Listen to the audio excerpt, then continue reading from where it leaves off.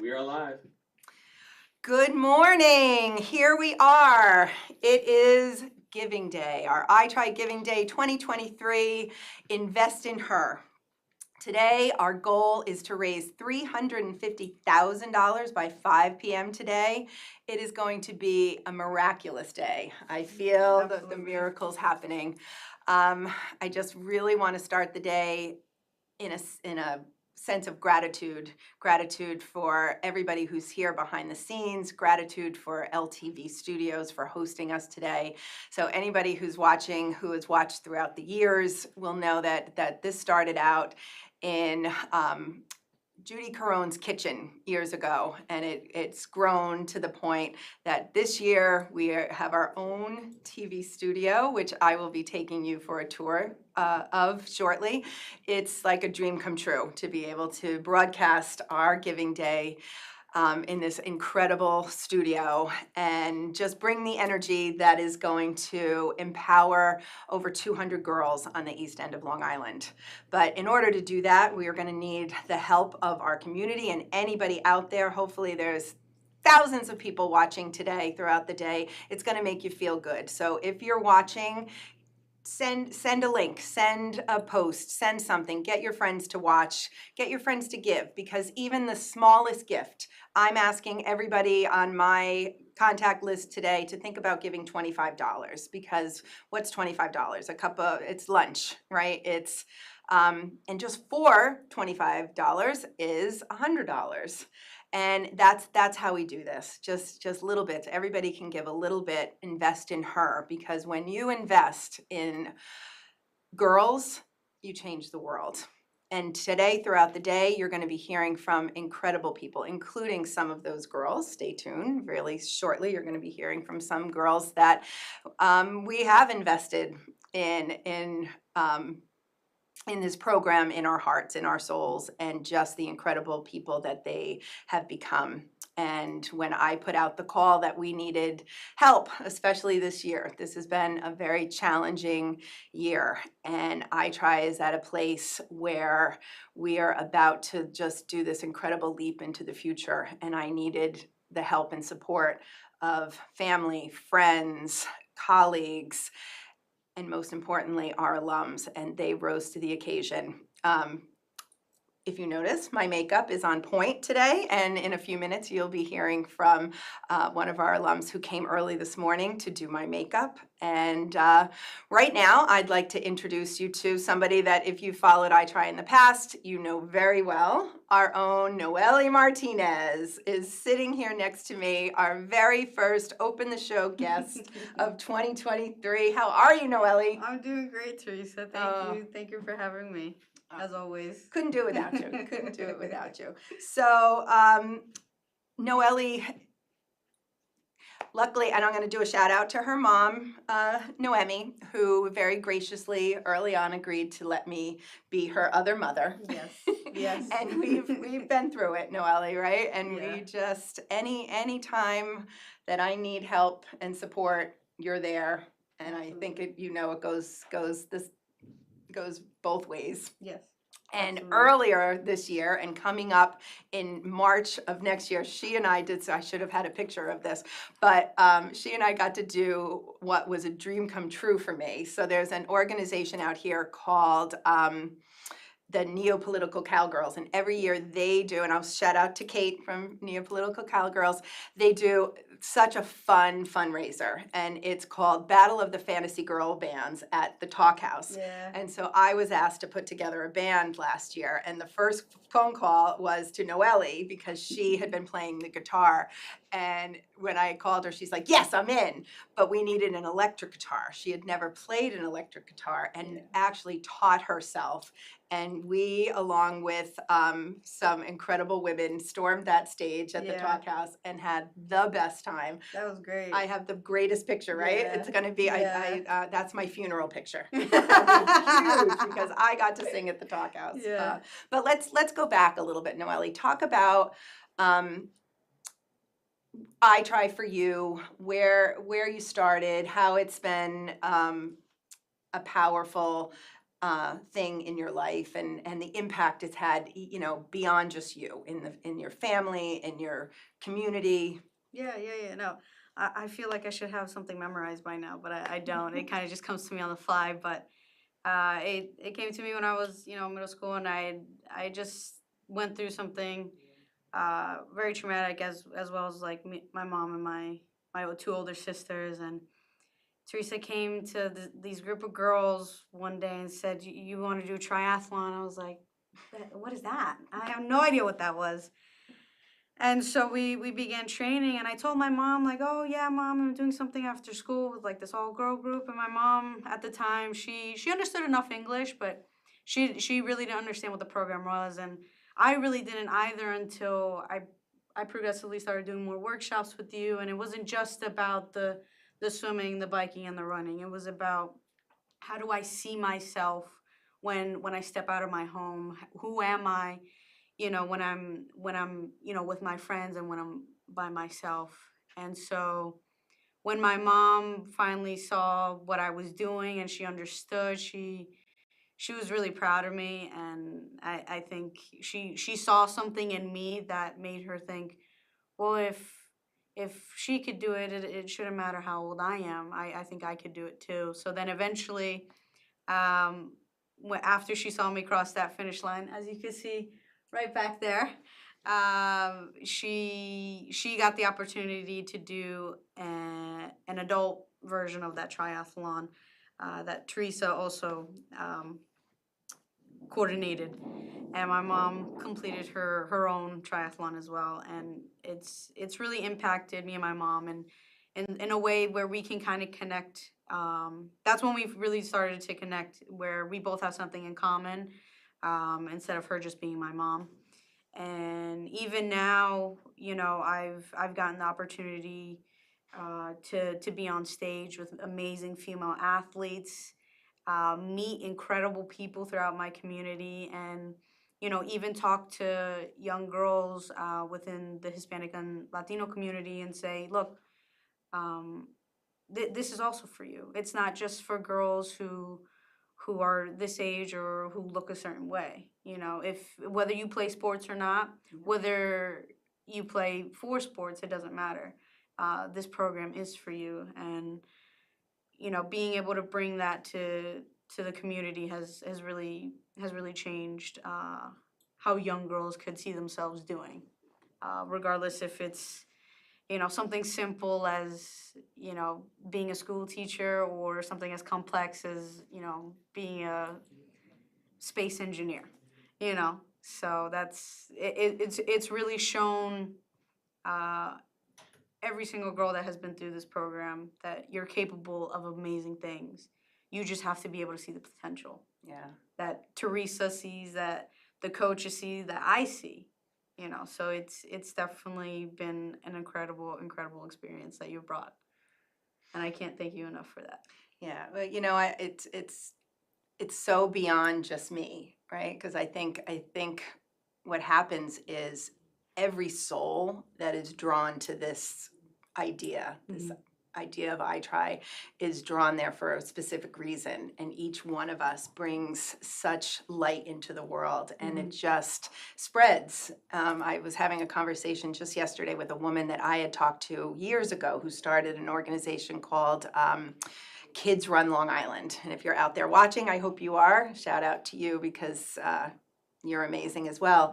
And she said to me, it's like when you throw this pebble in the water and the ripples that come out. And so every single, soul that we touch goes out and touches somebody else and does another ripple, and that just keeps going. And I love, your story about, basically coming home from I Try and sitting around your table and telling your mom and your sisters about it, and then inspiring your mom, yes, to do a triathlon, but also all of the emotional and spiritual things that you were learning, right? Yeah. About how important it is to love yourself and the way you talk to yourself. You brought that into your home, and that that helped your mom to become the incredible, I wish she was here with us today. Next Yeah. year we'll get her back. But just what she's been able to do and overcome and become a gift to so many people in her community and our community and people who have struggled through similar traumas as she did. And so you're all an inspiration to me personally. I love talk about what you're doing professionally now, because I think that's really cool. And also, the fire department and all of that cool stuff. Well, right now I'm really just I help out a lot. Don't get me wrong, but right now I work in an office.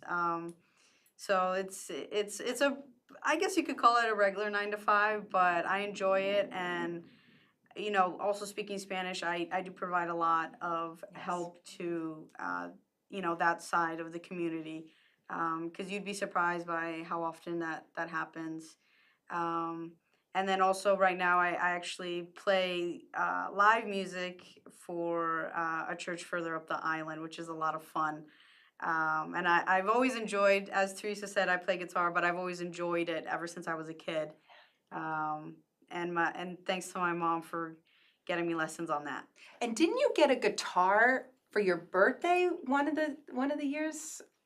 I think I did. Yeah, I think I Yeah. remember. You were pretty young when you Yeah. got it. Yeah. I remember that. It might have been it might have been just before my lessons that my Mhm. mom had bought me. But yeah, when I first got the guitar, I fell in love with it. I've always loved that acoustic sound, for sure.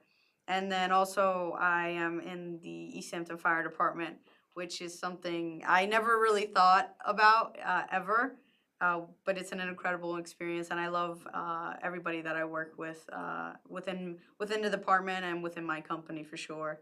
And it's truly something where I could say, yeah, I'm in the fire department, and it's truly, like I said, it's something that I never thought about doing, but I'm glad I did it. And now I have all these other people around me, supporting me and helping me, understand what it is to to be responding to calls and Yeah. in And such a again, way. the language is, I'm sure, such a help. Yeah. Because when you're in Yeah. a crisis, and if somebody comes to your home to help you and you can't communicate, I'm Mhm. sure that's a big part of, Oh, of what you bring. absolutely. People will always appreciate that they're able to communicate what's going on within their native language. Yeah. So being able to do that, even though it does still take me a little bit of time to kind of get the words out, I'm glad I have that under my belt. Me too. Me too. I hope I never need you, but it's good to know you're there, and Yeah. it helps. Absolutely, Yeah. yes. Now, are you you're just fire department, not EMS? Or Just fire department. do you have any interest in doing EMS at some point? As of right now, no. No, yeah. They have offered it to us to at least drive the ambulance, but I just don't have the time to be able to do that at the I moment. could see you driving that ambulance. Yeah, it would be cool. It would be cool. But right now, I'm pretty set with being a firefighter. Yeah. Yeah. Yeah.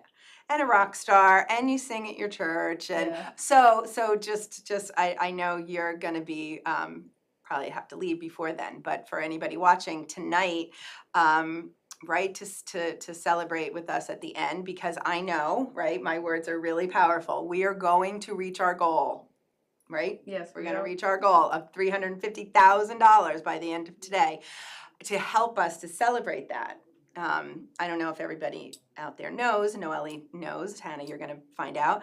But I actually sing in the it's called the Praise Team at the Bridgehampton First Baptist Church at Bridgehampton.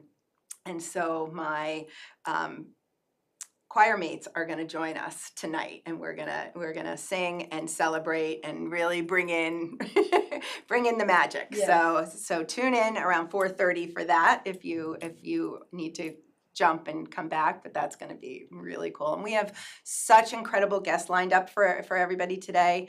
Right now, I'd like to bring onto the set Hannah Islami. Come on in, Han. So exciting. Yeah. So if you remember, I talked about getting my makeup done this morning. We can do a Yes. close-in shot on me. See how beautiful my makeup is? Natural and glowing. Right. Well, look, see?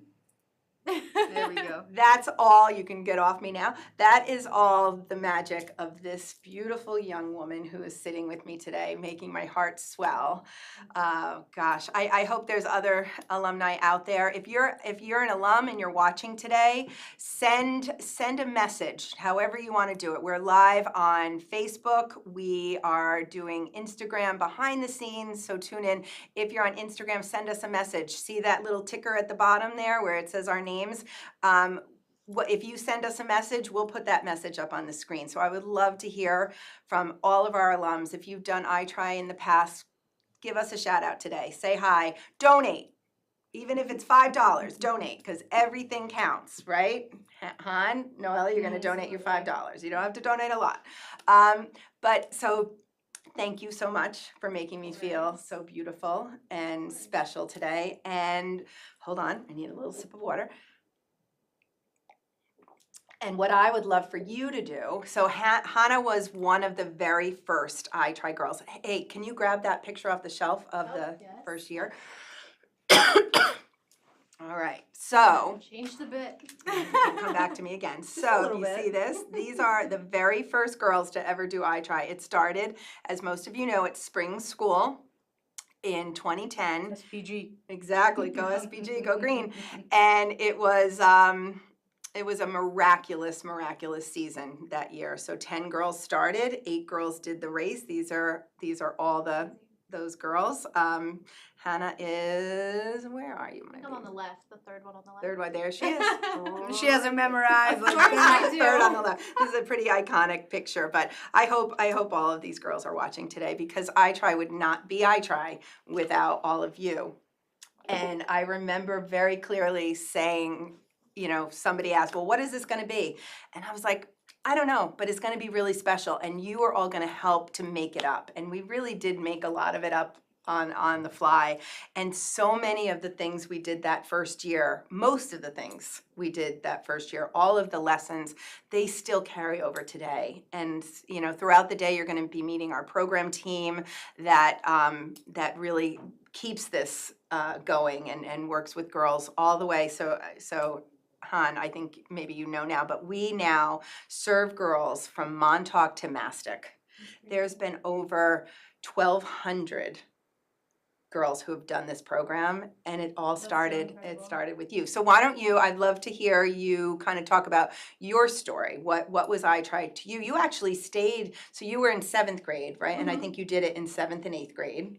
I think even 9th grade. Maybe you did? I think, Yeah, maybe. Yeah, you've always stayed close. So talk about what it was for you. Yeah, so basically Teresa came to our school and she had a conversation with us. And I was always like a beauty girl. So for me, when you talked about a triathlon, I was like, Noelle, I'm like, what is a triathlon? I don't know what that is. Yeah. Like, merely not interested. Mm-hmm. And then as she's talking at the end, she goes, you're going to get a makeover at the end. Oh, yes. So I go, oh my God, I'm going to get a makeover at the end. And immediately I was like, I inspired I'm you to putting become my who name you in. are today. Yeah, I was like, I'm putting my name in. So like in my head, I didn't have this vision that it would have this kind of effect on me. But like as we started, like every day that we would meet up, every week that we would meet up, we were learning about makeup. We were learning how to love ourselves. Like it just truly, like I loved that I was able to then go to school. And I had girls that were like coming up to me because I think I was having trouble with making friends at the time. But then I was going to school and I was having these girls that come up to me and we were sitting together for lunch and like we were truly building a really good community. And something else I always like vividly remember on my first triathlon is we would do the bike race at Maidstone. I don't know if you remember this, but I was always so scared to go down the hill. For the longest time. Yeah. Like I was like, I cannot put my bike down this hill, I'm gonna fall. And you were like, don't worry about it, you'll get it. And I'm like, the triathlon's a week away, I haven't done it yet. I think like literally a few days before, I was able to go down the hill. And I was like so proud of myself. So that's kind of how it all started for me, but I really loved like the community that it built for me. Not only was I learning how to talk to people, but I was learning that when I radiate positive energy in a room, it kind of sticks. Yeah. And so even to this day, like whenever I accomplish something, or like I'm a makeup artist, so I'm always around people. Like I can very easily walk into a room, not know anybody, and I sort of can just have this dialogue and I can introduce myself properly, but I always kind of go back to I feel like I tried did that for me. So yeah, that's something that I always think about. But that's really what it did for me. It really taught me how to love myself, how to talk to people, how to create good relationships with people, how to recognize when something's not good for you. So that's really what it did for me, and I'm always so grateful. Why do you think it's important? So maybe if, someday we can cut some of these clips out, but Yeah. like for an 11, 12, 13-year-old girl, why is it important for them to learn how to love themselves? Well, because it's kind of like a coming of age. Like not only is your body changing, but you're also starting to maybe feel emotions that you've never felt before. But sometimes everything's not always what you see in movies. Like sometimes you can't always go and talk to your parents. Sometimes they just don't have that dialogue because they could be very old school where they just don't talk about, those sacred words. So like, it's very important for people to learn that there's a safe space and that you can talk about things, and that the more you talk about them, the more comfortable you are to that when the situation approaches you, you're able to say no, or you have the right mindset. Right. So it's very important for people to understand Yeah. that. And I it's remember it normal. was really important for me to instill in you guys that you have this inner voice, and it steers you. And when you're questioning things, if you can become still enough to hear that voice and make your own decisions and go with your own gut, and then the more you do that, the louder and the clearer that voice becomes. Because you're right, not everybody has the support system, either with family or friends. And at that time in life, you're really trying to figure things out, and you're testing out different kind of friendships and relationships and things. And if you do not have that strong sense of self, you can go really be, tossed and turned and not be able to make, good decisions or know what to do. And so I love hearing that. What advice would you give? So this is coming up in January, is always my favorite time. I mean, no, Ellie knows what I'm going to say. Yeah. So like that's when we start going to the schools, and I don't do it anymore. It's the team that goes out and they do it.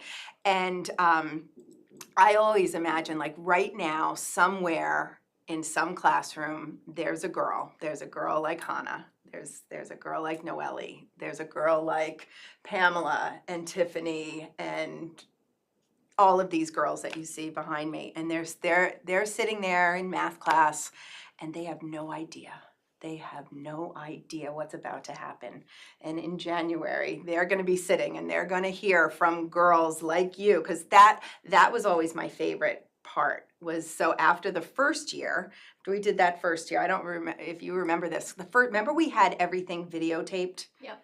So the original idea was to do a documentary, and now we don't know where those tapes are. I know the universe is going to make them show up at some point, but it really was going to be a 1-year thing. And then in September, we did something at the Y. I think you were there, right? And you guys said, it can't be over. I don't want this to be over. We need to do it again, but we need to find more girls. And we need to find a girl like me who didn't believe that she could get down that hill or whatever. And so when we did it again, so we went from 10 girls, I don't know if you remember this, the next year we brought in new girls in 6th, 7th, and 8th grade at Springs. And I didn't have to sell it. I didn't have to say, come on, you want to do this, and we're going to do it. It was each of you guys who stood there before this new crew and convinced them that they should take this opportunity. And that's why you're able to speak today. I really do, because that's not easy to talk to your peers. And then throughout those years that you stayed on, and Noelle knows this better than anybody, it's, yeah, you did it for yourself, but that second year, it wasn't about you anymore. Mhm. It was about the next group of girls and remembering, and I didn't print that picture. There's such an iconic picture that I love, and it's from Noelle's second year, and Maria. So Maria Oh will probably be here. So whenever you mention that moment, I always remember it clear as day.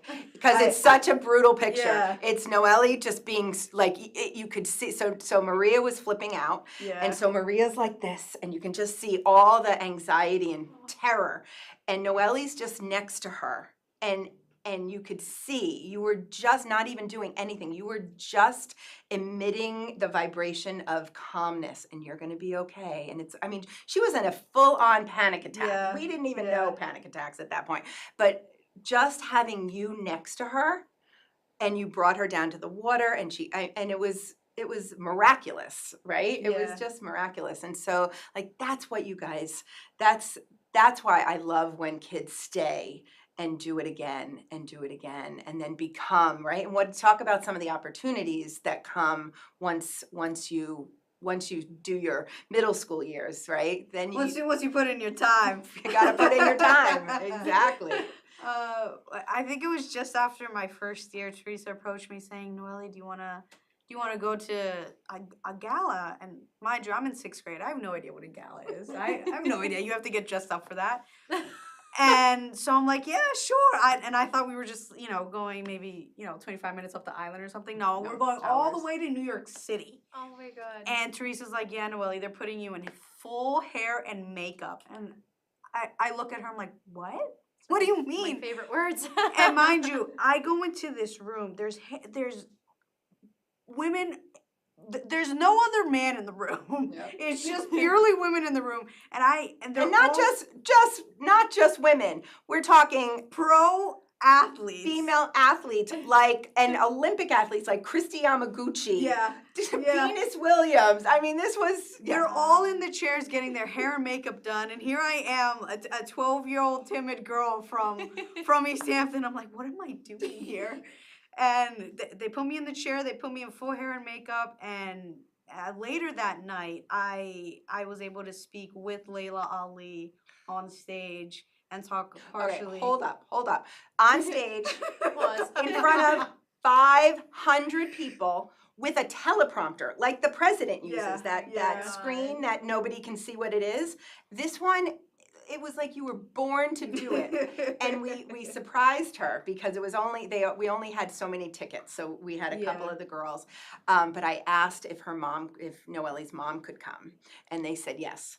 But we didn't tell Noelle, so she had no idea. And then Yeah. Layla made a big announcement on stage and brought your mom up on. Yeah.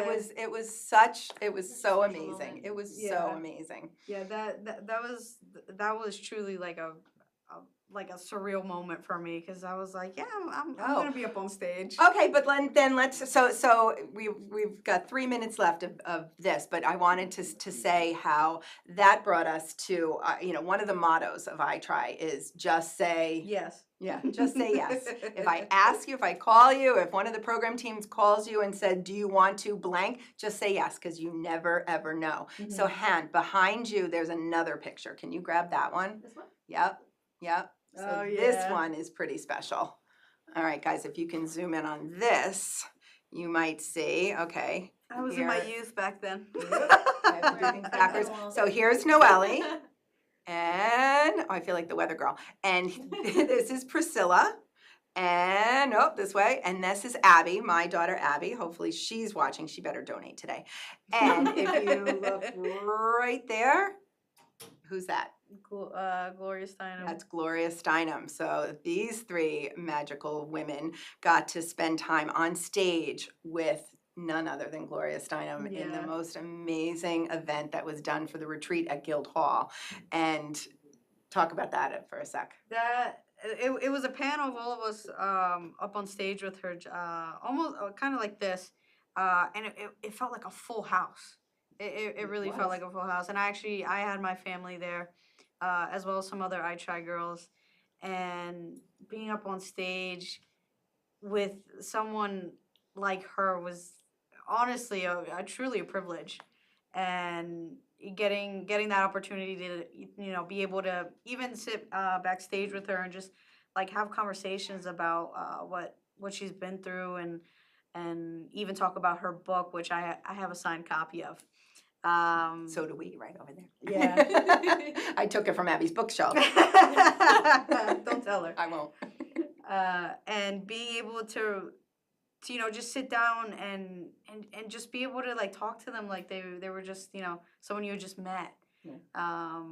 And having that opportunity up on stage and being able to ask these questions that I know everybody else in the room wanted to ask, it was really a privilege.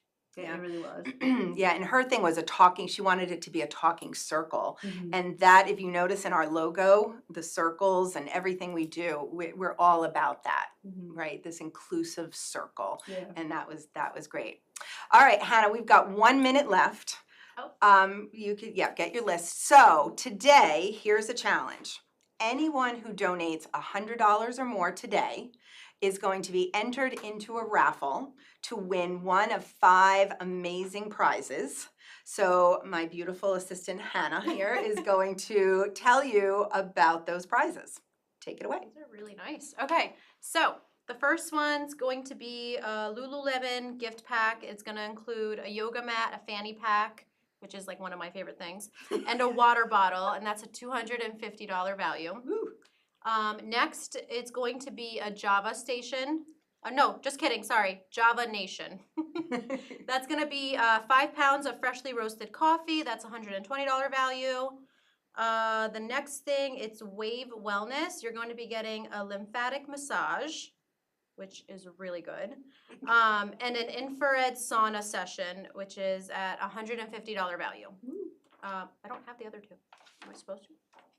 Well, Wasn't it 5? I thought so, but maybe there's Live just TV 3. people. And I think we're gonna throw in a signed copy of Kathleen King's book. So that's gonna be a big one.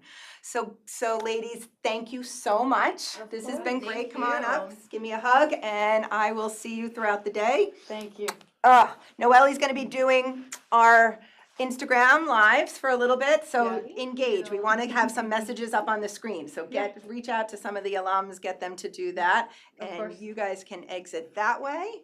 And I'm going to introduce who looks amazing in her pink. Come on in, Britt. How are we bringing people in? Awesome. Good Hi, morning. good I need a morning. How hug, are you? and look, I know we match. match. Oh, good to see Yes, you. you too. Hi, have a seat.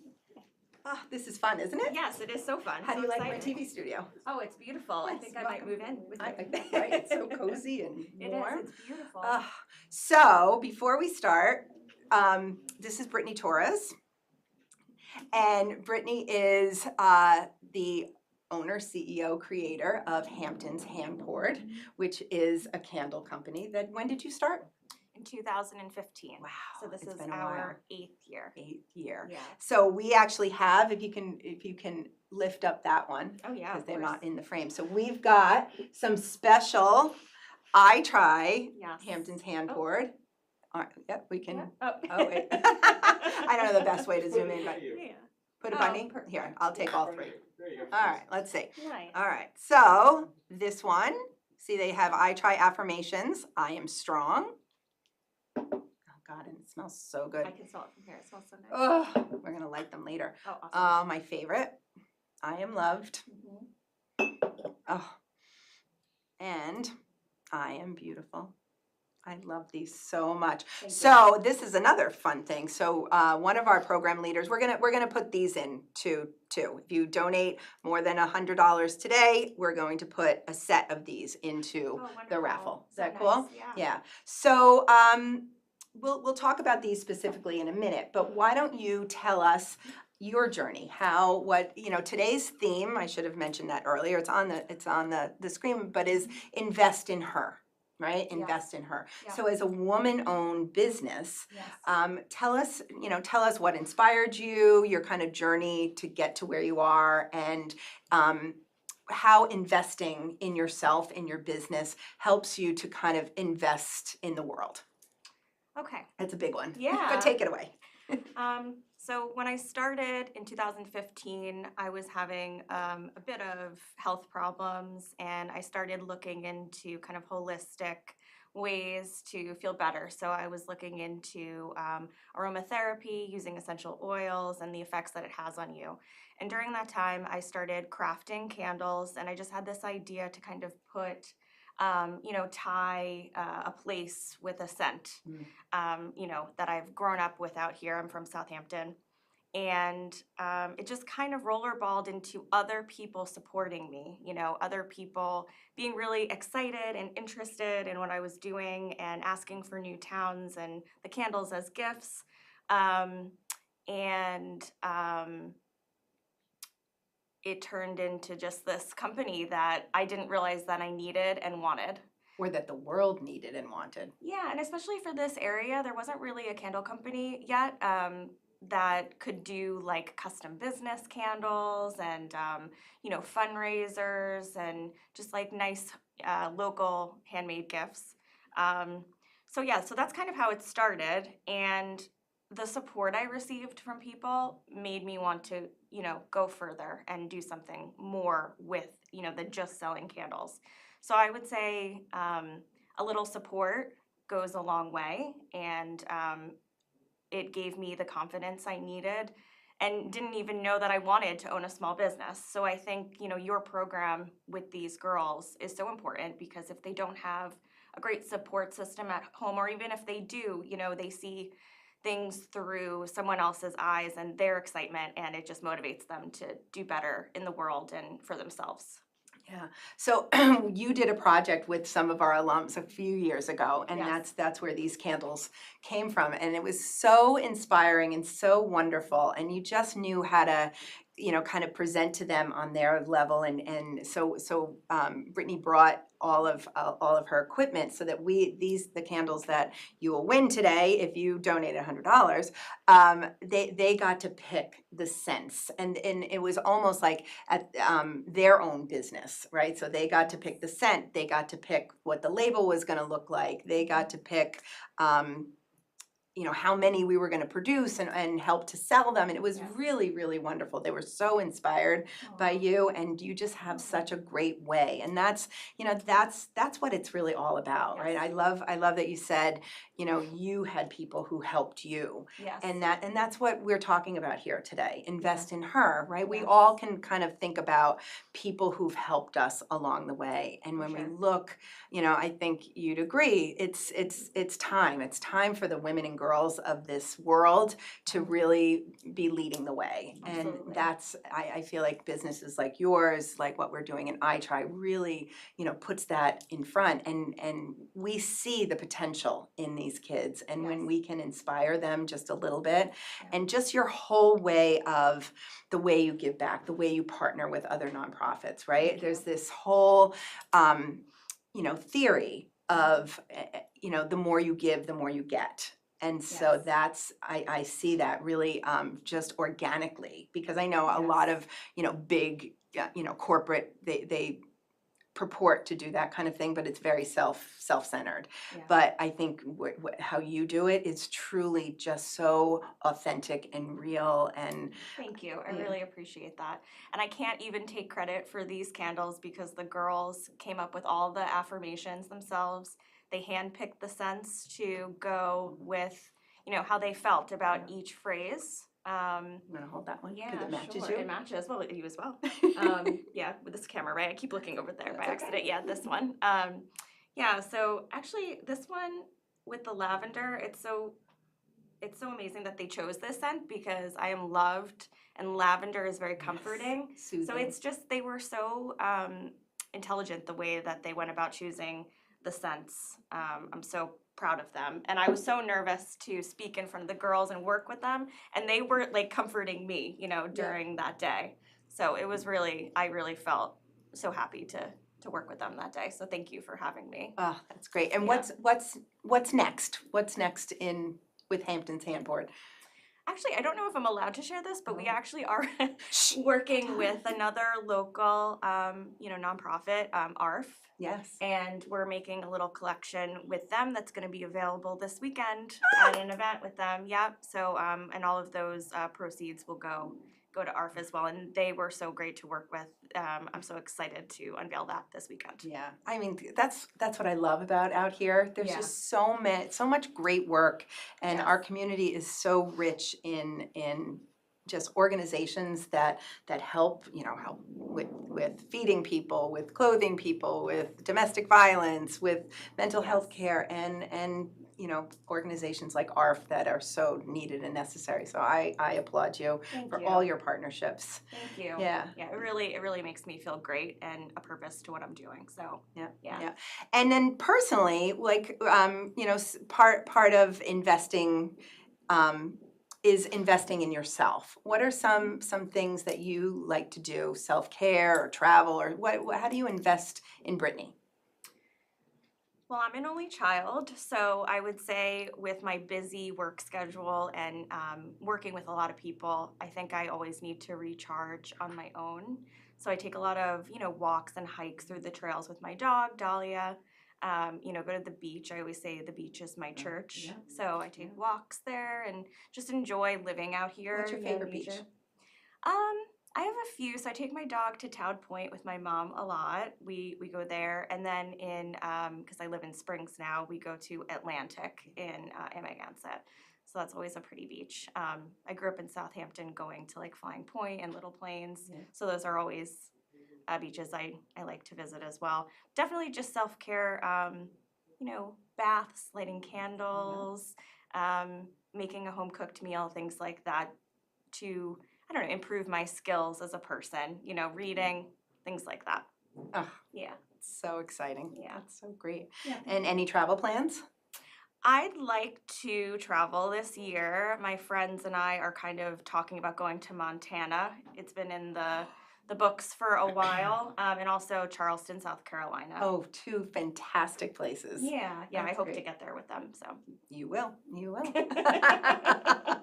Oh my goodness, this is so great. So, tell me, besides candles, Mhm.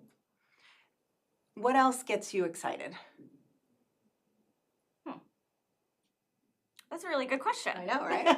I'm going deep today. Yeah, I think traveling, seeing and learning new things, spending time with my friends and family, or I guess also the idea of new business ideas and things like that, just creating. Yeah. I think that's, that's candles, but just That's creating okay, but and no, business yeah, creating, ideas. right? Yeah. And how do you find that you're most creative? Where do your new ideas come from? I think I play off of other people's excitement, honestly. Like, if someone has an idea, I'm like, oh, well, I can collaborate with them, and create this idea. So I think for me, that is a big part of it, where my ideas, I get motivated by other people and how excited they are about things. What was your first couple of locations that you chose? So my first candle was Southampton because I grew up there. And then there Wait, were what was the 5. scent? The scent is cotton gardenia white tea. So I wanted that one to be kind of sophisticated and clean and just like a neutral, giftable scent because I was giving it to my friends and family. And then some people started asking for other scents like Montauk. That's kind of like laid back and has like ocean, scents. We did Bridgehampton, which is kind of like a grassy green scent for the fields of Bridgehampton. East Hampton. What's Springs? Springs is lily, lemon, and sandalwood. And why? So actually, my ex's mom always cleaned using lemon and vinegar, I think it was. And it was my first impressions of Springs. And it kind of tied in with just like the nature, like the wildflowers and, that grow in Springs. So that was my original story. So it really is my impressions of the area. Some people have different ideas for what the sense of the towns should be, like bare feet and low tide, people say, for like Hampton Bays, or everybody has like a funny story, what they think it should smell like. But yeah, they're just my impressions of the area.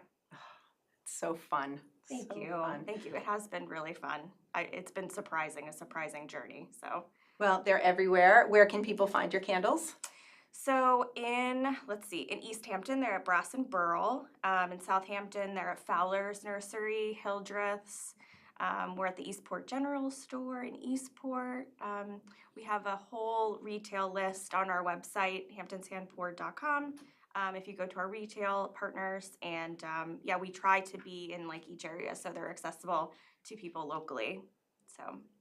Excellent. Well, Yeah. Brittany, thank you so much for Thank coming you. by and being Thank one of you. our first guests Yes, today that was on really Giving fun. Day. Share it with your friends. Hopefully people will tune in and Okay, great. tune in tonight to see. Remember, we're trying to raise $350,000 Wow. by the Wow. end of today. We're going to Wonderful. get an update soon on where we are. I probably should have started the day with that, but it'll be an exciting little drum roll to see where we're at and where we need to go. I'm so grateful for your Yeah, thank your you for time having me. and- This is and so for fun. these beautiful Yes, candles. Yeah. Good job, girls. All righty. Bye. Thank you so much. That was too. so fun. I know. I was so nervous, but I did it. Don't you worry. Don't you worry. Thank you. Thanks, Britt. All right. So we do have an exciting moment right now. We have our first check of the day being presented by none other than, come on in, you can get yourself set up. We're going to do what you don't know, the miracle of, are we doing it here? No, we're doing it in front of the green screen. You can get yourself set up. So yeah, in my magical studio here, we actually have a green screen. So we're gonna flash over there to it for a minute. Jen, do you know where we are in the moment right now? Yes, we are at $240,000. Oh my gosh, so remember, yeah. 350 by the end of today, we are at $240,000. $240,000. Let's go to the green screen. Jen, can you see yourself? I can't see Lift it myself. up, you gotta lift it up. All right, so our first check of the day comes from OMAC, who's donating $1,000 towards our 350 goal. Excellent, thank you so much, OMAC. Woohoo! Excellent, excellent. And do we have a next guest, or you're coming to sit with me? Oh, okay. All right, so we just got 1,000, and we're gonna come sit with me for a second, Jen. Live TV. Hi, sorry, I just crossed every single camera. That's okay, that's all right. And so Tia, we have a 15-minute block, and Kelly is part of it. I need some. Yeah. Is now. Now, is it playing now? It's gonna be playing. Okay, No, I'll play it. okay, thank you. We are back with Allison Brie and Michael Bolton. Give it up! So I'm not sure there's a single young girl on the planet coasting through life without questioning herself a little bit or a lot. Our next guest is trying to make things a little easier for girls in her New York community, building up their overall confidence by preparing them for triathlons. That's what makes her a rad human.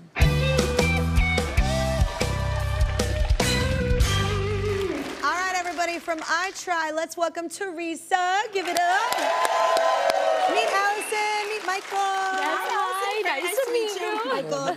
An honor. Oh my gosh. Right? Did you hear him sing? Oh my God. Oh my God. It's like in person, it's a whole different experience, whatever. You didn't grow up like super athletic, right? Oh, far from it. Oh my goodness. Gym class was my worst nightmare, and I think I was the last pick for every volleyball game or kickball game Does ever. a lot for your confidence. Oh, absolutely. Yeah. It was a nightmare. But, you know, fast forward to my 30s, and I'm on the beach in Block Island, Rhode Island, and I'm standing there as these crazy humans are running down the beach, and they have numbers written on their arm in Sharpie, and they're jumping over sandcastles, and everybody's on their feet cheering. And I turned to my friend and I said, "What is this? What is this?" And he goes, "It's the Block Island Triathlon." And me, of all people, I stood there and I said, "Oh, you know what? Next year I'm going to come back and I'm going to do this." Now at that point, I had never even done a 5K in my life. It was insane. Which is an incredible goal. That's an incredible goal. I know. So Yeah. I came home, told a few friends. The next thing I know, we're diving into the deep end of the pool, literally Googling how to do a triathlon. So how was the first one? How was that first triathlon? Well, That exhale kind of said it all.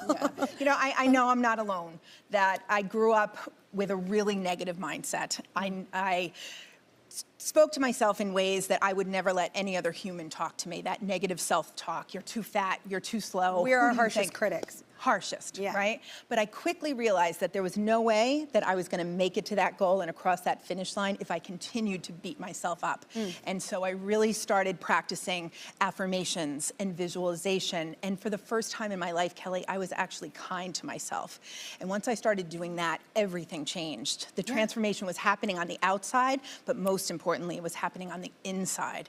And which is hard to do. It really That's it. We was. all have these like voices in our heads, like, you know, that will attack us. Y'all ever, you know, obviously like self-doubt or just your own harshest critic? Yes, I connect with everything you're saying so much as also a very non-athletic child. And yeah, as an actress, I think a lot of the self-talk too, especially around fitness, is be tiny. How small can I get? Skinny, I wanna lose weight. It's why I respond so well to strength training, and I'm so passionate about strength training because it's about, the language is so different even for myself. It's about gaining muscle, performance gains, you know what I mean? Like, Yeah.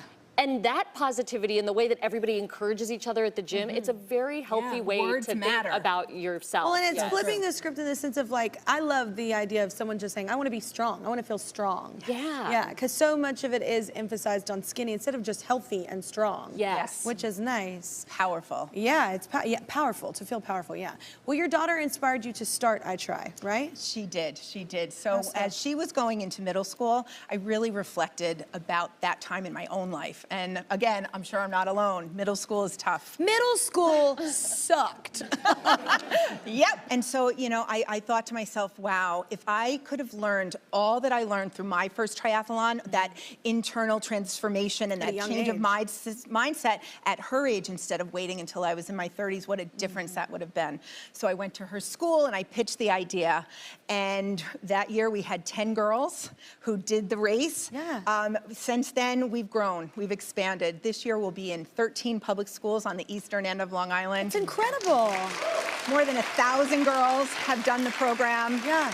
The program's completely free. Well, I Try really gives girls a stronger sense of self, but I'll let them explain in their own words. I Try is somewhere where girls can go and do empowering things to feel good about themselves and help them achieve something that they think they could have never done. Middle school is really difficult. It's where you're trying to find out who you are, and I Try helps you find that. After a couple of empowerment sessions and fitness sessions, I honestly started to really like it. It made me feel good about myself. On race day, we were getting a pep talk from Teresa telling us that we've made it so far and the end is just the beginning of I Try. That just felt so empowering. I felt like I could do anything in that moment. All right. Well, we reached out to our friends at Ironman, and they love how you're using triathlons to empower young girls on the inside and out. And so to help you continue your great work, the Ironman Foundation is donating $5,000 to I Try to help out. And that's so cool. It's wonderful what you're doing. And creating those bonds with all those girls. It's super cool.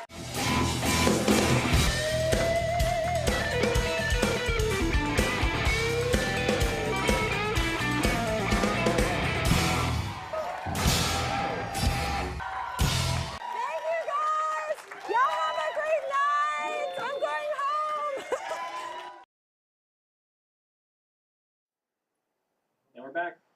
And we're back. Yeah, that was one of those amazing life-changing moments to be able to be flown out to LA to be on the Kelly Clarkson show. It was just phenomenal. And so that's how I'm feeling today. When I got to set up this studio, look at this. I feel like I have my own TV show, just like Kelly. And maybe Kelly's watching or somebody on Kelly's staff. We'd love to come back and talk to you about what the investment that you made in I Try through the Ironman Foundation meant for I Try and for me personally. Myself and two of our staff members got to participate in the first ever half Ironman on Long Island, and we did it in the midst of a tropical storm, and it was phenomenal. And that was all because of Kelly and the Kelly Clarkson Show, and just her investment in iTry has allowed us to invest more in our girls. Talking about investments, we've got a huge announcement to make. We've got another check that just came in. So by the magic of television and in my fantastic studio, we are going live to the check. Oh my goodness. This is Brooke from Pitch Your Peers, and I'm sorry, that's huge. $30,000 to iTry for Giving Day. Excellent. All right. Jen, if you could take the check, and Brooke, will you come and join me in my beautiful studio? I cannot thank you enough. Of course, thank you for all you do. Thank you. Have a seat. Welcome on this beautiful, beautiful day. Thank you. This is so fun. Right? I appreciate you having me.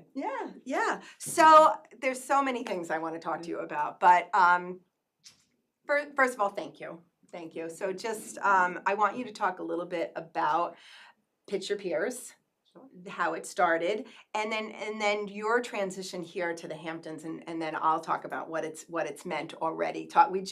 Earlier we were just talking about the ripple effect and how in iTry we feel like every soul that we touch, it's like a pebble in a stream, and where the ripples go out. And in the short time that you've been in this community and that I've gotten to know you, I just see huge ripples going out. So I want you to take it away. Kind of tell your background story. So Pitch Your Peers started in Greenwich, Connecticut in 2016. It was myself and 3 friends. We started just like we did in the Hamptons. It was about 25 members. We've then expanded in 2017 to Seattle, and then again in 2020 to Chicago. To date, we've given almost $2 million away. And when I moved, So hold up for a second. So you started in Greenwich, because that's where you were living with your family. Yes. How did it go to Seattle, and where's the other location? Chicago. So Seattle started because we have one of my founders' brother lives in Seattle, and he was talking to some of his girlfriends and about his sister and what she does, and one of the girlfriends was like, "That's amazing. This is something I want to bring to Seattle." So that's really how that started. And then Chicago happened because one of our members in Greenwich relocated for work. And was like, I gotta take this with me. So they all have to move to little seeds, right? You're planting seeds all over the world. Yeah. And then when I came out here at the start of the pandemic with my family, I have 3 sons, and my husband, we're in Amagansett. I felt like I was missing something. I'm like, I need to bring this back, and it's a super local thing. So Greenwich, and I quickly realized the need out here. And I thought, what a better place to start Pitch Your Peers in Hamptons. What made you decide? I know you came when you decided to come out here during the pandemic. Did you know you were going to end up staying? No, I did not. We came out with like a weekend bag. We moved into like the small little cottage. Because they said it's going to be 2 weeks. 2 weeks. We thought this is and then at the time, our school in Connecticut was not sure they were going to open up full time. It was going to be more remote, and I didn't think that was the best thing for young boys. So we just gave Amagansett a shot. And the second they started, we're like, we cannot extract them. This is the best place ever. And we thought we had it good in Connecticut, but here it's just a special place. So. It really is. Is it not just really, such it's a incredible. special place? I mean, there's there's a lot of need, but there's so many wonderful people that just and each it's just what we attract. Yes. We attract these incredible people like you. I just think there's something about the energy of this. I think it's a vortex. I think it's the negative ions from the ocean. It's this feeling of you just want to be so grateful for every moment that you have here, that it's just so natural to want to give. And that's part of the reason that we started Pitch Your Peers is we want to bring attention to these nonprofits, because I don't think, we don't think that a lot of people understand, one, the need, but also the organizations that are out there addressing this need. And so it's we take great pride in not just the grant, but the educational components. Yeah. And were you surprised? So a lot of times people who summer out here, they don't. I have no idea. They have no idea. No idea. So was it the surprising? same way that I felt. I didn't realize the need until we put our kids in school, and I was like, wow, this is a completely different place than it is in the summer. But it's great. And I think I love that our kids see both sides of things and they're exposed to that, and Yeah. we're all the same. Yeah. I always say, it's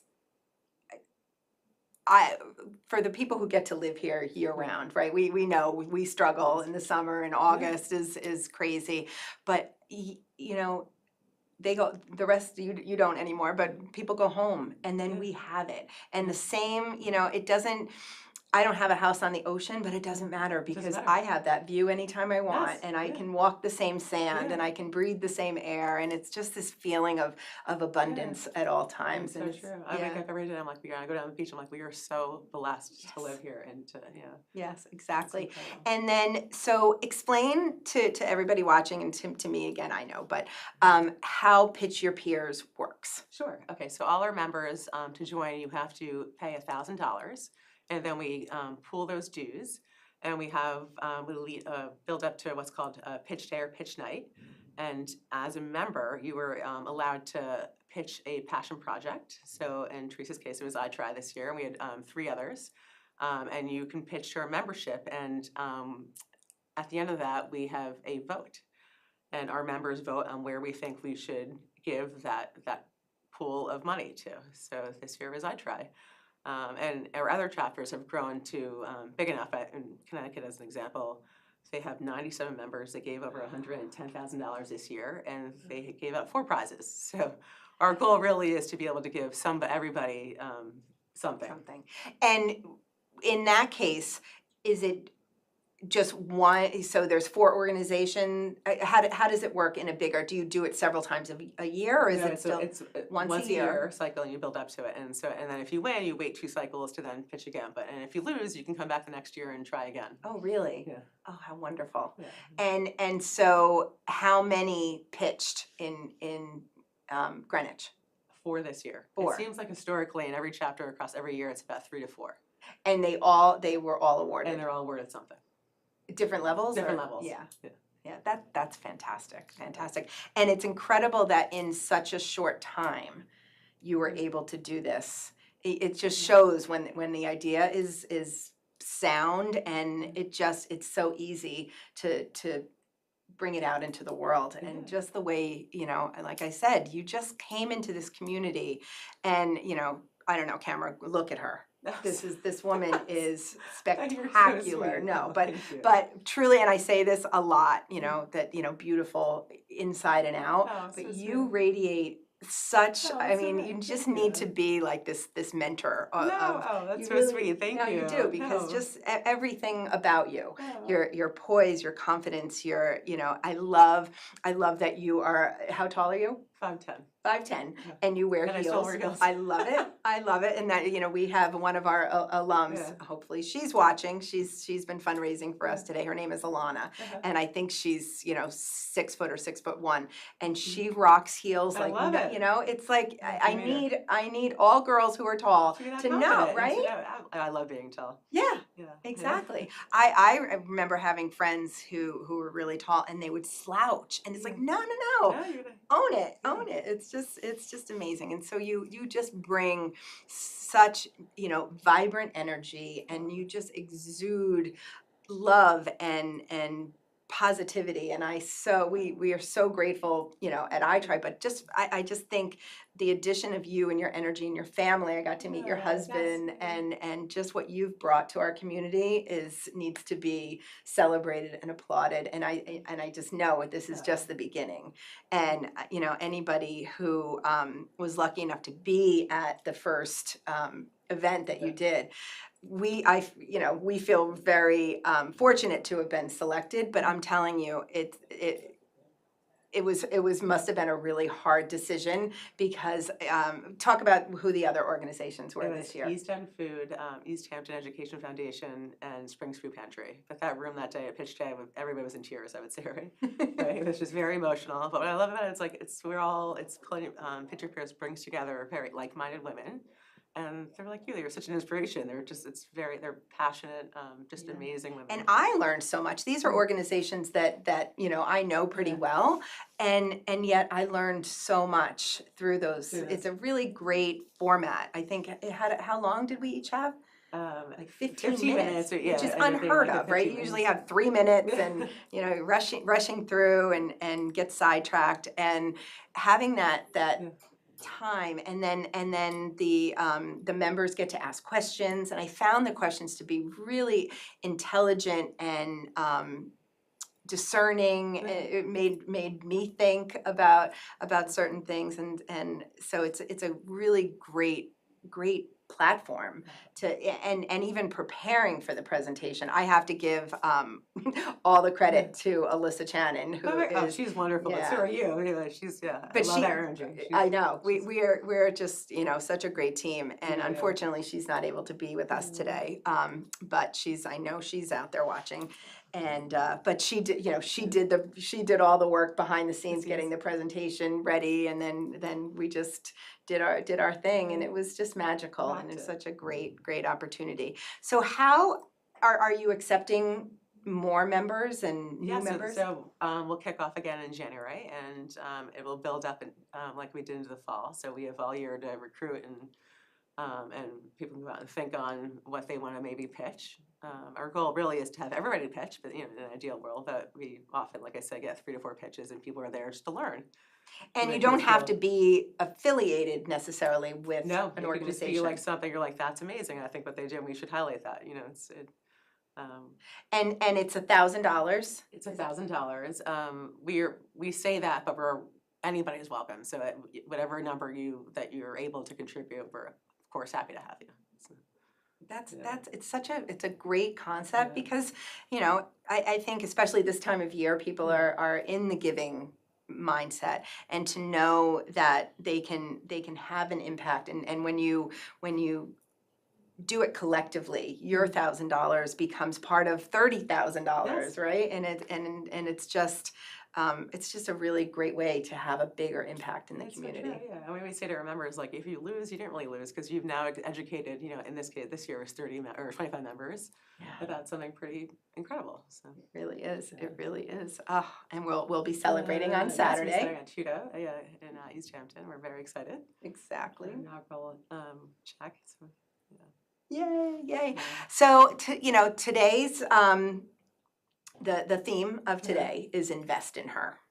And so what part of that, right, and we just talked about how you invest in our community and really multiply. You're just such a beacon, right? And then people are drawn to you, and then you're able to multiply that effect.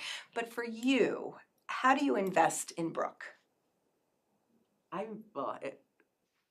I feel better if I am helping other people. So that's how I invest in myself. It's like I feel like, if I'm doing something to help somebody else, I feel amazing. And that's why I'm big into the service learning component. I want people to feel that. All right, everybody, did you hear that? I mean, like, that's huge. That's huge. That's you know, that's what we really teach in iTry, right? Yeah. It's like we use this metaphor of light. And actually, Brooke, can you grab right next to my picture of Kelly Clarkson there? There's a lantern. Sure. Right there. I love my own set. I love it. It's so thoughtful. Yeah. Right? So every iTry girl who starts the program, the #1 lesson, the first empowerment lesson we ever do is called How Bright Is Your Light? Right? And so we use this lantern, we have it on, and what we do is we explain that when you come into this world as this new baby and this new soul, that you have come here and your light is so bright. And everybody who gets, right, when you're with a happy baby, right? Right, exactly. And then, you know, as life unfolds, there are moments, right? So you're at the park and you're this little girl and somebody pushes you off the swing, and maybe your light goes a little bit dim, right? It never ever goes out, right? And then, you know, so we talk about how your goal in life is to feel so good that your light shines so bright that every single person that you run into, they are affected positively, right? And that's exactly what you do. When you walk into a room, but that's people like you, right? But you discovered the biggest secret. So then we go around and we ask them, what are some things that make your light dim?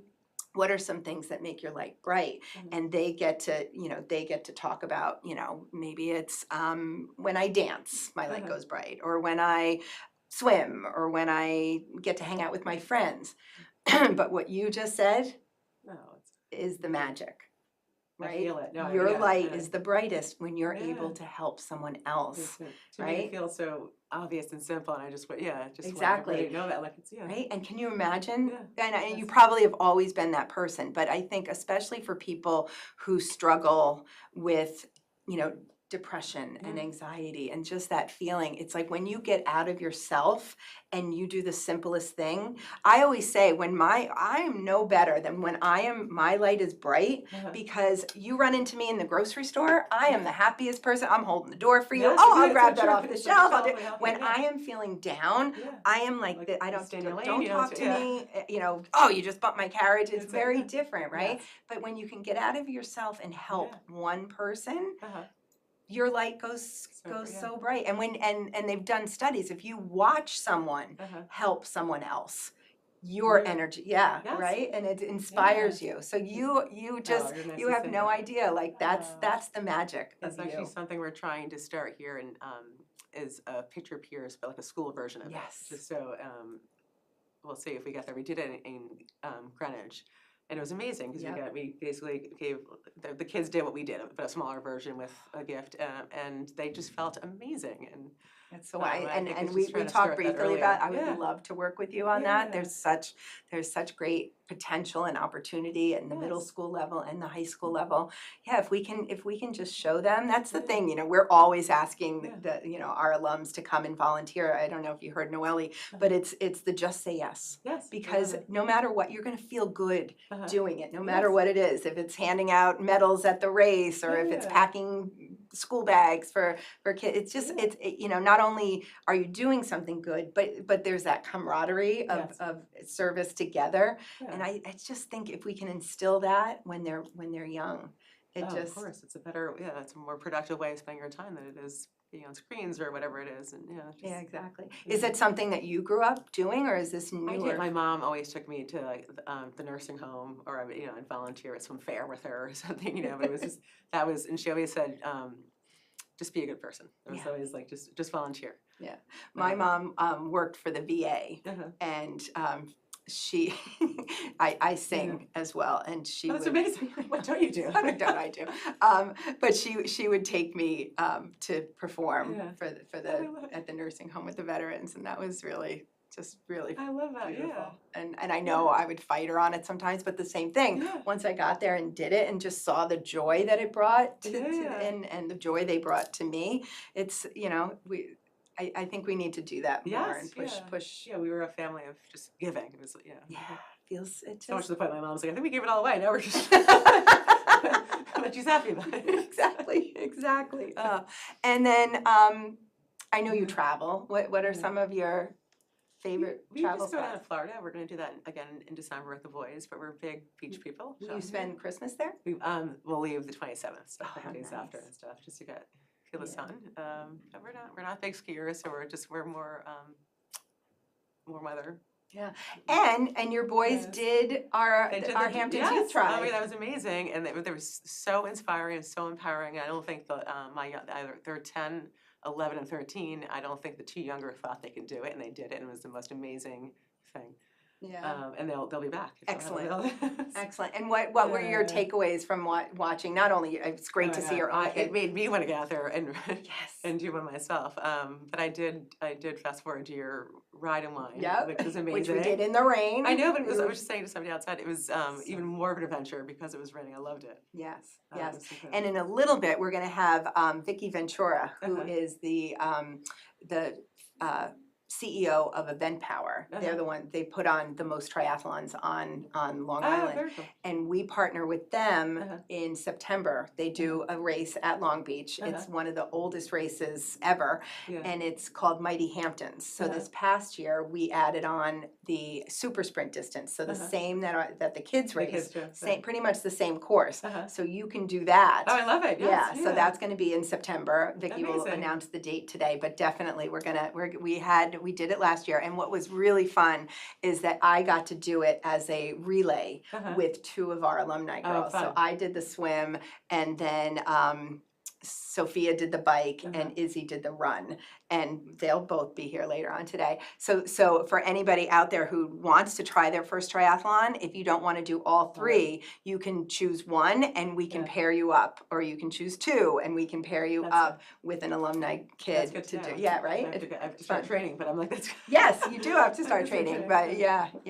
And I'll meet you at the pool, because that's my my goal. I'm gonna really work on my swim this winter. Amazing. Yeah. So Brooke, I can't thank you enough for your thank you. generosity, for your spirit, for your friendship. I know I've met a likewise. soul that will always I be feel in the my same life. way. Yeah, you're such an inspiration. I appreciate all you Well, do right for back our at girls, you. and this world definitely needs strong women. So, Well, thank you. Enjoy the rest of your day. Yeah. Tune in as Thanks. we I will, celebrate yes. throughout the day. I Tell your will. friends, family, I everybody. absolutely will. Thank you for having me. Thank you. Thank you so much. All right. I think we have another check presentation. This is exciting. Okay, let's go. Here we go. We're back with Hannah and Noelle and Sen. If you haven't been to Sen, you should. It's the best sushi on the East End. They did a project with us called Dine for a Cause. And they just donated $236 from that initiative to us. Yoo-hoo! All right. Thank you, Sen, and thank you, Noelle and Hannah, for being our beautiful check girls. Money always. Yes, indeed. Yes, indeed. Okay. Which the panel? Okay, and stay tuned. We're going to do a little video clip now. Tia. 6 months!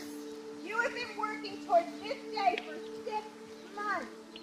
You are ready. You are strong. You're nervous. I know you're nervous. You're supposed to be nervous. That's the point. But you're also ready. Okay? There are going to be moments today where you're going to be nervous and you're going to say, I don't think I can do it. But you can. You're going to push through and you're going to do it.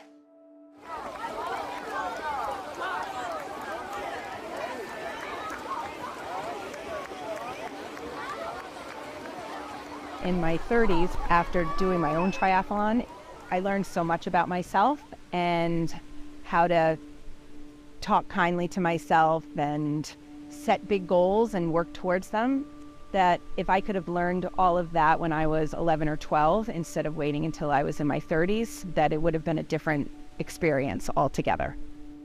I'm Teresa Roden, and I'm the founder and Chief Visionary Officer of iTry.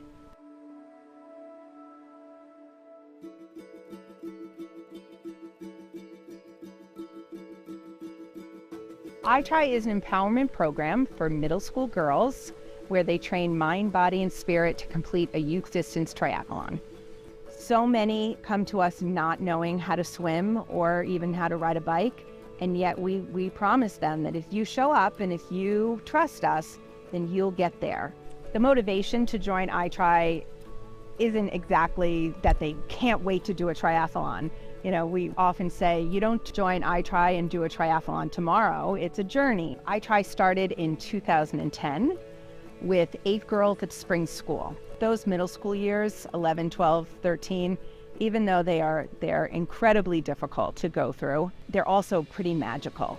The mental and emotional training is just as important as the physical training to get them to the finish line and beyond. We do empowerment sessions after school, and those sessions teach them how to use tools like visualization and affirmations and goal setting, and really on how important it is to love yourself and connect with others. And then they do training sessions either at the YMCA in East Hampton or over in Riverhead at the Suffolk County Community College Aquatic Center, and that's triathlon specific training.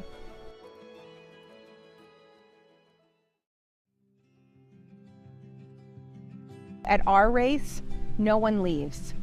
Everybody stays until the very last finisher crosses that finish line. It's interesting because I was always that person who would finish last. And I can guarantee that the kids who finish last work 10 times harder than the kids who finish first. And what you witness at that race is just that camaraderie, that love, that wonderful sportsmanship and support. I love watching our coaches, our program leaders, and their relationships with the iTry kids. This season, we were really lucky. We had probably 6 or 7 of our alumni girls come back and serve as assistant coaches.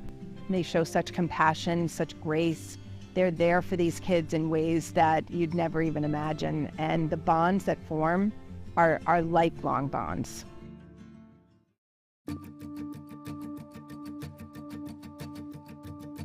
You know, as great as what you see on race day is, those moments of girls holding hands, crossing the finish line together and running into their mom's arms, and the tears and the hugs, and those are all incredibly fabulous moments. I think I know that iTry is working when all of a sudden I get an email 6 years later, and it's from one of the kids, and they say, "I just wrote my college essay. Could you proof it for me?" And it's all about how their experience in iTry formed and made them consider a path that they've never considered before. And that to me shows me that this is working.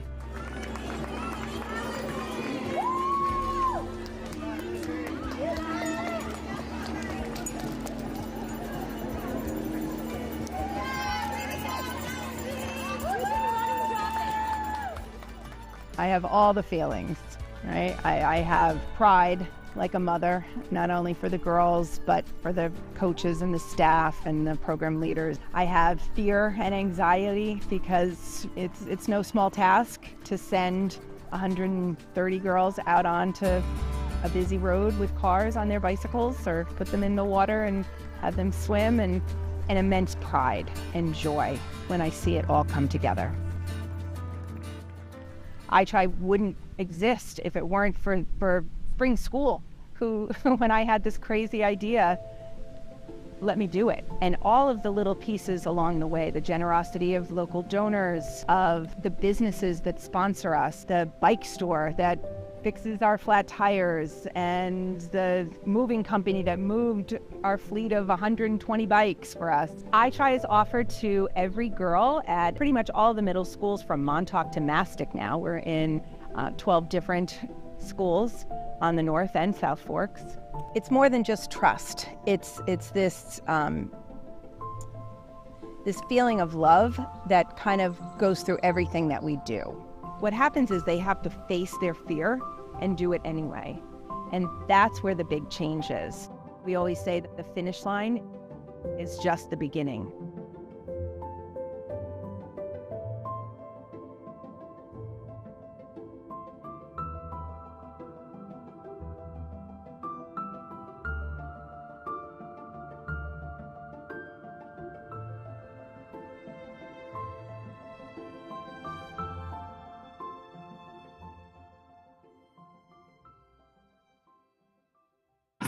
Yeah, when she arrives. I'm saying when she arrives. Yeah. Hey, all right. Look at this, change of scene. Now, this is the magic of television. We are in the kitchen set. Couple doors down. Couple doors down with none other than Chef Nick. This is Chef Hello, Nick, everyone. who has been working with us, what, is this our 3rd or 4th year of doing it? I think it's 3rd or 4th. Yeah, We're- third or fourth year of being our official Giving Day chef. We know we're in for amazing treats. Thank you. And so what are you gonna prepare with me right now? Yeah, I'm gonna do a little quick demo. You can get your hands dirty if you want, or I can get my hands dirty if you want. Well, I didn't wash my hands. And Exactly, it's up to anybody- you. For the cameras. anybody who knows me knows that I am not a cook, so I'm great at Well, cleanup. that's what I'm here for. Good. So this is super simple. We've had this salad since the beginning. I know you guys love it, so I figured I'd keep it with that whole thing. We've got some fresh, local baby spinach here, some nice olive oil. This is like about as simple of a salad as it gets. So I'm just gonna go around the outside with the olive oil, because you wanna make sure you're not overdressing the salad, and tossing lightly, gently, so you're not crushing things there. Then I've got some fresh lemons there, so we're gonna create like instead of doing a a dressing. We're gonna do an olive oil and lemon dressing right over it because these things are nice and fresh and we don't need to mess with them too much. So I got some nice pre-sliced lemons here. That's pretty much it. Now we're just gonna garnish with our nice local roasted butternut squash croutons. So Now, this how do you is, make them into croutons? so we take them and we cut them down into little cubes and cook them real slow in the oven so they get nice and crispy. Just bake, not broil? Yep, exactly. Broil would burn them. Burn them, okay. So you want to bake them slow, and then that'll help take all the water out and bring. One. Of course you can. All right. And that'll bring out all the sugar, and make them. That way we don't have to put any extra honey or sugar or anything. Delicious. Now we got some nice brie cheese here. And where'd you get the brie? I got it locally, actually. It's the Mecox Bay version of. So he calls it Atlantic Mist. It's a great cheese.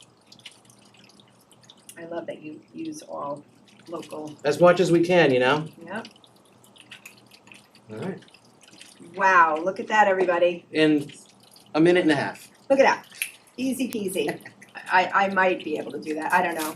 The whole putting the oil on and mixing that together. That's why I figured, we do something that's easy enough for everybody to take a look at and say, hey, I could do that. I love it. I love it. So Nick, what inspired you to become a chef? What inspired me to become a chef? I have been cooking with my mother, with my grandmother since as far as I can count back. So it's something I've always known I was going to do. Little Nick. Yeah, exactly. And you know what? I didn't cook, and I really didn't inspire my daughter to cook. It was her dad who did as well. So Awesome. I love that there's so many men who enjoy cooking. And, Of course. And I love that it's family traditions that. Definitely. That for me is like Thanksgiving just passed. That to me is number one favorite holiday. 'Cause Yeah. it's the only one left. It's just about family and food and just spending time together. And what's your favorite Thanksgiving food? I do the whole thing. So I like to start my planning like a month out. I order a turkey locally as well. I get it from the Fresh Egg Farm Stand on Noyak Road. Nice. I've been getting my turkey for them for about 10 years. Never been disappointed. I brine it for 3 or 4 days. Then I take it out the night before. I dry it out and then I rub it down in compound butter, spatchcock it, roast it. So it's like a whole process, but it is definitely worth it. And how many did you have at Thanksgiving this year? I had 6. You had 6. Yeah. That's it's not huge, but it's enough to make you. Exactly. Well, really work it's for more it. preparation than people. Yeah, yeah. And I know this might have been a tough one for you because I know Yes. you just lost your grandmother. Yes. So what's her name? Magda. Magda. So we're going to dedicate today to Magda. Thank you. I'm sure you dedicated Thanksgiving Definitely. to her. Thank you. I appreciate that. I think the love that she instilled in you on Most food, definitely. it comes through because when you eat Nick's food, anybody who's been lucky enough and Full love. it's full of love and that's why it tastes so good. Thank you so much. It's wonderful. So tell me about you're doing this for us. Yes. But I know you have a thriving business and tell us the name of the business and what you do and what inspires you. Yep. Well, I'm here representing Honest Plate. We're a local meal delivery service company. So this exemplifies what we do. We try to stick with as many local, fresh products as we can. Obviously, in the winter, that gets a little bit more difficult, but we navigate those pathways when we get there. Everything is zero waste in glass containers, so it's kind of like, I like to explain it's like going a little bit back to the old school. It's like the old school milkman kind of thing. Yep. We drop off your food, you take it out, you eat it, you can heat it up right in the containers, and then when you want to order something else, we come switch them out for you. You just leave it on your porch and Exactly, I and love it, that like way, milk bottles. any kind of vegetable waste or anything that we have in the kitchen goes into stock making or things like that. Because my goal with this company, just kind of as a little bit of like what I tried does, I want to make healthy food accessible to everybody, not only very wealthy people with a lot of time and somebody to cook for them should be able to eat this well. Yeah. So I like to be able to take the local produce, make it more approachable, easier, so if you're trying to maintain, weight loss goals or just stay healthy or something like that, as anybody knows, it's always easier to just have that food in your fridge ready to grab instead of sometimes making a bad choice because you're hungry, you didn't have time to prepare And something. I was just talking to my friend Shauna about that last night. It is happens that to me all the time. all the time. I'll go out, I'll buy all the ingredients, they'll sit in my fridge, and I'm like, okay, tonight I'm gonna make this, and then I'll be at my desk working and look at the time, oh, it's 6:30. Now, you really Forget gotta it. have, like, if you wanna do it properly, you gotta have a prep day, or you gotta have me to do it for you. I think that's the better way to do it. Definitely. That's the better way to do it. So how do you find you? So we are honestplate.com. Our store is in Hampton Bays. We have a commissary kitchen there, which we will be in the springtime opening up for grab and go. We're gonna be doing juices and smoothies and salads and all that Where good in stuff. Hampton Bays? It's in the Hampton Hamlet Green, right next to the movie theater. Oh, fantastic. Yeah, there's actually, there's a gym, Marvel Fit, right below us, and there's a yoga studio, Good Ground Yoga, right across. Yes, I know. So there's a where they are. lot of really great, same thing, local, Oh. small businesses in that area. Yep. So I'm really excited to kind of be there, be a part of that, and kind of ingrain myself in the Hampton-based community. a And little is that, when is that available where people can just go in and? more. Within the next couple months, we're gonna, do some renovations. I want it to be really pretty before people walk in there, but now, if you want our food now, we're more than happy to deliver. That's great. And how do you organize all these deliveries? Well, we have specific pickup and drop-off days, so we do, usually our new menus come out today, which is Thursday, so we switch the menus every week to keep it interesting. And then you have until Saturday midday to order. That's for a Monday delivery or Tuesday delivery in the city or Connecticut. And then you have. You do all the way to Connecticut? Yep. And like, it's mailed? How do you do it? Nope, drive it. From out here? Yep. Wow. Tuesday is my very long day. Do you actually do the Yeah. deliveries? I drove to Greenwich and then to the city and back here in one day on Tuesday. Wow, God bless you. We know what that traffic's like, so. Oh, yeah. Well, I've gotten it very well timed. Yeah. Because I've been doing this route for 2 or 3 years now, so I know go to Connecticut first, go quickly through the city, come back out so I can get in the HOV and just get down here. As long as I'm out of the city by 3, I'm good to go. That's fantastic. That's fantastic. I don't have the time, so yeah. Live TV. Yep. Oh, gosh. So, Nick, how do you come up with new recipes? What's your, where I do you think get your the inspiration? best way is to just go out and eat. Go out and eat, see what other people are doing. I am very hungry for knowledge, literally and figuratively, so I buy cookbooks all the time. All my friends give me cookbooks, my parents give me cookbooks, so I'm always looking, researching, trying, learning. At home, I experiment, My girlfriend is fortunate, but also not fortunate because sometimes she'll be sleeping and I'll wake her up with something that she Try probably this shouldn't be eating. So it's not very easy, but she does get spoiled most of the time, so it's like, it's a little catch-22 there. Yeah. So give me an example of a time that you went to a restaurant and had something that inspired you to do one of your signatures. Well, one of the things that I find really fun, what I used to do is go to like 3 Michelin star restaurants and try to pick out one ingredient of one dish to try to make that into something feasible. Because those kind of places, you have 30, 40 cooks in the kitchen, you have 5 people working on one plate, incredibly intricate garnishes, things like that. So I remember I did one a long time ago that was this, it was like a 4-day compressed pork belly that I got and I made, and I turned it into like an appetizer with like an apple glaze. And it was just one component of like 15 that were on a plate that I was able to take and make a little bit more approachable for everyday people. Yep. And what's your go-to if you're just gonna be home, just you and your girlfriend? To be honest, I don't have a go-to. My go-to is what is in the fridge that is possibly on its way out that I can invent something with. And do you like doing that? It's like a challenge? Oh yeah, definitely.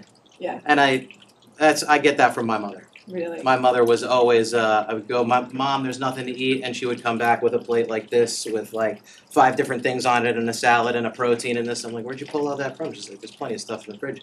You just don't know what you're looking for. Wow, that's amazing. Yeah. Gosh. And where did you grow up? Connecticut. In what part? Fairfield County. Wonderful.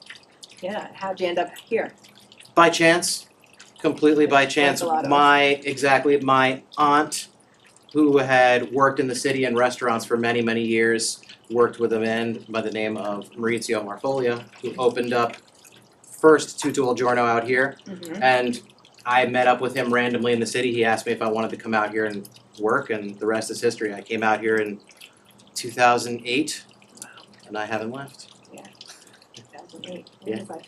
No, in the late 90s, Uh-huh. Similar. I was at college in Stonehill Okay. in Massachusetts, and my high school friends said, "You want to go get jobs in the Hamptons this summer?" And I said, "Yes." Let's What's do the it. Hamptons? I had no idea. Uh-huh. I didn't know what it was. And we drove out here over spring break, and it was way back where nobody lived. It was very few people lived year In round. the off season. Yeah, and the directions pre-GPS was stay left at the windmill. I'm like, how many windmills? That's funny. Those are kind of like the directions I originally got when I came out here, because Maurizio had just moved out here, and he knows this story very well. I've told it to many people.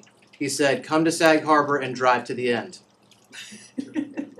The end of what? I said, "Okay." So I drove out to Sag Harbor. I looked around for a little while, and I drove to the end of the wharf and parked, because it seemed to That's make the end. the most sense. Yep. That Yeah. was the end. Yeah, but I think, we're drawn here for different reasons. Definitely. And I'll never forget that first drive out, all those windmills, and then we got, we had an interview on the Napeague stretch, how Uh-huh. there's those hotels, so the Seacrest, and you can't see the ocean from the parking lot. No. So before we went in for the interview, we walked up the dune, and we stood shoulder to shoulder, four of us, high school friends, looking out at this ocean that was, I grew up in Hudson Valley in the Of course, mountains. in the woods. And it was spectacular, and I looked at them and I said, okay, I'm home. I'm never This is gonna where I'm gonna exactly. live. I'm never And gonna I live. I was naive enough, people work their whole lives to be able to live here. I was like, no, this is where I'm gonna live. And so after Me too. college, And we just figured it out. that's right, that's right. And that's what we try to inspire in our exactly. girls, right?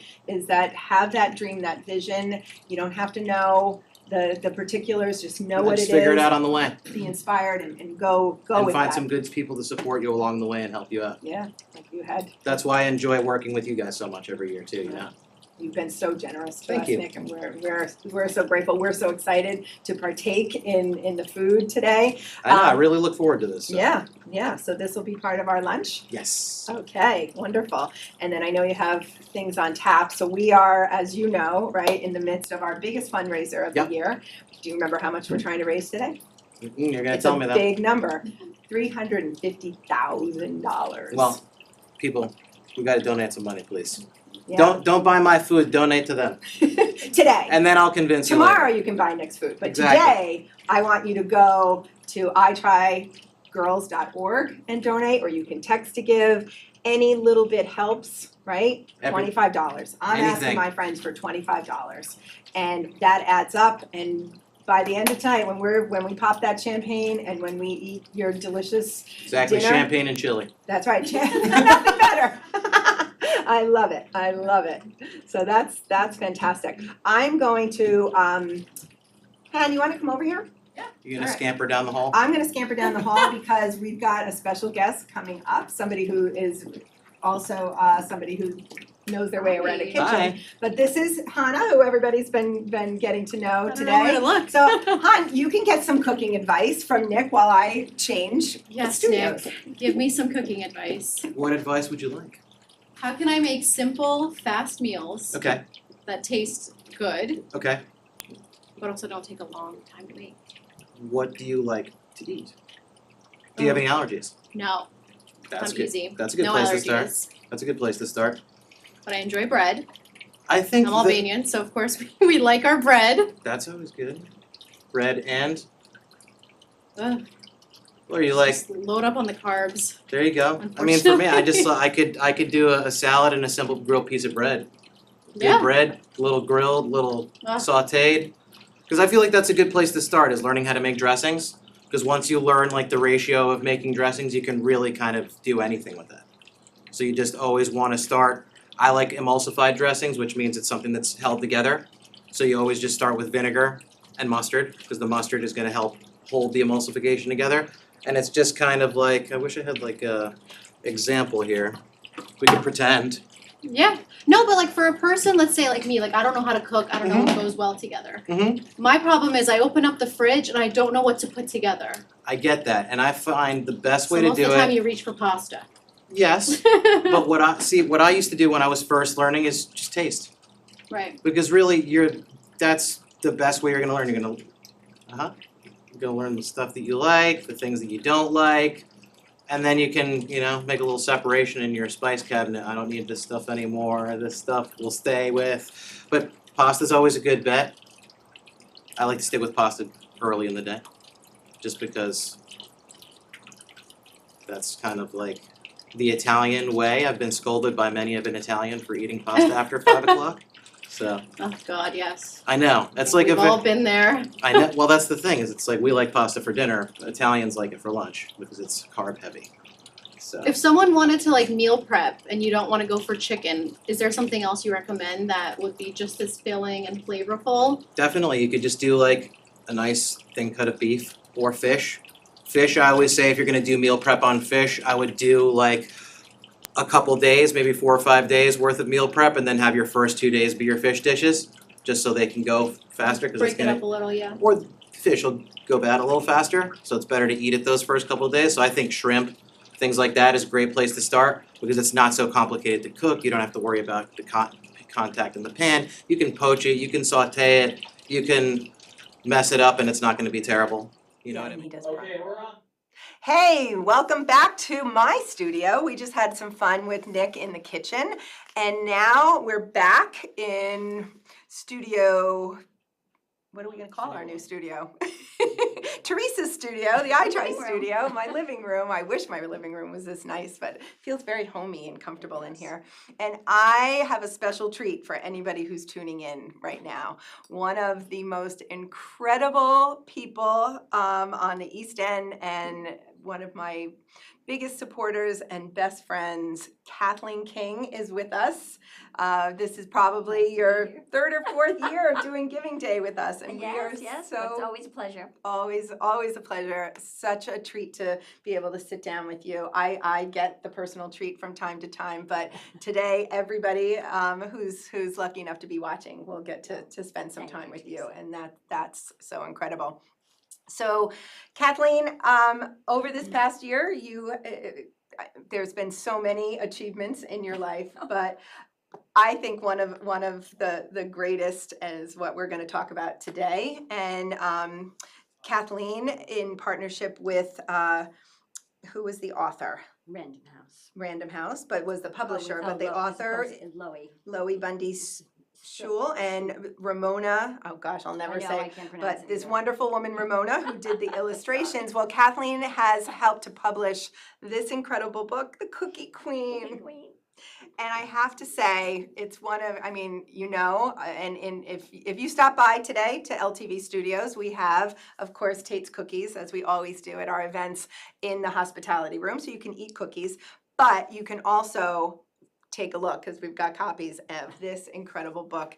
And today, anybody who, I'm hoping that you will sign a couple of copies, but anybody who donates $100 or more today will be entered into a drawing, and this will be one of the prizes. So your own copy, and the ones that you have signed for me in the past, they are always so well received. People go nuts. Wait, she actually signed it?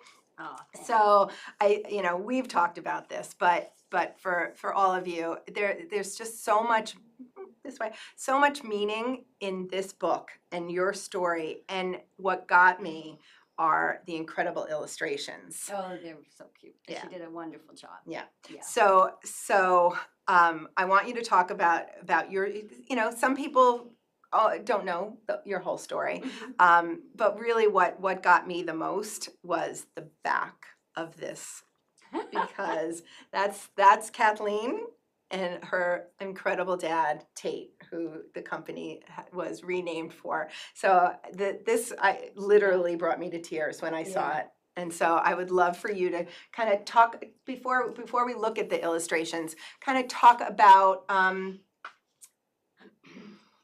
tell the story of the Cookie Queen. How well, not just the book, but how, some people today may not know how you started making cookies and why you started making cookies and all of that. It's my favorite. Okay. Well, I grew up on a farm here in Southampton. And when I was 11 years old, my dad said I was old enough to buy my own clothes for school. So I was like, okay. And he was like, I want you to make chocolate chip cookies and sell them at the farm stand.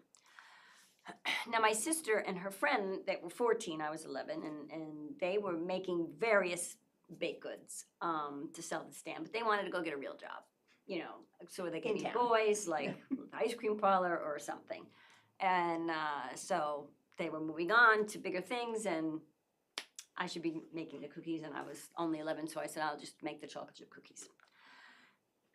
And then it just, my mother would buy the ingredients, and and I would make them and put them at the farm stand, and I still had to wait on customers and do all the other chores on top of it, but I was doing that, and all the money was mine. And they started to become popular, and people were really loving them, and I really got hooked on the joy factor that the product gave to people, the simplicity of it all. And, then as I got a little older and I started selling more cookies, my father said he had to, renegotiate the deal. our contract because he was buying all the ingredients, I'm making all the money. And I was started selling a lot of cookies. So it was costing him too much money, which was okay because then, I had to cost and figure things out and how much they were and pay my dad. And of course, my eggs were always free. And then by the time I got into high school, I was making a lot of cookies and selling them. And ultimately, once I started making cookies, I bought all my own clothes for school. And ultimately, my first used car in high school, and then my college education. Wow! All from the cookies. And were the cookies only sold? Was the farm stand? When I was on the farm, I sold them at the farm stand. I did wholesale some to Green Thumb. Oh, right. And some to Loaves and Fishes, way back in the day. And did they come to you, or did you go to them? Well, my dad was best friends with Ray Okay. Halsey at Green Thumb, so I think they had a And conversation. how did you package them back in the day? Just in a clear plastic bag. How many? We started at 6 for 59 cents, and they were the size of a plate. Wow. And then we went to, like 5, and then, of course, as everything, prices continued to go up. The 6 for 59 cents, I mean, the bag had to weigh a pound or more. Wow. Because they were huge. And that was before supersizing, and I wanted the cookies, I wanted them to attract people to why would you go over there and look at them or pick them up or something. You just had this natural ability to kind of know what the market needed, and then to be flexible enough to change. And yeah, I don't know. Sometimes I think I was lucky. I don't know. I've been an observer most of my life, and at the farm was just fascinating because my father always used to say, "How did my kids get so worldly? We never left the farm." And I said, "Daddy, everyone came to us." Yeah. So to be behind the counter since a very small child in retail, you see everything. Yeah. And so it's a great The good, the bad, the ugly. yes, but it's a great educator. Yeah. To see. So, and then as the time went on, the cookies became, when I went into business, the cookies became smaller because the supersized thing started, and then it just got a little too played out, and I didn't like it anymore. That all big things. So then I went back to a smaller cookie, and that's when they became very crispy. When I sold them at the farm stand, they were thin, but they weren't as crispy as they became when I made them smaller. The same recipe, or you had to tweak it? Yeah, it's pretty much the same, but when you bake things bigger, they retain more moisture, and they take, they're just different. It can change like that. And so I was like, I wasn't like a master plan, I'm going to make something no one else did, I'm going to do this. My master plan was to always be the best cookie. Yeah. But and I love what you said, the joy factor. Yeah. And I don't think you ever lost that. No, I still love that, to give somebody something that they love, and then if I feel stressed or like, people either have a drink, they smoke a cigarette, they whatever, I'll bake cookies. Yeah. Because it's so in my soul and it's so familiar to me, and it's chocolate chip cookies. When I bake them, it's like and the smell and the Yeah, I don't know. just Yeah. the process. Yeah. It's your process. Oh gosh.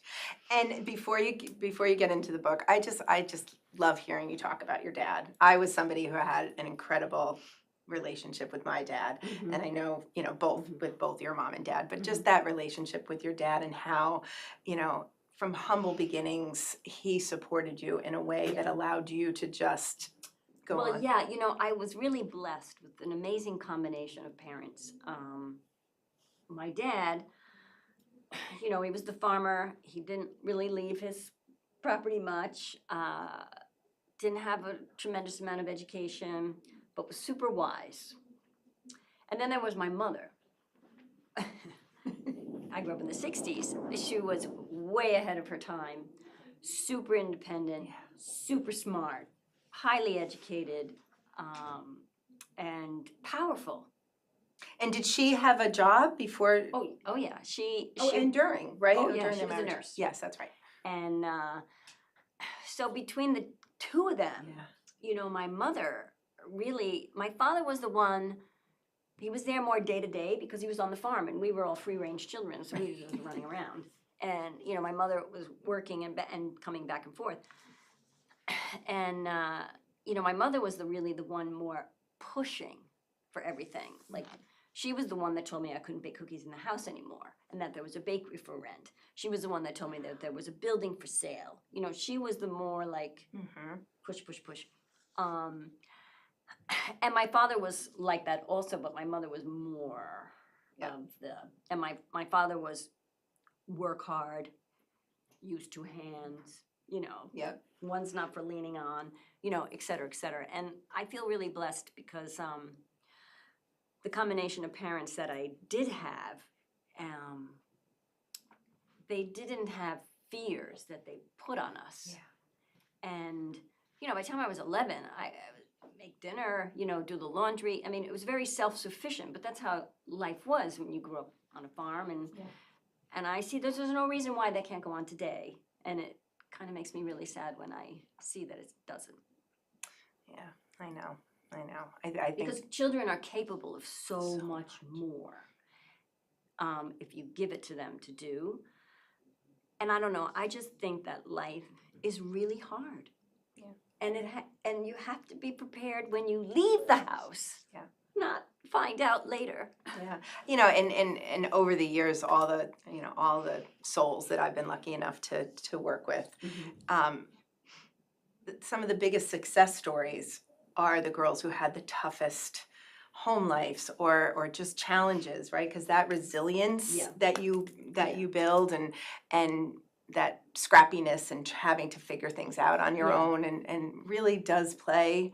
I think modern parents, we just want to do so much for our children, and that's not always the best way to do it. It's this struggle. Yeah, I mean, with me, I was lucky. I didn't have hardships as like drama and trauma, like you hear and know, some do, but we had to work for everything.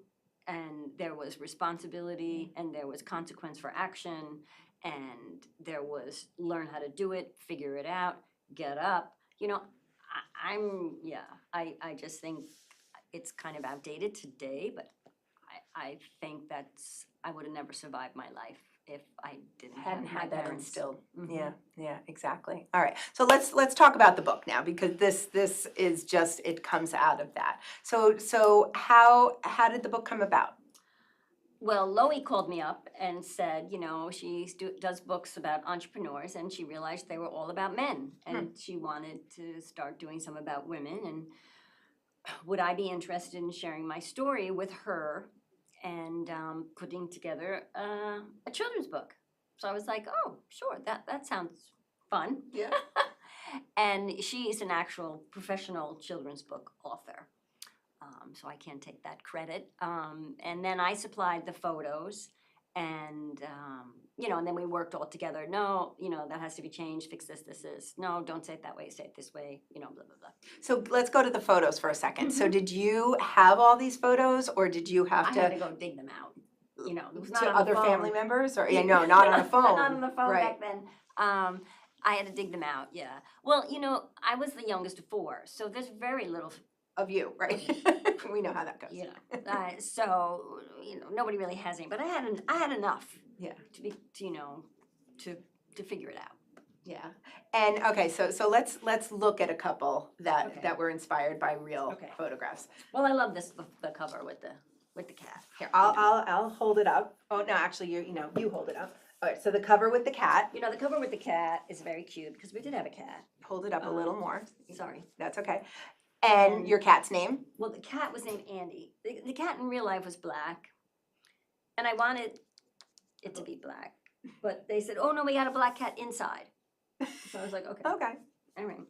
And the blue eyes. Well, yes, they made. Originally, I had brown eyes, and I said, "You gotta make my eyes blue and put some freckles on there." Yep. And the bowl was very similar. It wasn't this beautiful blue, but it was more that beigeish, like that's very common back then. And it was I your used- mom's bowl, or Yeah. does it go back further? Yeah. And a wooden spoon, and I used to mix it all by hand. I mean, when I think of it now, Do you have bigger muscles on your? I did on my right arm, Yep. and then I snapped a couple wooden spoons. Gosh. Yeah, and then I would have cookies like piled all over the place. My mother was a saint as far as letting me. Now I think about it, like I just took over a kitchen. Like, And probably no air conditioning. oh God, no. So hot kitchen in the summer Yeah, no, with no. cookies and flour everywhere. And and I would always woke up early. I'd be making cookies by the time, and she'd get up and her kitchen would be covered in cookies, and she would just manage and make her coffee and do her own thing. And now that I have my own house and everything, I think to myself, that's amazing. Was really awesome. You don't realize how amazing your parents are till you get older. Right? It's so true. It's so true. All right, walk us through some of the other. These are all the cookies, of course. Every time I go to sign it, I try to brush those The crumbs. crumbs, exactly. This, of course, my kitchen wasn't quite as ideal. Gotta hold it up. It wasn't as idyllic as the photo, Right. Right. but there's some of it that's, Did you have real. well, obviously you had chicken coops because you we sell did, eggs. we did. So all of this was, it was in the kitchen, Mm-hmm. but this is an idyllic Yep. form of the kitchen. And then, Artistic license. yeah. And then this is just little drama in the book. Yep. And then this is one of my favorites because it just, It's the farm. yeah, the tractor is the same, the sign, the farm stand is similar. Like, it just is an idyllic version of what exists. And there's, And did you there's have the black cows? cat. There's the black cat. Black cat, there's black cat. Did you have cows? We did. Oh. There's one there's one coming up. Okay. This is my dad and I making a deal, Gets me. And did you make your own sign? I did. I did. And then, this is the farm stand. Of course, again, it's a little more idyllic than reality, but it's still good. And then just a fun Time to make the pictures cookies. there, yeah. Oh. And then, I still do this. I still go, and I put my head down, Oh. like, oh. Is that something that you told them and then as part of the I research? didn't tell them that. Really? And they put that in, yeah. You did or you didn't? I did not. Isn't that something? And that that was was so cute. true. And that was cute. And here's our cow. Cows. Oh, Here's our cows. I love it. And maybe we used to, I never wore shoes the whole No. summer. And So my mom, interestingly enough, grew up on a farm in Kentucky, Mhm. and she had her big toenail was like it's gross and thick. And when I asked her about it, it was because she was on the farm without shoes on, and a cow stepped on her foot. Ow, yeah. Yeah. Well, we run around Yeah. and, we would be with all the animals, all the animals. I had a goat. I'd bring him in the kitchen, the house. Now I think back, I'm like, my mother. How She was a saint. Yes. I told them we had the yellow pickup truck. Well, originally they made it red. I said, no, it has to be yellow. Yellow. Except it's missing the duct tape that holds on the door. Yep.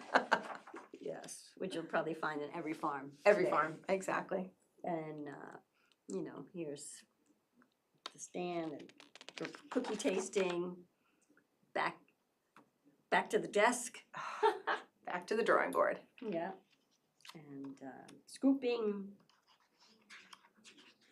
And then here we are. Father's always Did your out. dad wear that hat? He did. He wore that hat. He wore this outfit. This is very real. Really? Yeah. Blue.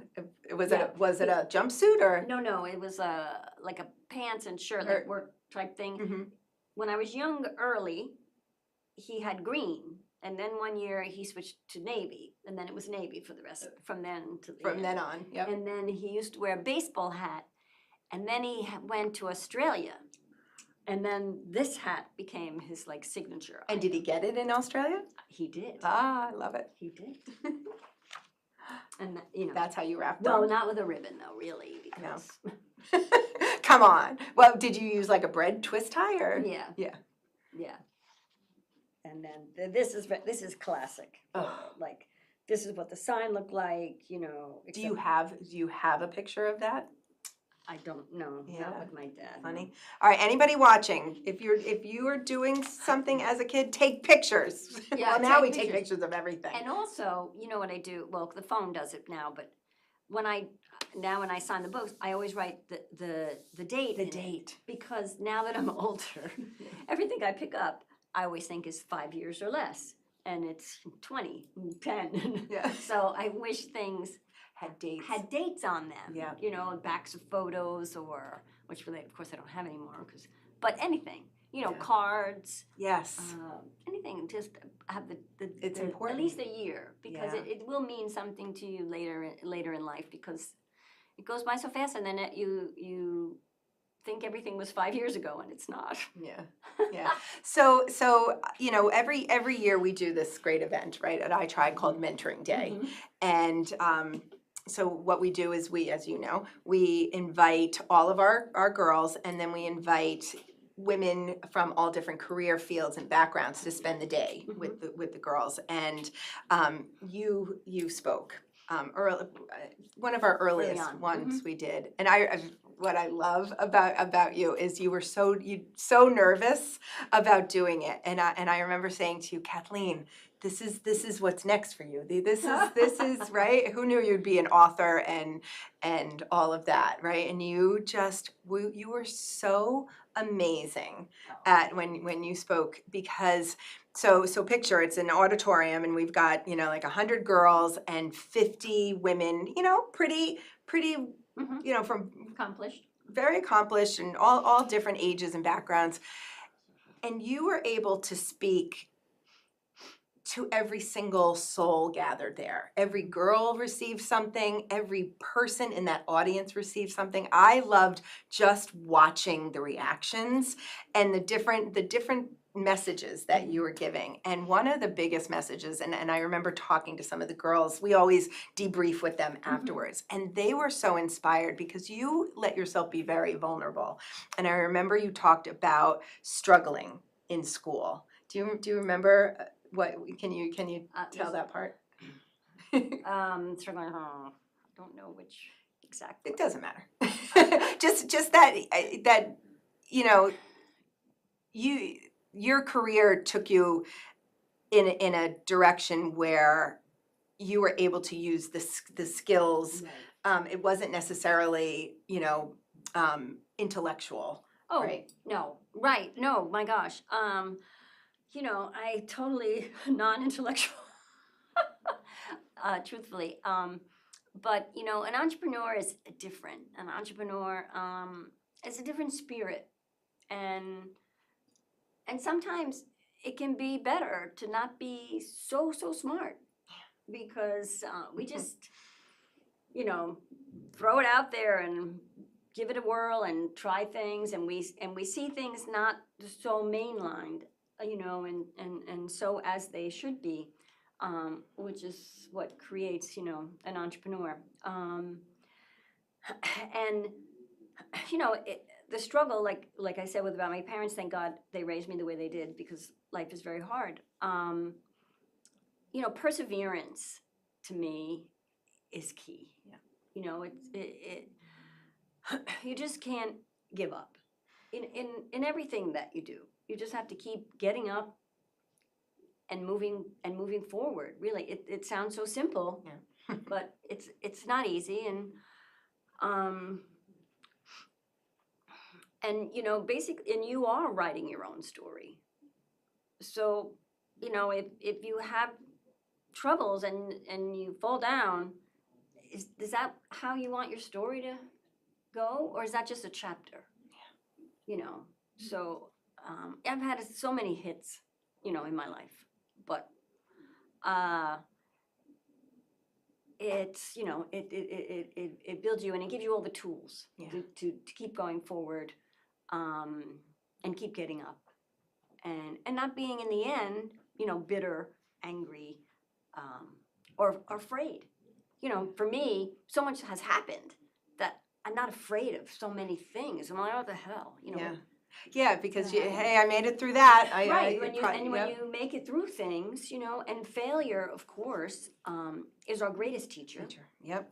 And, you know, I just recently told a young woman the other day, I said, she was like, how did you come back from losing your business? I was like, you know, well, we all make mistakes, we all fail, and these are our teachers. You can't be afraid of failure. And I said, and you know, people that have never failed, I said, they must be living a very safe, boring life. Exactly. You know, and I said, so just don't be afraid of it, and every time something happens, just get up and move on, and that's yesterday. Exactly.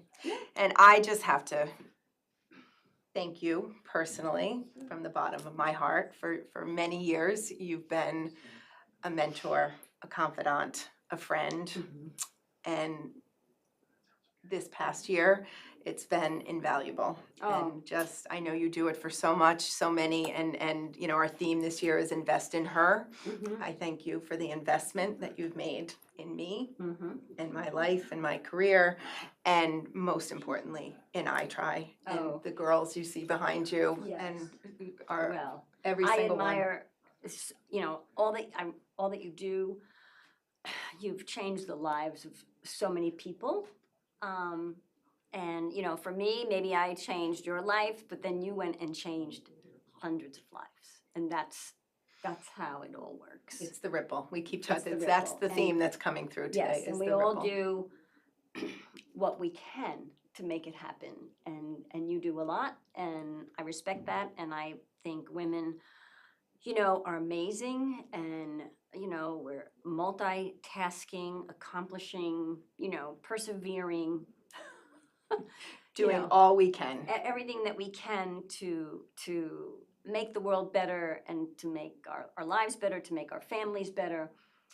You know, so I think investing in women is the most important thing, because also, you know, women raise children. I mean, most, and the children become our future, and it's the whole cycle.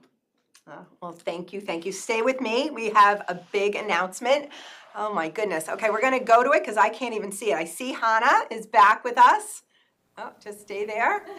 Oh my goodness. All right, Lulu, this is another one of our partners that did Dine for a Cause for us this season, and they raised $349 for I-Try towards our Giving Day goal of $350,000. And how are we doing now? Let's see. Han, see if you can lower that check and see if the new total is there. Lower, lower. You got to lower the check, Hannah. Lower. All the way. Bring it down. Oh, there it is. Are you kidding me? Oh my gosh, we're at $271,788. All right, we're getting there, folks. That's amazing. Still, isn't it amazing? The generosity, I mean, I love today. I love the way the community comes together, and it's phenomenal. Thank you so much, Kathleen. What do we have up next? All right, so we are going to have you sit with me for a second. Last week or the week before, we had a great event. It was called Sweat for a Cure. And what we did is we had Thomason, who is a yoga instructor, did a phenomenal, like the best yoga session with us. And we were just all chilled out and felt so good. And after that, we had a panel comprised of some incredible women and we're going to watch that panel interview with them. So coming up, we have myself leading us a panel in the concept of investment in yourself, investment in the community. The people that you're about to hear from are Natalia Petrozella, Maria.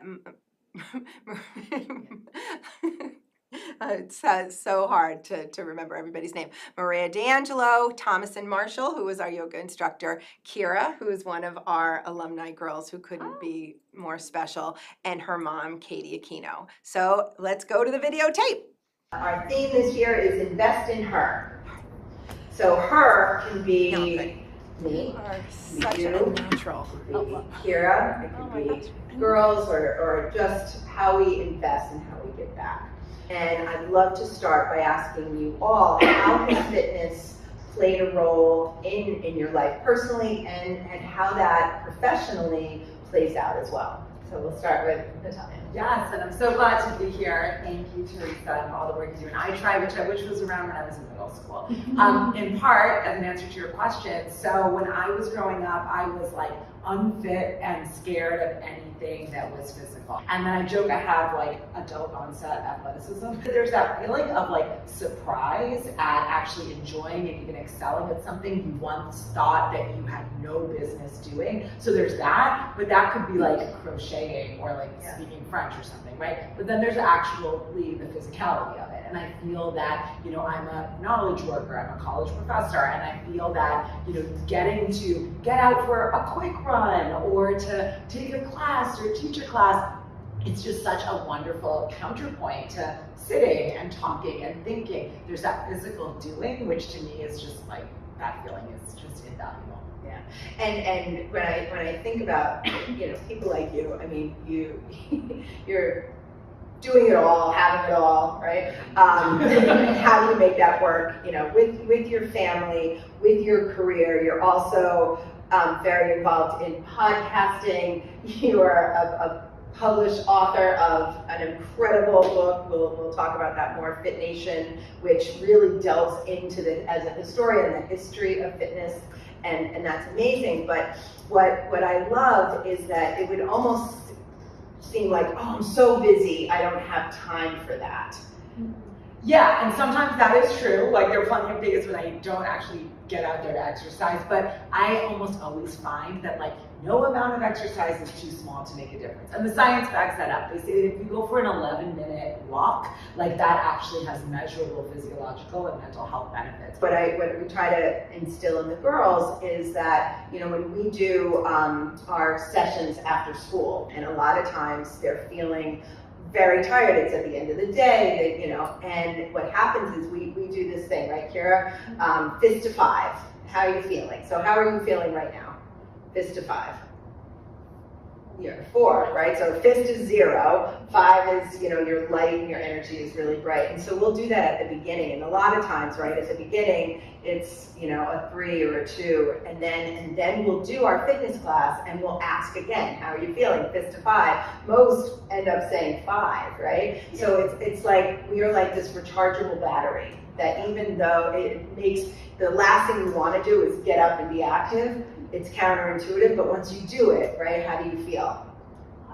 A lot better. Yeah, it's just remembering that and pushing ourselves to that. Great. Okay, so same question. So I have always had some sort of sports in my life. However, never as much as I've had in my middle life, or I call it middle awakening. I became an instructor at SoulCycle in the fine age of being in my 40s. I started as a writer, and then they just said to me, the founder said, you should become an instructor, and I laughed. And now have been a SoulCycle instructor, master instructor at this point, for 14 years. And I find that as an instructor, it's allowed me to meet so many people from so many different parts of life, and B, it ends up working directly with my work. Because one of the things about SoulCycle, like Thomas's class today actually, it makes you really take that 45 minutes and go into you and invest in you. Ooh, okay. So I guess when I was a kid, I was the kid who was always like picked last for like the dodgeball or like, you know, and like, we went to school together. Like I was clumsy and I was kind of not connected to my body. I was always sick. I had Lyme's disease really badly. Taking care of my body saved my life, really. It really saved my life. I became a personal trainer, a holistic counselor. I then became a yoga, several years later I became a yoga teacher. And it shifted for me. I used to love being in the gym, like 2 hours a day, just like going at it and being hardcore. And something shifted in my 30s and I was like, I realized that I wasn't loving myself. I was beating myself. Not working out because I hate myself. Working out because I'm loving, I'm loving myself into change. Yes. And that's the whole point, right? So how about you, Kira? I feel like it made me a lot more confident knowing like, wow, I can do that. I can like move my body and love it. And it encouraged me to do like, try other things like softball, which like previously I'd never wanted to do like a team sport. I didn't really try anything like that and I really loved it. I think it was just Yeah, and I give you a lot of credit because team did that, especially something like softball used to be my worst nightmare. There's so much pressure. You're up at bat, everybody's counting on you, right? So you have to use all the things we taught you, and I try, right? Yeah. You have to convince yourself like I'm going to do the best I can, and that's all that matters. It definitely helped me like manage my anxiety, like you know. For like when I'm up to bat and it's like everyone's looking at me and I have to focus and remember like all that I, you know, have to do. Yeah. Oh, that's really wonderful. Yeah. Mom? I was working at a wellness center in Riverhead and I met someone who was teaching classes there and I would hear her instructing in the room and I would hear all the women, you know, woo-hoo, like, you know, it sounded like a party.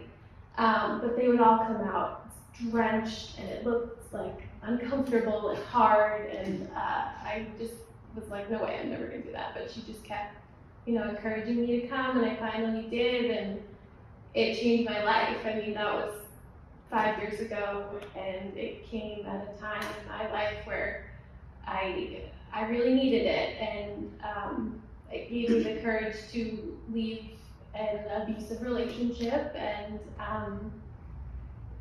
I'm a new human because of it, and it's like medicine. Fitness is like medicine, and I'm so thankful that she's now been introduced to it in this positive way. It's just so important, and I think like you're gonna have such an advantage because you found it at such a young age. Like I wish that I had found something like this in middle school. Like the time when you need it the most. Yeah. All right, I'm gonna switch us around a minute and bring Kira to really why we're here and back to iTry for a second. Kira, what do you see and what do you think are some of the issues that girls your age are facing right now? I think like worrying about having to be as good as everybody else. Like having to be able to do the same things. And like having as good as grades as them. And like being able to do the same stuff like sports and stuff. Like changing yourself and going out of your way just so that you can be like them. Yeah. Kind of and universal because I remember feeling that same way. Yeah, there are adults that feel and act the same way that 11, 12, 13-year-olds act. And it's because they've never truly had the opportunity to open their eyes and see that they can do so many different things. My son, who's a ninth grader, 14, went to a basketball day-long camp a couple weeks ago, and he was really nervous because it was at a high level. I thought it was the high level he was nervous about. I'm like, what are you so scared about? Worst case, you play with kids who are better than you. And this is what he said. He goes, no, but what if I do something really stupid and I become a meme? Because he was scared people would be filming. I'm like, oh my God, wouldn't have even occurred to me, that you could be doing something courageous, but your fears would be those worldwide reverberations. It didn't happen. He didn't. Yeah.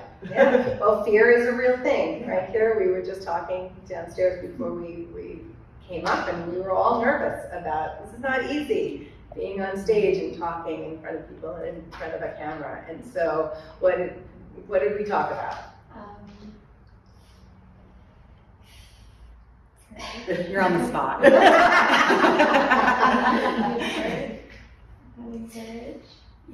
Yeah, and was doing and how doing I Try really makes you have to face some fears, right? And that's what these girls do. They face their fears and do it anyway. And on the other side of that fear, that's what gave you the courage to say, hey, if I can do this, I can do anything, right? Yeah. Right. You're live.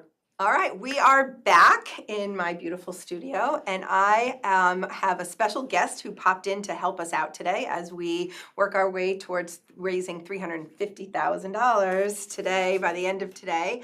I am joined by none other than Amity Lucas, who many of you probably know, especially if you own a business and you're looking to staff that business. I'm going to turn it over to you, Amity, and just kind of fill us in on what is the Amity Agency. How do you feel that you invest in the community through the work that you do?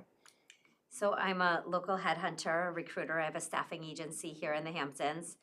And I moved out here from the city in 2009 and kept recruiting for some companies in the city, and then realized there was a need for it here in the Hamptons in our community. So over the years, I started switching to just recruiting for companies that are local here, all different industries, ranging from landscaping to architecture to retail stores, you name it, every industry here in the Hamptons that you can imagine. So I don't know how I ended up on your mailing list, but I love being on your mailing list and seeing when jobs are being posted. And I know I've reached out to you and we've had job postings, and you've been very generous, to us. But I feel like you have a lot of reach, and you just present people, opportunities so well. And I'm sure your clients really benefit from that. We know it's a tough market finding help, and we're so kind of localized here that. Yeah. So how do you face some of those challenges? Well, my mailing list that you're on has grown to 34,000 people. So that's helpful. And just I'm constantly networking and being involved in the community. And, my investing in the community has been paying off by getting to know people. And then when an appropriate position for them pops up, then it's time to make the match. So being a part of the community has been important. You're like a matchmaker for jobs. Literally, yes. Well, we are so lucky to have you as part of our community, and just, then what you do and inspire.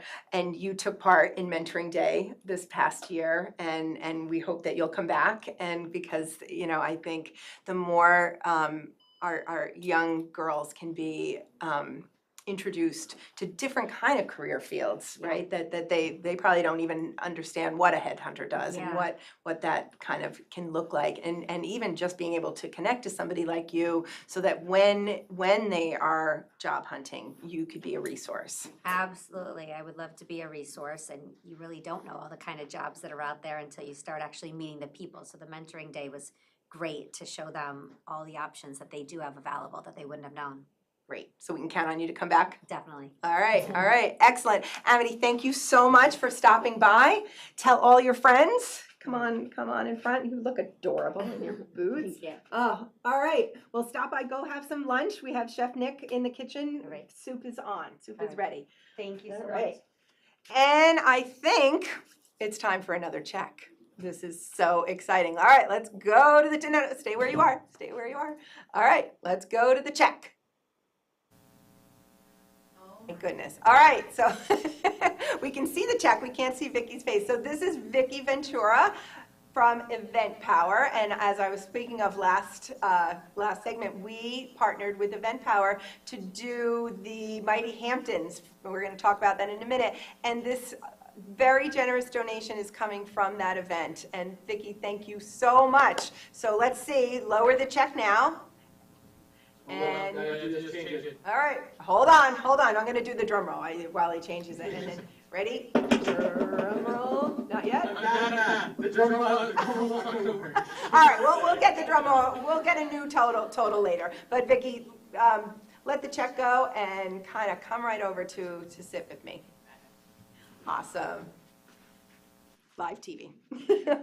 Thank you so much. I'm good on this beautiful day. How are you? Good, thank you. Sit there. Let's be close. All right. What do you think of our set? It's very cool. Right? This I is love professional. it. You were with us last year, right? And it was outdoors and chilly and leaf blowers, and so we've definitely upped our game. Yeah, this is year. really nice, and I love the pictures of the participants, the girls racing. So it's cool to see. So cool, so cool. So you know, you're one of the people I admire most. I've been super fortunate to meet incredible people in the sport of triathlon. I'm that unlikely triathlete, but just I am so impressed by the way women in this sport are really upping the game. USA Triathlon has a female CEO. You're the CEO of one of the biggest triathlon companies and oldest, right, on Long Island. So just talk a little bit about how our theme this year is invest in her,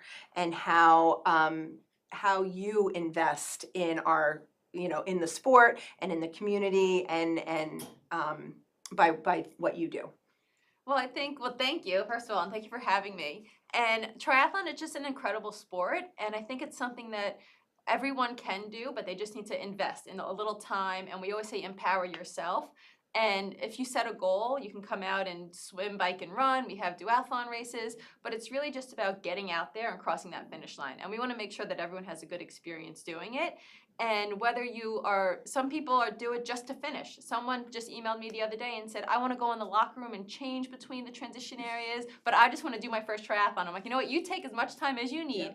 You do what you need, and let's just get you to that finish line. So it's just taking the time, and you invest in yourself, but also like you have your family and friends to support you, or you can go out and you meet so many incredible people. The triathlon community is just an amazing group of people, and you make friends, you make lifelong friends. I met my husband through the triathlon community, so that's how you meet people, and I like to just give participants the best experience. So I would say the best way that I can invest in the races and invest in young participants and young girls is just give them that experience to get out there and let them have fun.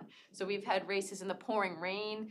This past year, I think more races rained than it didn't. Yep. But as long as they have that good experience and they want to come back. And so we start with the kids triathlons, and we have a few different age groups so that participants can try when they're young, and then we have participants up to 89 years old. So it's something that it's a lifelong investment in yourself. It's a lifelong commitment, and we've had people do their first race at 70. And so it's cool to just see the different range that comes out. Yeah, and I can attest because I have participated in many of your races as a participant, as a volunteer. And what I love about you personally, and I think you and I are very similar in our work ethic, is there's no job too big or too small. So I was at the finish line and watching you haul bags of garbage and handing out medals and everything that needed to be done. But what I also noticed was as you were doing that, not one person stood by to watch of your staff and your volunteers. You just set the example, and everybody is there to. You just set that bar so high that you want that feeling for all the participants, that everybody's inspired by you to make sure that that's the energy of every single race you put on, and it's contagious, and it's just feels so good. So I love that we were able to partner this year. So Mighty Hamptons, this year was what year for Mighty Hamptons? The 44th annual. I mean, huge, 44 years, people. That's you weren't even alive, right? Right? I was just barely alive. And when that race started, who actually started that race? Southampton Hospital started it. And then they were going to stop running it because it's a lot of work. And so that's when Steve Tarpinian founded Event Power so that he could produce the Mighty Hampton Triathlon and keep the tradition going. Wow. And what year was that? That was 1992. Okay. Yeah, 1992. Yep. Yeah. And it's the longest running Olympic distance race in the country. So it's cool to have that history there. Yeah, yeah, and it's such a beautiful venue. So it's at Long Beach where we do our youth triathlon, and so we, it's as you talked about, the different levels and different age groups. So of course we do our race for the Hamptons Youth Triathlon for kids 10 to 17. But what we wanted to do was to do that same distance, super sprint distance race, so that anybody, what did we do? 14 and up? Yes. Yeah. Anybody 14 and up could come out, and so we did that, and you could do it as a relay. It was kind of anything goes, and I had the best time because I did it with two of our alums, and I did the swim, and then one of the girls did the bike, and another did the run, and then we got to be at the finish line. And for me, that is always just amazing. And what I saw at that finish line was so beautiful because it was first-time triathletes who never thought they could do a race, and people in their 70s and 80s who thought triathlon was over for them, and they were able to come back. So it really was just something that anybody could do, and it just makes you feel so good. I love that you use the word empowered because that's what this is about, right? We're able to instill that in girls as young as 11 years old, and it's something they carry with them. Exactly, and people go to the Mighty Hamptons Triathlon. It's Olympic distance, so it's a little bit longer than the sprints that we have. And so many people come out and say, every year I've watched my husband do it, or I've watched my daughter do it, and I've always wanted to do it. And they couldn't do the Olympic distance, whether it was a swim, bike, or run. They just didn't have the time to train, or they were nervous to do it without doing a sprint. And this gave them an opportunity to be in one of the most beautiful race sites. I feel like it's gorgeous. It's beautiful. And we had the best day. Yeah, best weather. And they could participate, and they could try at a different level. And then they get hooked, and then they're like, all right, next year I'll come do the Olympic, or I'll come back and do the super sprint with 3 of my girlfriends. Right. So it's cool to have this to kind of give people a taste of what it's like. Yep. And maybe they saw the super sprint, the I Try Super Sprint race in July, Yep. and a parent wanted to do it. Exactly. So it gave other people the opportunity to come out and try the triathlon. Exactly. And so what's the date for 2024? You have a date? September 8th. Okay, everybody, September 28th. We want you out there. You can go to eventpowerli.com. Yep, eventpowerli.com. Eventpowerli.com. Is registration already open? Yes, it is. Oh my goodness, you're good. We Our have 50 registration. people signed up so far. So. 50 people? Yeah. For the whole triathlon, yeah. And then do you remember how many we had for the super sprint? Last year for the super sprint we had 57. So Okay. it was a good start. So we're gonna double that. Yes. So think about that. I'm planting the seeds. So if you've ever wanted to surprise yourself on what you can do, this you can definitely do. And we did some trainings, so we'll be doing more trainings in August at Long Beach. You can come and swim with me and bike and run and practice the course. So I really want to see that number double. That's my goal. Yeah, I think we both talked about the potential there on how much that could grow. Yeah, definitely. I think after people saw it and even spectators saw it, they're like, I can do that. Yeah. So I think that's a great goal. Let's double it. Let's double it. We're gonna do it. We're gonna do it. And you're also a mom of 3 beautiful little girls. So as we talk about invest in her, you also really need to invest in yourself. I don't know how you do it, what you do, especially having little kids. And I know when the season's on, it's nonstop. But hopefully in the off season, you take some time for yourself. What's something that you do to invest in yourself? I would say just going out for a run or reading a good book. That's things that I feel like everyone needs a little time. And in this in the race season, it's all like go, go, go. And now it's the off season. I'm like, all right, now I'm going to start running again, getting some good books, and just giving myself some time, and then doing special things with the girls. So the other day, me and the oldest one went and got hot chocolate, or we'll go to the park and just go, on the playground for a little bit. So just doing some one-on-one time with them, because during the season it's like, all right, we got 5 minutes and we got to go stuff goodie bags, and I'm teaching them you got to stuff goodie bags and unwrap the finisher medals and practice working the water stop. But in the off season we can play. Wait till you see how those skills that they're learning, it really just, you know, 'cause that my daughter too, because my sister-in-law runs it was a breast cancer organization, but it's now, you know Susie, so women's cancers. And Abby was volunteering from day one, and nobody can run an event like that kid after, you know, her doing it for Susie, doing it for me, and it's amazing. And the skills they have in communicating with adults and all of that, and work ethic, everything you're instilling in them is so great. Yeah, So it's cool to see. we were just talking about, it came up in a couple of the interviews, how actually giving is what makes you feel good. And right, and so like when you know, as they get older, they'll fight you, they don't want to do it, but once they get there, they love it, right? And so like getting past, it's like going to the gym, like, oh, I don't want to go to the gym, but once you do it, you're like, oh, I'm so glad. You never regret doing it. Exactly, yeah. Like with my oldest, I'm like, all right, stuff 20 goodie bags. And she's like, I don't want to. I'm like, it's going to be fun. And then she'll do it. And then she's like, I could do 30 faster than you. And I'm like, all right, okay, we're on, let's out go. of it and we'll do it. Exactly. That's so great. once they're- And you try to spend individual time with each one of them? Yeah, I try to do it so that they each get that attention, or else they're, you know, all Fighting. talking over each other. So Yeah. definitely that's a good great. goal for us. And I heard some really great news that you are going to come to Endurance Exchange Yes. with Samantha and I, and we've got some other people. So that's it's actually USA Triathlon and USA Cycling is going to be there this year, and it's a big conference, so it'll be all coaches and incredible people in endurance sport. And you're speaking there. I am. I'm doing a panel on diversity and inclusion, which is incredible. And then I'm doing a breakout session with Jillian from the Center for Healing and Justice Through Sport, which is going to be phenomenal, all about trauma-informed coaching and resilience-based training. So it's such a huge opportunity, and we just love the folks at USA Triathlon. They've been so supportive of iTri and you know, and the sport. So. Definitely, yeah. I'm excited to be there, and I'll be watching. I'll be in the audience. Good,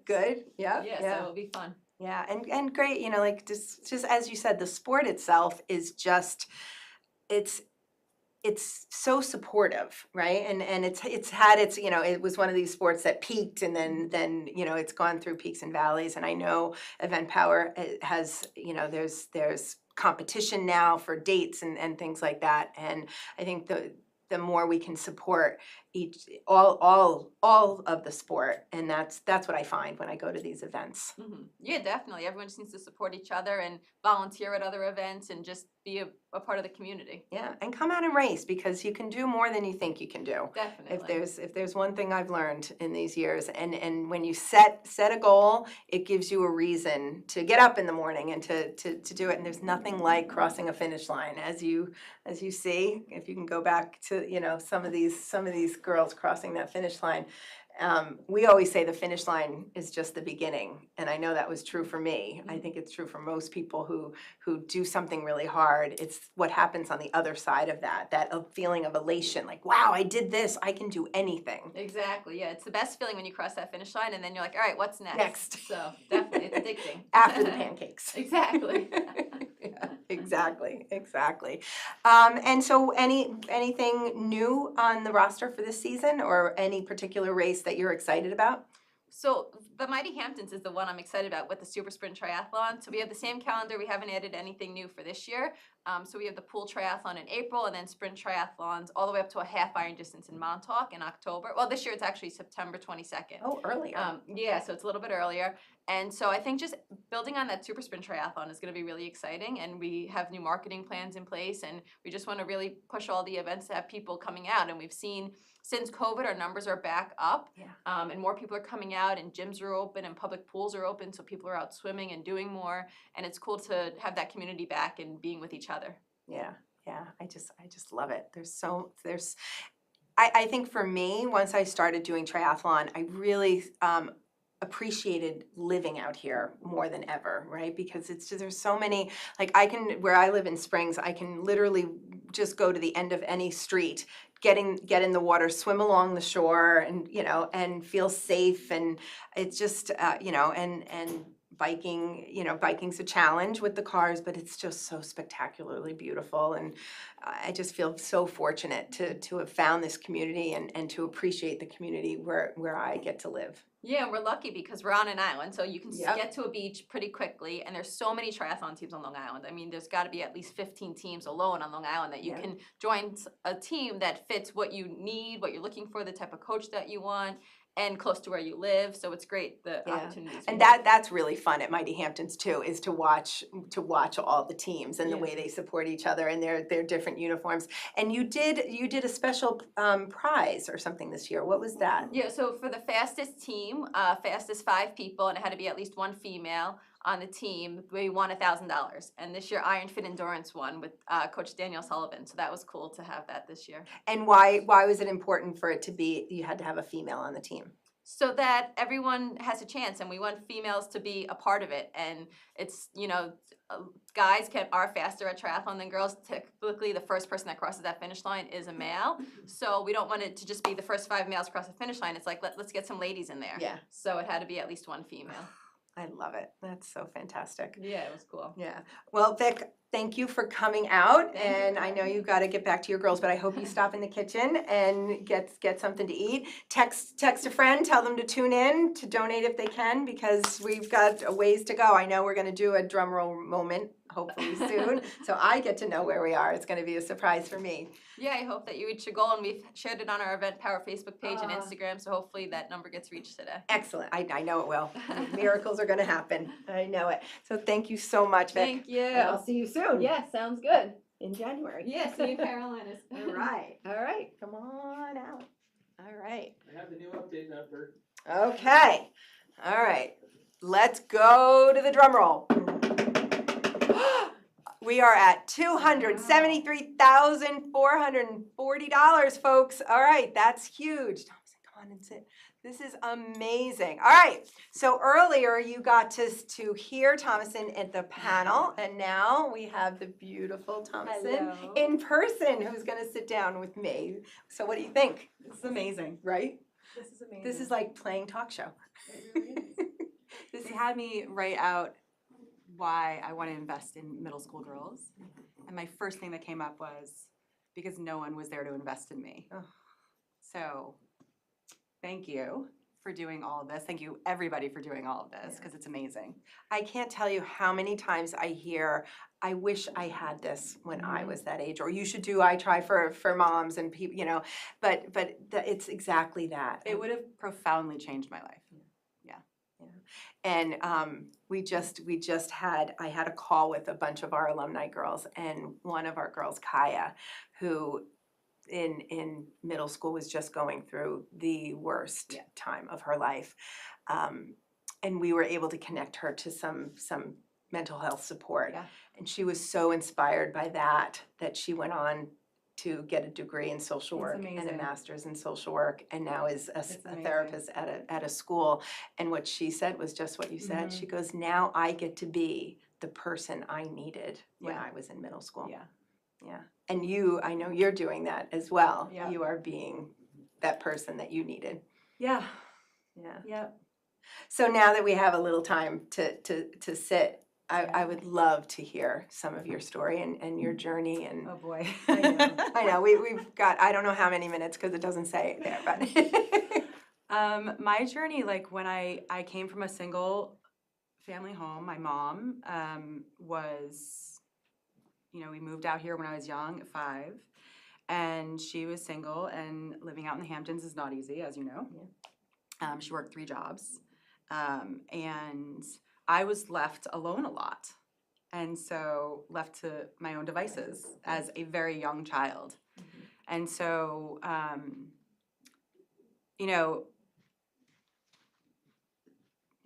and I'm not poo-pooing the schools. The schools are very different now, but they weren't supportive of me, and it was really challenging for me.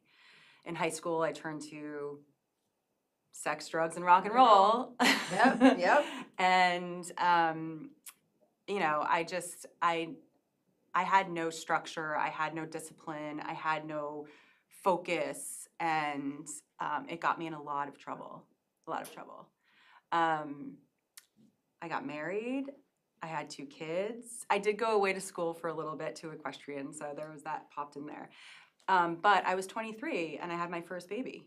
So I was a baby raising a baby. Yeah. And completely disconnected from the core of like who I actually was.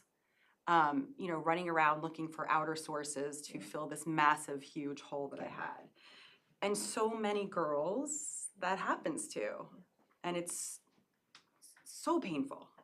So I had another baby at 26. I was not in a marriage that was sustainable or supportive or loving and kind. It was kind of like 2 people smashing their lives together and like Making the best of it. making the best of it. Yep. And so, you know, I had a mental breakdown when I was 27 and I ended up in a mental institution. And I had a choice. I could check out and leave, or I could climb the massive mountain that I needed to climb in order to become the person who I was designed to be, you know? And so from that point on, from 27 on, I had to learn how to reparent myself as I was raising these 2 kids. And it was insanity, right? So it was just learning how to love myself and eat dirt all the time and then pick myself up and feel like a horrible mom and then feel like I was you know, like all the ebbs and flows and the ups and downs. And, you know, my kids now are 21 and 23. Oh, I might cry. That's okay. We like that. And I have the most amazing relationship with them because I chose to do the inner work that I needed to do. And we grew up together. And, you know, again, it was messy but so my kids were always my force for becoming a better human being, like a better mom, a better human being out in the world, and teaching them that. Right. And, you know, giving them the tools that they need to become decent human beings out in the world. Yes. Yeah, because, you know, you can tell them all day long, but they don't listen to your words. They watch. Yeah. And you did. Yeah. And the seeds, and then like now I'm starting to see the seeds that I planted. Yes. I'm like, oh, okay. You know. Yeah. Well, and you showed them that it's okay to not be perfect. Yeah. And to be vulnerable and to have a goal to make changes and how hard it is to do that, but it's possible. Yeah. Right? And the one thing that I will say that I always wanted to create an authentic, safe home for them to communicate whatever they needed to communicate. It's a joke in our house now because sometimes they over communicate. Not that that's a bad thing, but it's and I feel for kids these days because kids these days there's a whole nother world, like with social media and all of that. It's a whole nother world. And, you know, we have a 14-year-old at home and I mean, we're pretty on it, but pulling stuff out of them it's a tricky thing to like know what's actually going on in their world. Right. And, you know, she suffered from anxiety through middle school. And middle school is the hardest. Yeah. I had boys, so I wasn't in the girls' world. Right. But I know from her that it's brutal. It is. Yeah. Yeah. And as brutal as it was for us, it's 10 times worse 10 times now. worse. I look at them, I'm like, I don't know how you guys do it, honestly. Just when Snapchat came out with that ability to see where all your friends are, I was like, that's horrifying because I remember nights sitting home alone wondering if my friends were all having sleepovers somewhere else. Yeah. Now they look at their phone and they realize they're being left out or, you know, it's or the trouble I could have gotten into. Yeah. Like, okay, right? And just the access and I give them a lot of credit for the way they're navigating it, but it's impossible. Well, and I think as parents too, it's really important because it's easy to let the kids just be on the computer or on the phone, and that has become like the new babysitter. And I mean, that's like the one thing like with moms that I work with that like you got to have a presence in the world is becoming faster and faster and faster, which means that we need to slow down more. We need to like take time to be present with our children and really have those conversations with them, and like not like, ooh, hey, what's up? Like while you're on your phone, which is you go around, you look around, you go out to dinner and everybody's on a cell phone. Right? So like as parents, it's our responsibility to slow down and choose awareness and presence for our children. Yeah.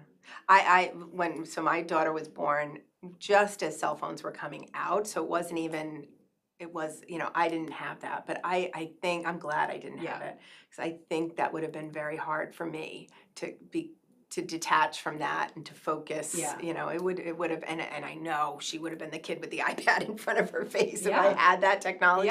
But so it's easy. It's a challenge. And the whole putting their lives on Instagram, because I can't tell you how many people come up to me. I just had this happen yesterday.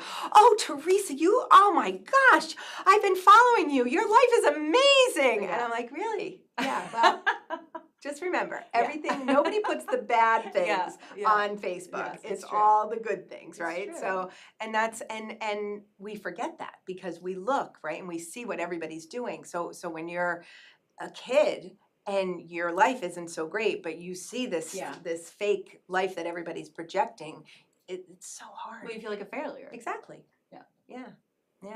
Yeah. And that's that's why the mental health crisis that we're in right now, and our incredible staff is just so well educated now in trauma informed care and coaching and resilience training that we've luckily been able to be a haven for the girls in our program. Actually, we started the day with I don't know if you got to meet them before they left, but Hannah and Noelle, and both of them were saying that I Try for them gave them this sense of safety and security and community that helped them to ward off all of that other stuff, that insecurity, and they talked about learning at 11 and 12 years old how important it was to love themselves, right? We just said it took me 35 years to realize, the looking at myself in the mirror and telling myself how awful and terrible and ugly and disgusting I wasn't getting me anywhere, right? Well, and kids see that, like it's never about really addressing the kids. The kids are just mirroring the parents. And so people, they don't have that sense of self-love. And that's like the most important key factor when you are choosing to be a parent. Yes. Because how can you love anything outside of yourself if you're not loving yourself? Exactly. It's an inauthentic way of like being in the world. Yeah, being in the world and like trying to do something, but that doesn't have a solid foundation. Right. Yeah. So I applaud you. Thank you. But what we find and so fascinating is that the girls actually go home and teach their families, teach their moms this, and then it's like the opposite effect, right? We think as parents we have to be the example and teach so much, right? I'm sure you would say the same thing. We learn so much from them. I always say my kids were my greatest teachers. If you are humble enough to be a parent who is willing to learn, not be above or bulldog or the one in charge, it's the greatest gift you could give yourself, because they will teach you how to be a human being, really, not a human doing. Right. Yeah. And I also want to say, I just want to touch on community because you brought up community. I think it's so important. We are lacking community. Yes. In like a major way. Like I know for myself, I'm lacking community here in the Hamptons. I have community all over the world, But here in the Hamptons, and especially when I was growing up, I felt very alone. I had a lot of acquaintances, but I didn't have a community. And I think it's so great that you are creating that. Yeah. And pulling people, pulling these girls in. Yeah. Yeah, you're absolutely right. It's such a gift, right? From the first season when they would come back, they would be like, this. It feels like a family. Yeah. Right. And Yeah. and we, if you look at the pictures, we've got girls from all, very representative of our community, right? And just from all different religions and backgrounds and financial and all of that. But when they're together in I Try, all of that goes away. Yeah.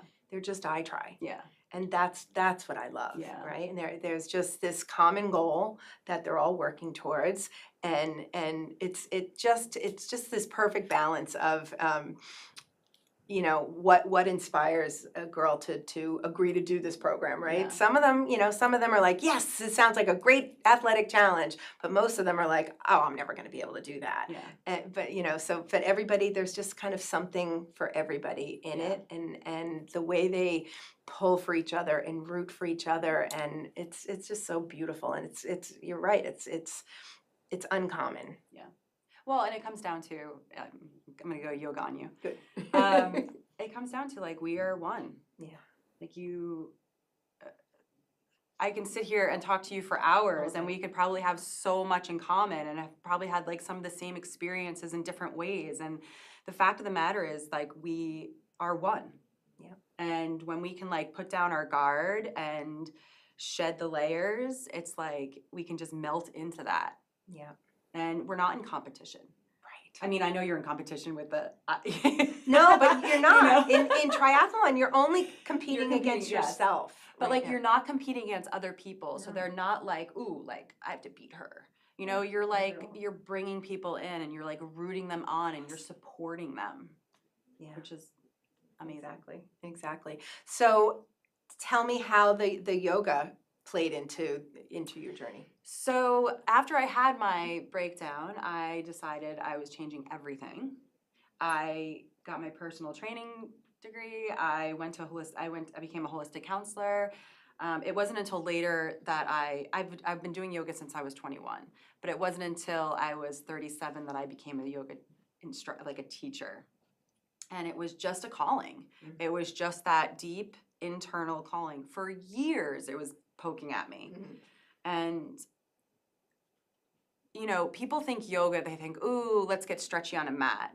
But to me, it's a life. It's a way of life. Yeah. It's the Yoga Sutras. It's how you treat yourself, how you treat others, how you serve in the world, how you and the layers. It just gets getting deeper and deeper. I'm at a place right now where I'm surrendering.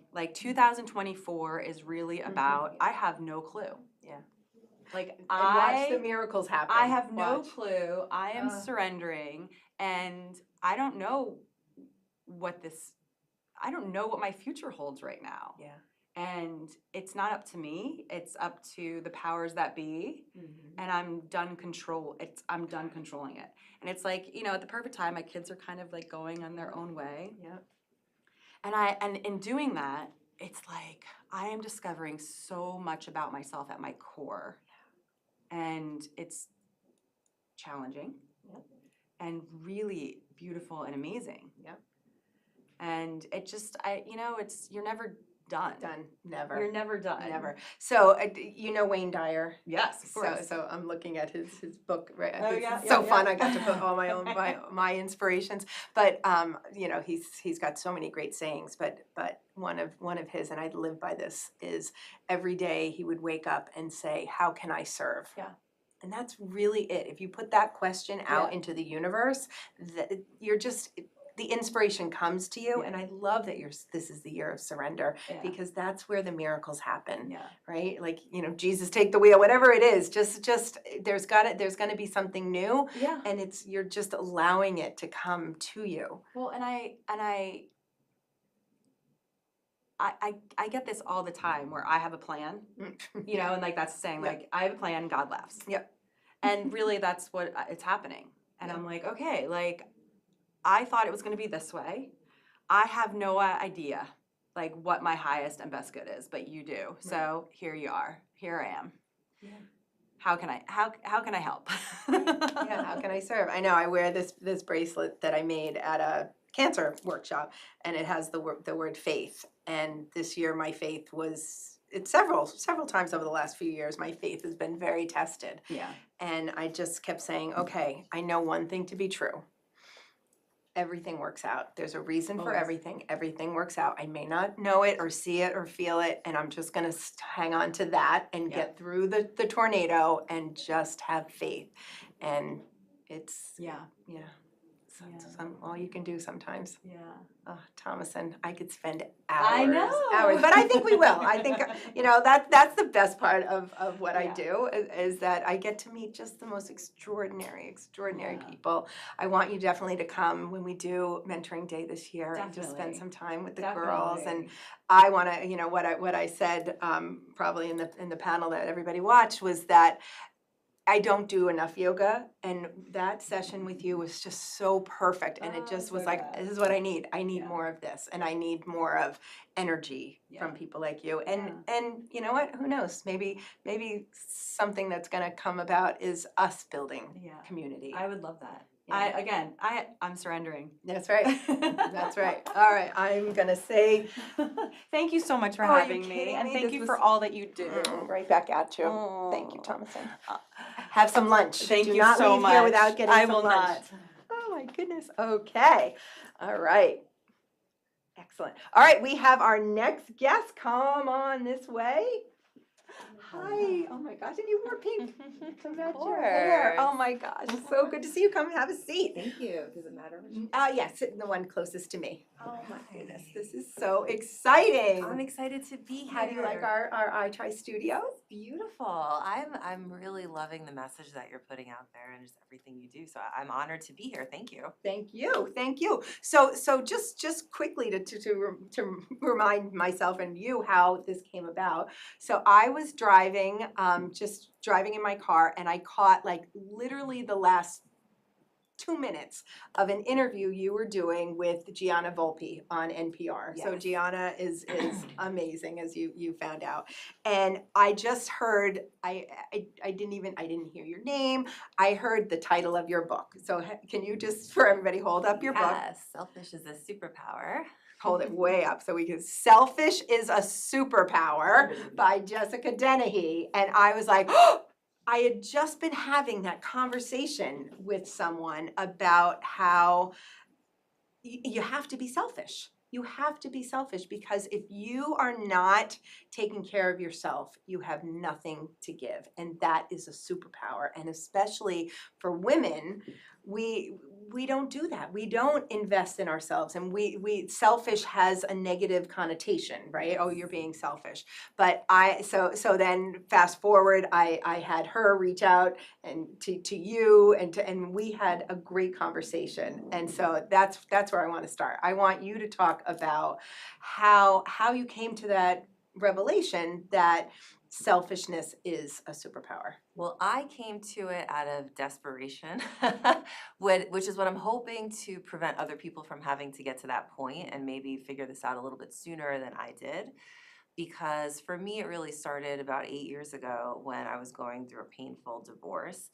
But even then, I was just figuring it out. And I would say it took me to about the pandemic before I really honed in on this entire concept and just said, I have to put myself first now. It was really hard to do because I'm a single mom, and that makes it like an even higher level of guilt when you're doing something that isn't As for your if being children. a mom isn't enough to be yes. But we do that to ourselves, and we're kind of like, no, we can't take this time for ourselves. We can't do these things that light us up. And then we end up being zombies. And then unwittingly, we're teaching our children it's okay to be mediocrely happy. And when I realized that, a light switch went off, and I said, I can't teach my kids that being blah is okay. The only way I can teach them to be lit up about life is if I'm lit up about my own life. And that's when I really started taking selfishness seriously. So you were previously your career was it in banking or Wall Street or on Wall Street as a lawyer. Wow. So really high intensity, high pressure. Did you have the kids during that part of your Yes, career? well, for part of it, I think I was, let me think about this. I think it was 5 years in that I had my first daughter, and that's when I was kind of like, I'm over this. I can't just be a lawyer. Like, I need to have some time for my family too. Yeah. And that was the beginning of this transition in mindset to like, who am I outside of this role? Because I kind of got stuck there. Like, I identified as a lawyer, and then everything I did was under that guise.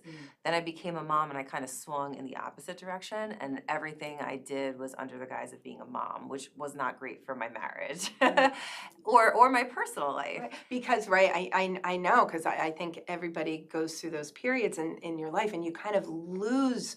I remember getting married, and now I'm a wife, and that was a transition, right? I changed my name. I'm no longer the same person, and I'm part of this thing. And then when I had my daughter, it's like, oh, okay, now I'm a mother. Like, everything is defined. But where's Teresa in all of this, right? Where you lose your personal identity, and it's so hard to hold on to that and to remember who you were and who you want to be. Yeah. That's why I loved your organization so much, because I hit this point when, my husband and I, we got divorced, and I was trying to figure it out, and I had just opened a business with him, so we were figuring that out. And I thought, like, who am I anymore? I don't even know. And I think a lot of people find themselves in that scenario. And so my advice and what I did was I kind of thought back before I was a mom, before I was a wife, before I was a lawyer, like, who was I? What did I like? And I came up with volleyball. That was my thing before I was playing any of those roles. And I know you have a tie-in to triathlons and sports, and that really means something to me, because not only as a child did sports help me develop a very good sense of confidence and to stand on my own 2 feet and to be who I am, but later in life, post-divorce, that's what I relied on again to find my standing in life and to figure out who I was. Because as soon as I started playing, I kind of like reverted back to that childlike happiness. And that's really what we need to be a Yes. great parent, to be a great spouse, to Right. be a great business owner. We don't play. We don't, everything is so, your time is so segmented, and you do everything for your children. You don't have time to play. And I love that. So you were able to find like an adult volleyball league? Yeah, so someone I knew from college, her and her husband played on the beach. I'm lucky to live close to the beach, which I'm grateful for. And they were like, just join. It's a bunch of people who just like want to have fun. And I'm like, okay. So then I said, this is my 3 hours a week to myself. And that's kind of where the selfishness started, was just me going to the beach, playing a little volleyball, being childlike and free, and not worrying about all of the roles that I had to play and the things that I had to do. And I just can't thank volleyball enough for that. Like, for real, it saved me in a lot of ways. And even now, when I go through bouts of lacking confidence in my life, I turn to sports because it's a good way to test out something new and to try something new. And the failure, like, what does it really mean? Like, big deal. So you lose a game. Right. It's not the same as taking a risk in your personal life with love or with your children or with business. It's just something like that. It matters, but the outcome is a learning experience, and you don't hold on too tight to it. Absolutely. Absolutely. And all of those things that we worry about and we're guilty, right? That all the ripple effect of you feeling good is that then when you came home, that's the energy, right? That's the energy that was brought into the home, and you felt good enough to do. Now you're not resentful of, oh God, now we have to do the homework, and now I have to do the laundry. It's like you're just in this different space, and so it all kind of flows. And what you're able to do is be the example for your girls instead of telling them, well, don't do what I did, right? I think a lot of times, as parents, that's cautionary tales. Forget that. So They don't listen. No, they don't. I mean, my kids are good listeners, but generally kids, they're not going to do what you say. They're going to do what you do. They and watch They're and they following learn. in your footsteps. And actually in the book, what I talk about is this one moment where I was offered an opportunity to travel every month to Texas and speak on stage. And I really wanted to do it, but I felt like my children would hate me. I really believe that they're going to resent me and they're going to think I abandoned them. And, that whole flow of guilt and negative thoughts went through my head. And the polar opposite happened when I sat them down and I said, like, this really means something to me and I'm not really sure where it's gonna go. I was honest, but I feel like this can take our family in a different direction and I think I'll be happy. And they were like, we'll do it with you. We're in it. We'll do what Now, we have how old to do. were they at this point? That was 2020, so I mean, they were 8 and 6. They're pretty emotionally mature to have this conversation, but I try to foster like a very open communication with them. And the fact that they were part of the decision making, right? You empowered them to know that you were taking their feelings and emotions and thoughts and well-being into consideration, and that they, I could cry, that they saw how important that was, and that, you know, they honored how much you give them, and then saw that this would be so fun for you. And that's so beautiful. It's this beautiful synergistic thing you have with your girls. I think we as parents should be doing that because we have to take them with us and we have to be honest sometimes. We don't have all the answers. And I said that to them. I said, I'm struggling and I don't know what I want. And I think this will help me figure it out. And that was very honest. And I said, well, but it will be for us. And I'm going to do it for us and it will benefit all of us. And if it doesn't, I'll stop. And I think for them, they felt safety in that because I was telling them the truth instead of making it seem like everything was fine. I was letting them in on the secret that I'm human. And I think it gives them permission then to be human and make mistakes and have more confidence in taking risk because they know if they mess up, I'm here too, and I've been there, and we're all in it together. And I think that was really a pivotal moment for me because up until that point, I tried to hide my struggles from them, and that was my biggest mistake. Yeah, I love it. I love just how vulnerable you were able to be, and just real because it gives them permission to do the same. It's so beautiful. Even last night I had this because it never goes away. You get better at it. But last night a team asked me to play with them and it was like 2 hours beyond what I told my kids. And I called them feeling all guilty, like they're gonna be mad. And they were like, are you excited? And I said, yeah. And they're like, then stay, we're fine. Everything's gonna be fine. I'm like, okay, I'm staying because now they see when I come home, I'm happier. So I used to spend all this time with them and, you know, I had my own business. It was running on its own. But what I realized is I wasn't present. Yeah. You know, I wasn't like really there with my full energy. And once I started being selfish and giving that happiness to myself, I brought more to the table when I got to them. Yeah. And that's a beautiful thing. And I'm sure the answer is yes to this, but do you foster that in them? Yes. So what are some of the things your daughters are excited about and what fills them up?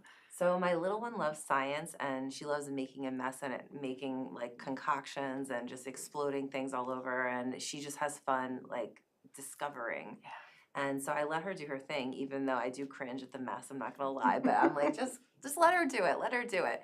My older daughter loves sports, which is great because we bond over that and she has a phenomenal arm, so she loves to play football in the yard and she's made a travel volleyball team, which I'm really proud of her for. But even things as small as like when, I remember my husband at the time when we were married would be like, I just need a minute when I get home. And I never quite understood that. And so now learning from my mistake of not giving him that space, I tell the girls like when they get home from school, do you need a minute? Do you want to go have some alone time? You need to go like do your thing without anybody asking you questions. And they'll say yes or no and they won't feel bad about it. So I think I'm kind of fostering it in that way too. Yeah. Just allowing them to make certain choices and for themselves and have some autonomy. That's great. It's letting them mirror what you're doing is Yeah, I want them to feel empowered and confident and I want them to see that in life we make choices and they have an effect, whether that's a positive effect or a negative effect. But not to fear that, you know, make the choice that feels right. And I talk about that a lot in the book, just kind of owning that quiet time to reflect on the things that we do and how they've affected us and had a ripple effect. And then learning, or like we're either going to win or we're going to learn. And that's the way I look at every choice. Yeah. And we were just sitting down with Kathleen King and she was talking about how, you know, we learn more from our failures than we ever learn from our successes. And that's an important, you know, we, as parents, it's so hard for us to watch our kids struggle and fail.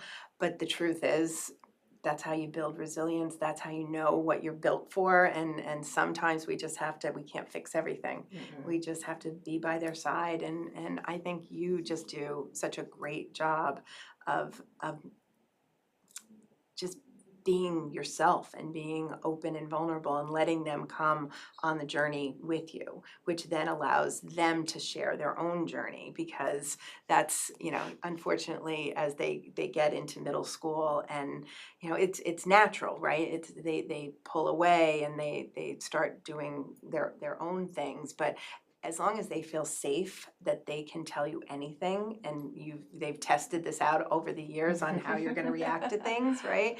That's the important thing, so that they know that they can also be vulnerable. Yeah, I have middle school in mind with these tactics, because I know it was a very hard couple of years for me. I got picked on a lot, and I was kind of like an awkward tomboy, and I played a lot of sports, and many girls couldn't bond with me because of that. So I understand kind of what the kids are going through, and I'm hoping that this makes it easier for them to be honest with me even when it's tough. Yeah, exactly.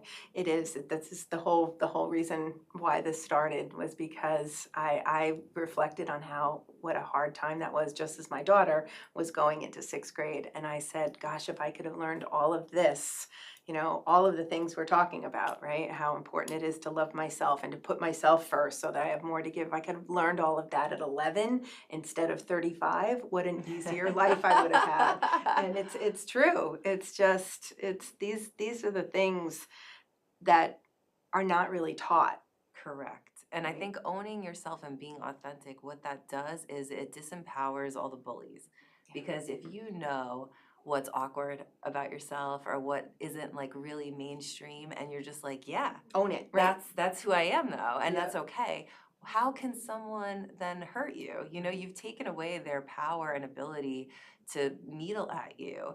And in middle school, that's a superpower, you know, to just be like, yeah, and what? Right, And my right. daughter had this happen to her last week, and it worked. It's like she had tears in her eyes, and I just said, respond by, so what? Yeah. And see what happens. And the person left her alone. And I'm like, see what I mean? See, it works. Yeah. It works. So even if we can help, you know, one person with these strategies, it's really monumental. Yeah, well, hold up your book again.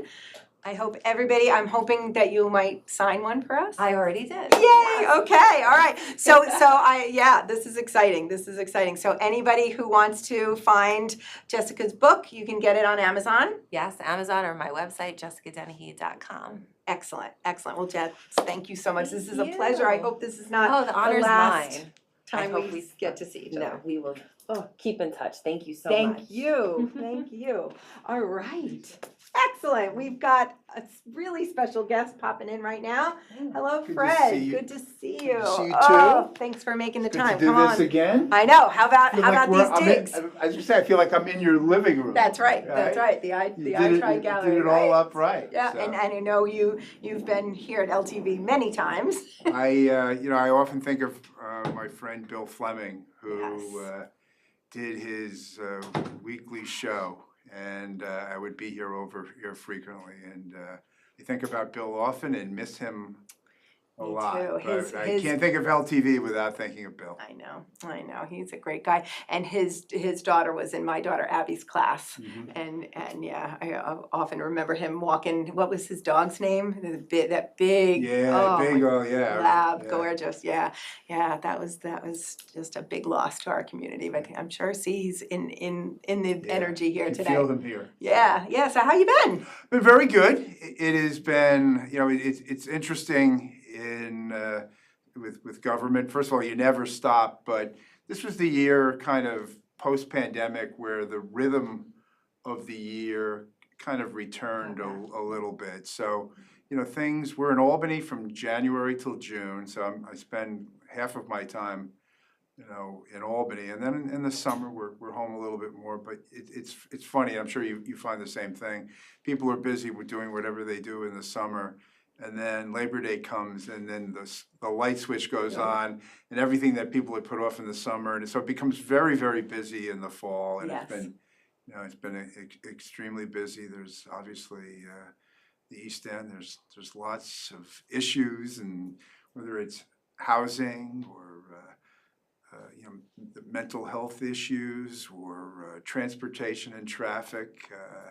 There's no shortage of things to work tackle. on. They haven't worn me out yet, but Exactly, keep and going. and we're so grateful, Fred, for everything that, that everything you do for our community, and we end up at a lot of the same events, and you take the time to get to know people, and that's and their issues and their concerns and their needs, and then find really impactful ways to address those. And I was at the Tuckahoe School earlier this week talking to the 5th grade, which is, you never know what you're gonna get in 5th grade. Yep. It is like a box of chocolates, right? And you never know what they're going to ask you or whatever, but it was like, well, what's the most important thing in your job? And I told them it's listening to people, and you don't know what's on people's mind unless you listen. And a lot of time you're an elected official, you run for office, you're Albany or town hall or whatever. You're expected to talk a lot, and we do. Right. But listening to people is really important. So that's why whatever the event is, and I always enjoy the iTry event. We were just talking outside about the event you had in March at the church, and I've still, from the auction there, I still have my trip to California to look forward to. We'll probably sometime in 2024. Excellent. We're going to figure out when yet, but always enjoy the events, and the reason why I love coming over when you do the telethon is it gives me a chance to say thank you to you. Oh, wow. For what you've done with iTry and all the good work that you've done, and particularly I think at an extremely critical time, and I'm sure you found that the demand for what you do is up, but coming out of the pandemic, a hard time for all of us, and I was remarking about how the job was different during the pandemic than it is now, but particularly hard, I think, on our kids and our grandkids who, whatever stage of their development they're at, I have grandkids that are, grade school age, and, the whole thing about trying to learn remotely, and people talk about learning loss and the impacts of that, and that's a real thing, and something that I think we'll be dealing with years to come. But I think more important than that, I think, is those socialization skills. And when I talk to school administrators and teachers, I've got 25 school districts in my assembly district, but when I talk to them, it seems like the group that was like in middle school, 7th graders, which is, as we all know, is a very volatile time. Yeah. I remember back to being in 8th grade.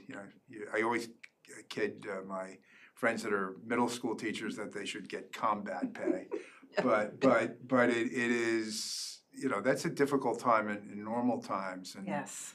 So these are all issues that Yeah. schools are dealing with that.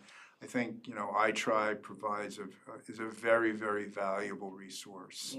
Yeah, it was definitely like a critical time to just through the pandemic, and I think we saw so much happening because even though we were remote, we still, the outreach our team did during that time, and just staying connected, because we had just signed 200 kids up for the program, and 2 weeks later everything was shut down. So we really just were so in the midst of making sure we stayed connected with them. And I always tell the story of, we were on Zoom, but each group stayed together. So like if you went to Springs, you did the session on Zoom with your Springs group, and so that and it was probably the second year we were in Riverhead, and the first couple weeks, all the kids had their screens on and we could see their faces, and as the weeks progressed, they would turn their screen off, and so teaching to a blank screen is really difficult. But we had this one girl, it was her second year in iTry,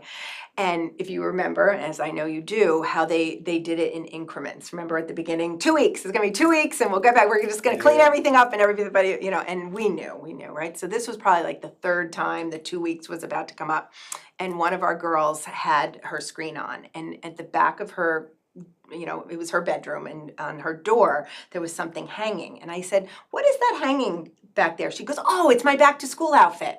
I know on Monday we're gonna go back to school and I can't wait, this is what I'm gonna wear. Yeah. And every program leader on the call was like, oh no, because we knew. Yeah. So that was on Thursday. On Friday, the governor announced schools would be closed. Closed that year, yeah. That day, that afternoon, that Friday, I got 4 calls from moms absolutely desperate because they were sure that their daughters were gonna take their lives. That's how bad it was.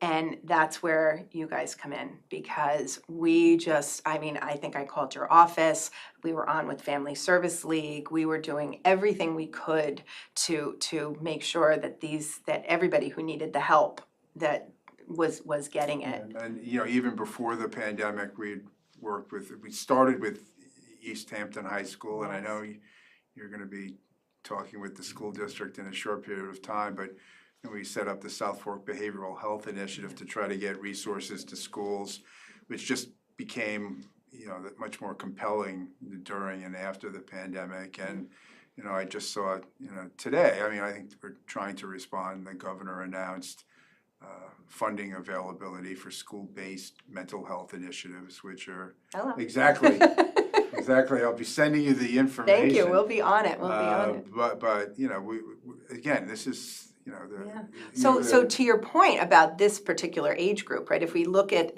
developmentally, what's supposed to happen is that, and as you were, if you can think back to when you were like in 7th and 8th grade, right, the last thing you wanted to do was be stuck home with your parents. That's developmentally where we are going out and we're making friendships and bonds and relationships, and that's what we're supposed to be learning, right, going out. Yeah. And at that critical moment, what happened? You were stuck home. at home. Yeah. It was just, it couldn't have been worse for that age group. And you're right, they are very emotionally stunted for that. And so we knew coming out that that's what we were gonna be addressing. And so we trained our entire staff. There's an incredible organization called the Center for Healing and Justice Through Sport. And they came to us and we learned all about trauma-informed and resiliency-based coaching, which has been game-changing in the way we work with our participants, and it's just been an incredible experience. But you're right, it's not going to go away tomorrow. Yeah, and as I said, I spend a lot of time in schools. I have more school districts literally than any other assembly district.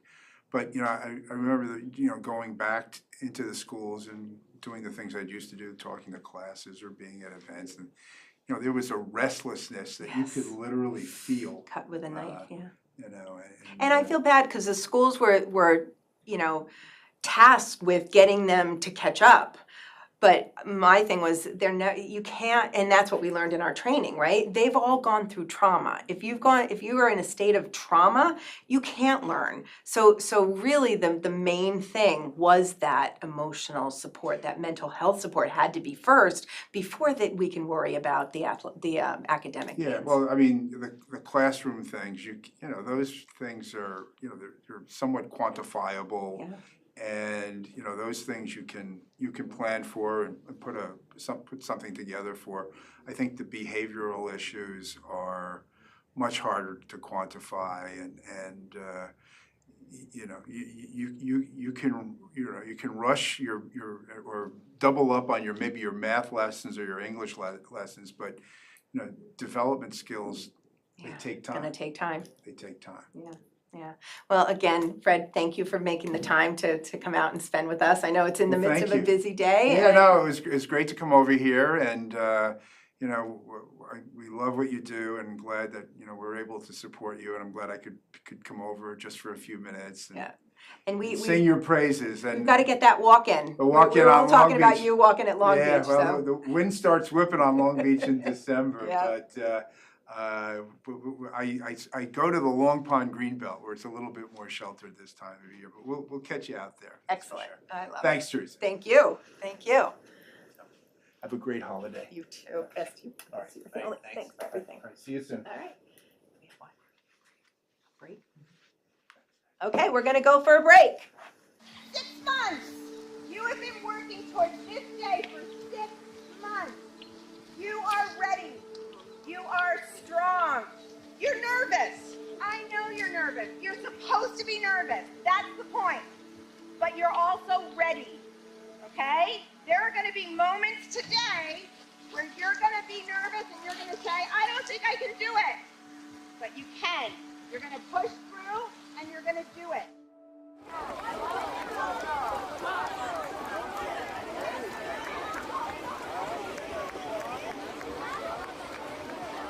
In my 30s, after doing my own triathlon, I learned so much about myself and how to talk kindly to myself and set big goals and work towards them, that if I could have learned all of that when I was 11 or 12 instead of waiting until I was in my 30s, that it would have been a different experience altogether. I'm Teresa Roden, and I'm the founder and Chief Visionary Officer of iTry.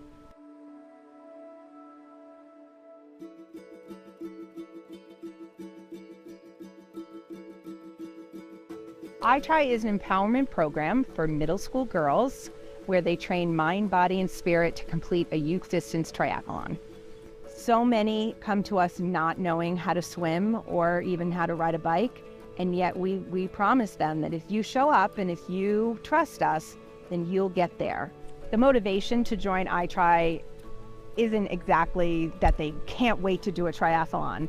You know, we often say, you don't join iTry and do a triathlon tomorrow, it's a journey. iTry started in 2010 with 8 girls at spring school. Those middle school years, 11, 12, 13, even though they're incredibly difficult to go through, they're also pretty magical. The mental and emotional training is just as important as the physical training to get them to the finish line and beyond.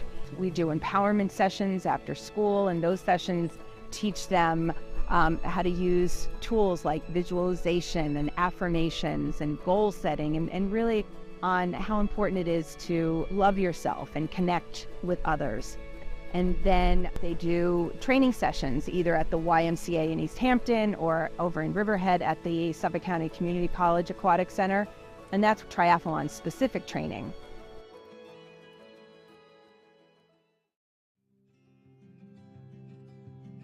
At our race, no one leaves. Everybody stays until the very last finisher crosses that finish line. It's interesting because I was always that person who would finish last. And I can guarantee that the kids who finish last work 10 times harder than the kids who finish first. And what you witnessed at that race is just that camaraderie, that love, that wonderful sportsmanship and support. I love watching our coaches, our program leaders, and their relationships with the iTry kids. This season, we were really lucky. We had probably 6 or 7 of our alumni girls come back and serve as assistant coaches. They show such compassion, such grace.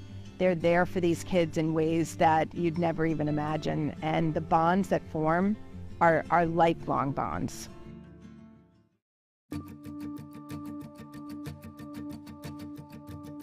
You know, as great as what you see on race day is, those moments of girls holding hands, crossing the finish line together and running into their mom's arms, and the tears and the hugs, and those are all incredibly fabulous moments.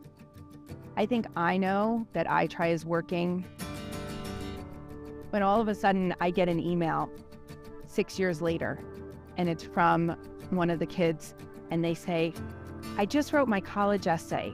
Could you proof it for me?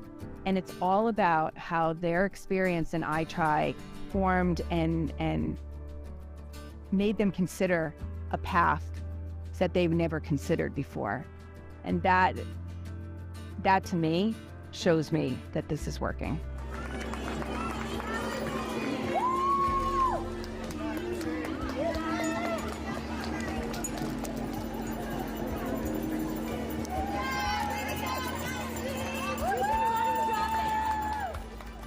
I have all the feelings, right? I have pride like a mother, not only for the girls, but for the coaches and the staff and the program leaders. I have fear and anxiety because it's no small task to send 130 girls out onto a busy road with cars on their bicycles, or put them in the water and have them swim. And an immense pride and joy when I see it all come together.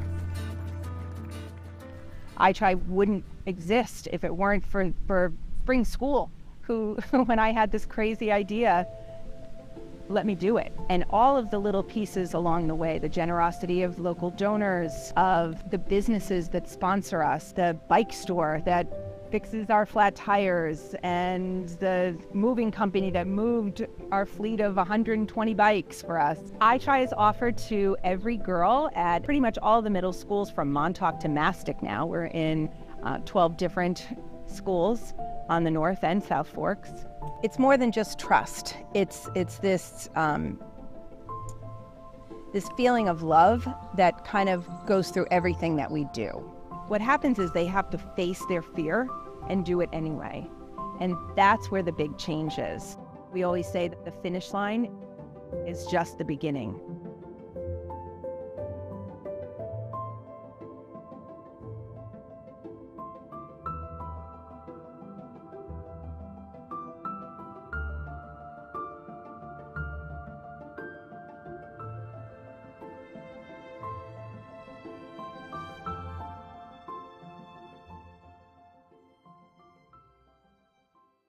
All of the tools, the training, the equipment.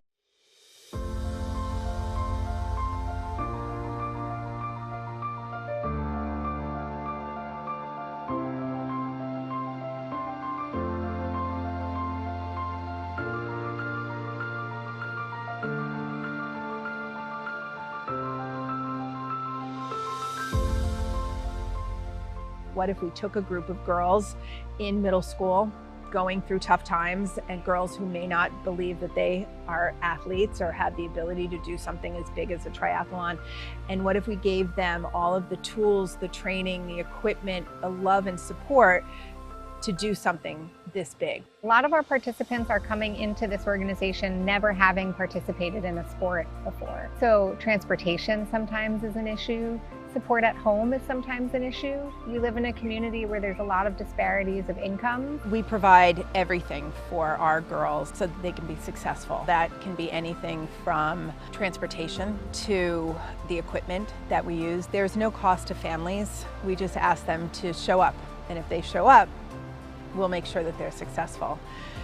That's a huge relief to so many of our participants and their families. There are sacrifices that Angela has had to make over the years. You know, there's been times when I've seen her come to me and be like, I don't know, can we do this? And when she brought the information for iTry to me, she was like, Mom, it's totally free. So many girls who have benefited from the sports bras and the shorts, they might not have athletic shorts. And the last thing you want to do is go right from the swim onto the bike and run in denim shorts or in the wrong type of equipment. So having the right equipment just sets you up for success. Because of good sports, we're always able to say very comfortably, if anybody needs anything throughout this program, if you need sneakers, a sports bra, shorts, come to us. What we really do is give them the confidence and the love and support to realize that what makes you special is being different and standing out. I think it's important for kids to do what I'm doing right now because it just helps them so much as a person. Like, it changed me so much. It just I had a better attitude, and like it was so fun hanging out with all these friends doing something I love.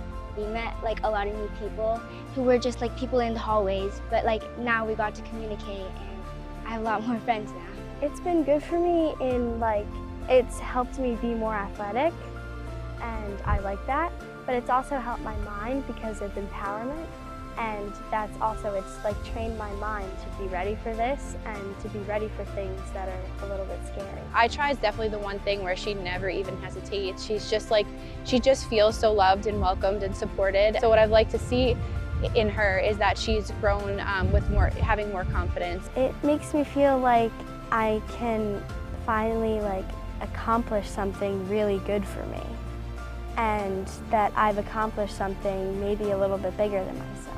For me, it's such a joy and a privilege to follow them throughout their middle school careers, their high school, and see where they end up, because the sky's the limit.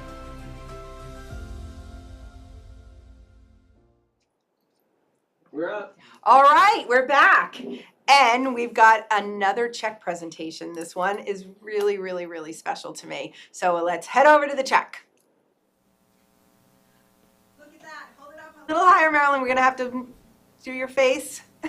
So the East, there we go, $5,000 from the East Hampton School District, which means the world to us at iTry.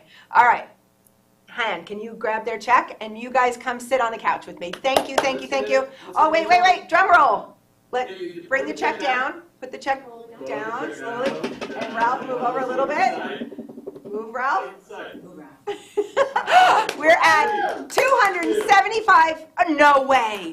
280, 883, we're past 280. Our goal today, guys, is 350, so we still got a ways to go, but that definitely helped. Come on over. Have a seat in my beautiful studio. Okay. Welcome to iTry's new home. Thank you. Thank you. Thank you. So it's my pleasure to be here with Marilyn Marsilio and Ralph Naglieri from East Hampton School District.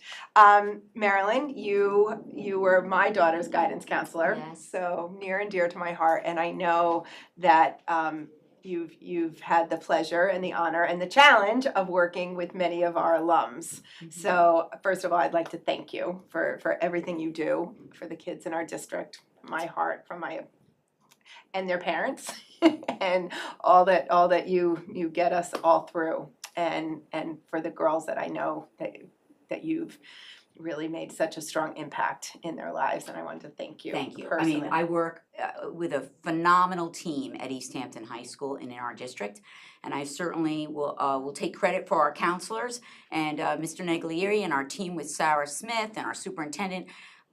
We really want to help nurture kids, and that's what iTry is all about. And it's been a pleasure working for East Hampton and working with iTry. Wow, it's beyond this district. iTry started in Springs, and I'll never forget when the first group of girls were now going to high school, and it was before Abby, Alana, and Alexa started, and we set up a meeting with Adam. He was the principal at the time, and basically stormed his office and was like, okay, this is who's coming, and this is what they want to do. And he just sat back and was like, okay. And it was great. And I know this district has had, as all districts do, but really, some really big challenges and heartaches, and Ralph, you might want to talk to that and how that changed. First off, just on behalf of the board, Adam, our administration, we're just honored to be here, and we're honored to be able to support such a wonderful program that does such a terrific job supporting, the emotional health, the mental health of young ladies, not only in our district, but throughout.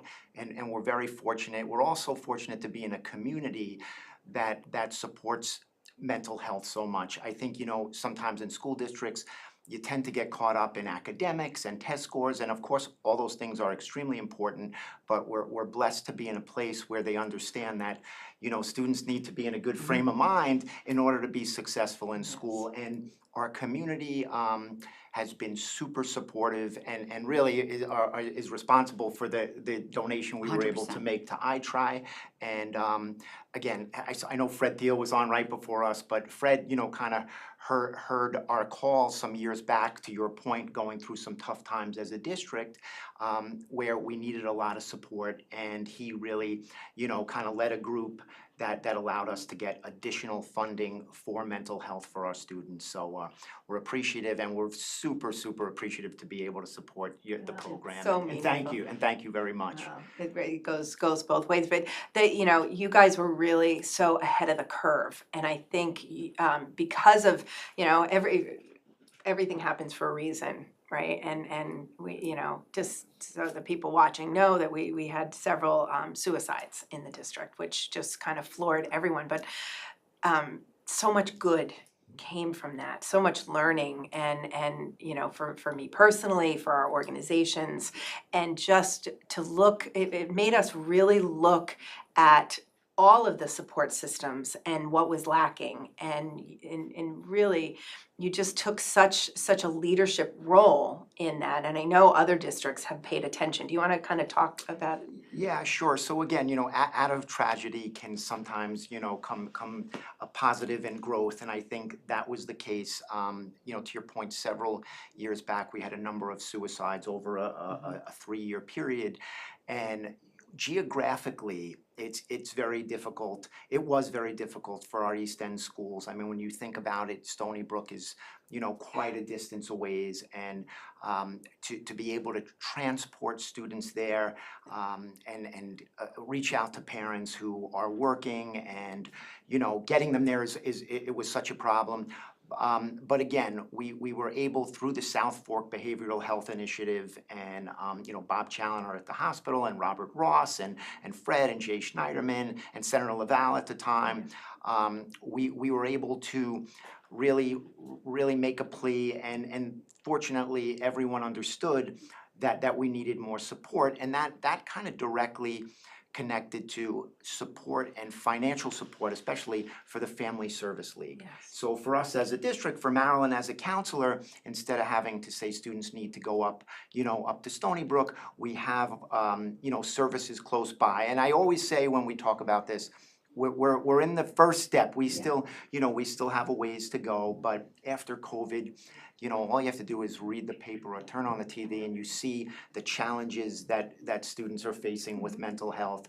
So that kind of led to us each year, again, thanks to Fred, getting funding to be able to, we actually have a Family Service League counselor within our school, which is terrific. Plus, in addition to our counselors, we have a solid mental health support staff, and that's, large in part to our Board of Education, who, when Mr. Fine or Mr. Fromm go to them to say, we need to support these, emotional health programs, these mental health programs, they are always willing to kind of hear our plea. So that's where we are, and again, we're happy to be able to support the Yeah, the work it you really, do. it should be the standard. Unfortunately, it's not, and that's why I say you guys are already, just on the front lines.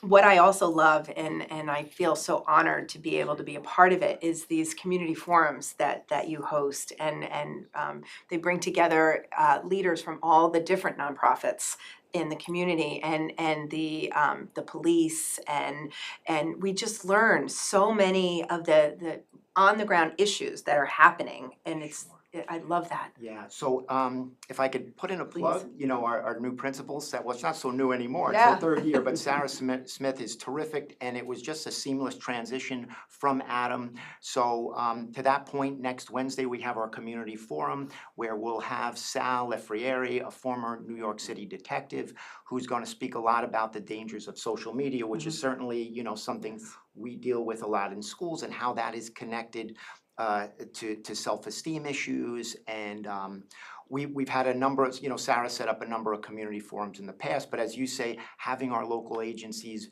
able to be there and to get the word out is great. Just yesterday at our parent breakfast at the high school, we had Officer Tim Tierney and Sergeant Ken Alversa talk about substance abuse issues, followed up by our student support team answering questions for parents about raising teenagers, which, we all are doing or have done, and we know that's not an easy, task. Talk about that, because that's a really fascinating piece of this, that you empower the students as well and give them agency in the process. Yeah, sure. I think our students are so terrific, and prior to being an assistant principal, I was a counselor, school psychologist for years, and I have countless stories of students who came and disclosed information, to like a Marilyn, let's say, saying, I'm super worried about my friend. And I listen, I'm not going to sit here and say we don't have issues in the school. It's a public high school, but I'm always proud of the kids and how they look out for each other and how they care for each other. Jim Stewart, who just retired, who we all love, our longtime health teacher, ran a Break Free from Depression program through Boston Children's Hospital, and we're going to continue that with Miss Sana, where students are empowered to bring forward information and understand who their support people are, within the school, within the community, and that's And we helpful. also have mental health first aid, we have sources of strength, it's a Absolutely. continued program. And what's nice is some people have taken up the helm. It's hard to replace certain people like Mr. Stewart, but it's a pleasure because we know that we've got the heart and we keep on going, and we have a very active student association, just very creative about all the different events that they're planning. And I think what's nice about student association, it grabs so many different kinds of kids from so many different avenues, from so many different places, and it gets them involved in the school so they feel that it's theirs. I used to say that sometimes even in a very crowded hallway, you can feel alone if you're not connected.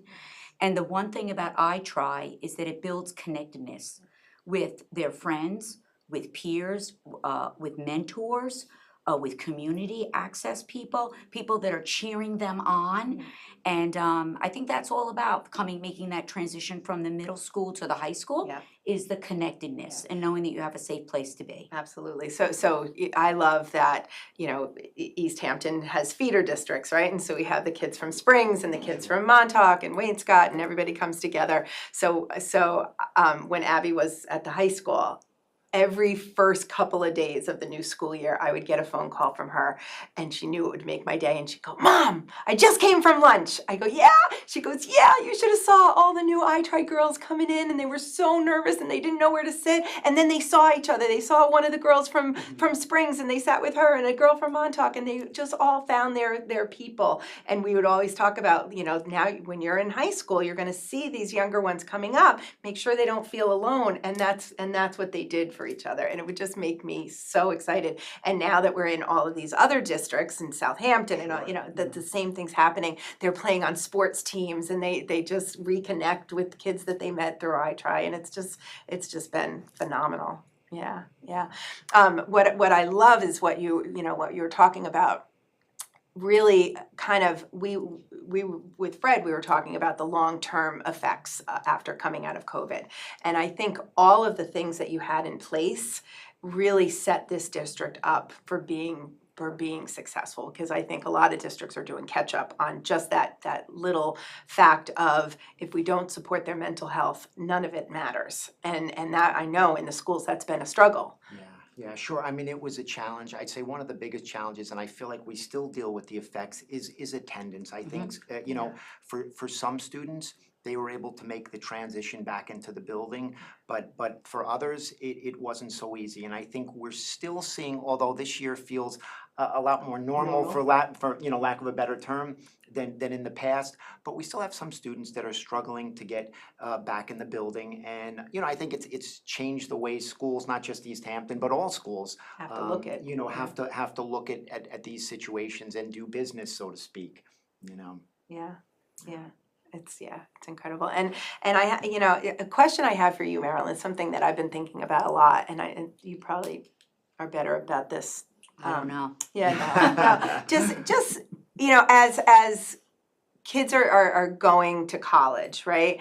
And just the difference between, we serve a very diverse population, as most of our districts out here do. And it's always a struggle for me when I think about, there's so many opportunities at the high school, right, to be involved in clubs and things like that. And I know that goes a long way when you're applying for colleges.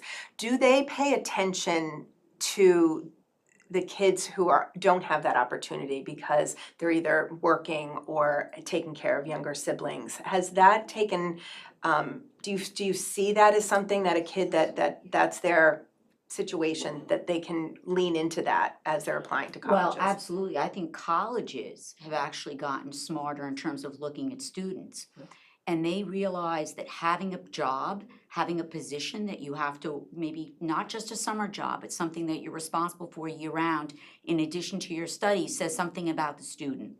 And on the Common App, not only do they ask about activities anymore, Common App is typically an application that you can fill out that's good for many, many colleges, private and public. And when they're filling it out, they can put down their jobs. Yeah. They can put down babysitting. They can put down some of these other things that they do as part of their life. We're very fortunate that there are some programs also that service the community that also service students, like Project Most. So a lot of our high school students are involved with Project Most, which is another type of mentoring program, I think, where kids will go down to a sending school or an elementary school, and they'll actually help in an after-school volunteer program with childcare. But part of that program is they're mentoring younger students, but they're also, some of them are also not only volunteering, they're getting paid. Yeah. So they're going through some training program about safety, what they need to look for, trauma. I was just reading somebody's resume, and they put down all the little trainings that they had to go through as being an employee for Project Most. Yeah. So a lot of ways it's symbiotic. So the district benefits from having the kids getting involved and learning and maturing. The community benefits by having these talented young kids giving back. Yeah. And parents obviously benefit by having their children in a safe place after school so that they can work. And obviously, most families now, everyone's working. Yeah. I mean, this is a tough economy, and I think to have your child in a safe place like Project Most, just one example of how that can serve a community and also serve our students in the same time when they're applying to college. And we tell kids too, don't be afraid to write about things in your essay. Yeah. And there are essays that students have to write, whether they're the big essay that the English teachers help with or the supplements. And we want kids to go into detail about where they're coming from. Yeah. And everybody has a different story. Yeah. How many I Try stories have you Right, read? exactly. There's nothing better when they send it to me. I'm like, oh, right. And just the way I was so scared, but I got on that, but it's just, Right. it's amazing. And It's their amazing. continued interest with I Try. It's so nice to see them at the high school still involved as a mentor or helping with one aspect of the triathlon, and they write about that journey, that they still have that connection. So Well, we're very lucky to live in a community that we do have so many ways that things we support. Come together. Yeah. So again, thank you for coming Thank out you during the for all day your and hard work and for having us. right back it's- at you. All right, Thank give me you. a hug. Thanks, Rob. Thanks so much. Thank you. I love you too. I have to say that. Oh, you're I miss Abby every day. every day. I know. I'll make her watch this. All right. All right, are we done? Thanks for Thank moving you. us along Bye. so nicely. No, thank you. I Such know. a Back great- to work. Back to work. All right. Thank you so much. And moving right along, we have our next guest. Come on in, Ava. Nice to see you. Fabulous. Thank you. So do you. Have a seat. And our own Jennifer Folks. All right.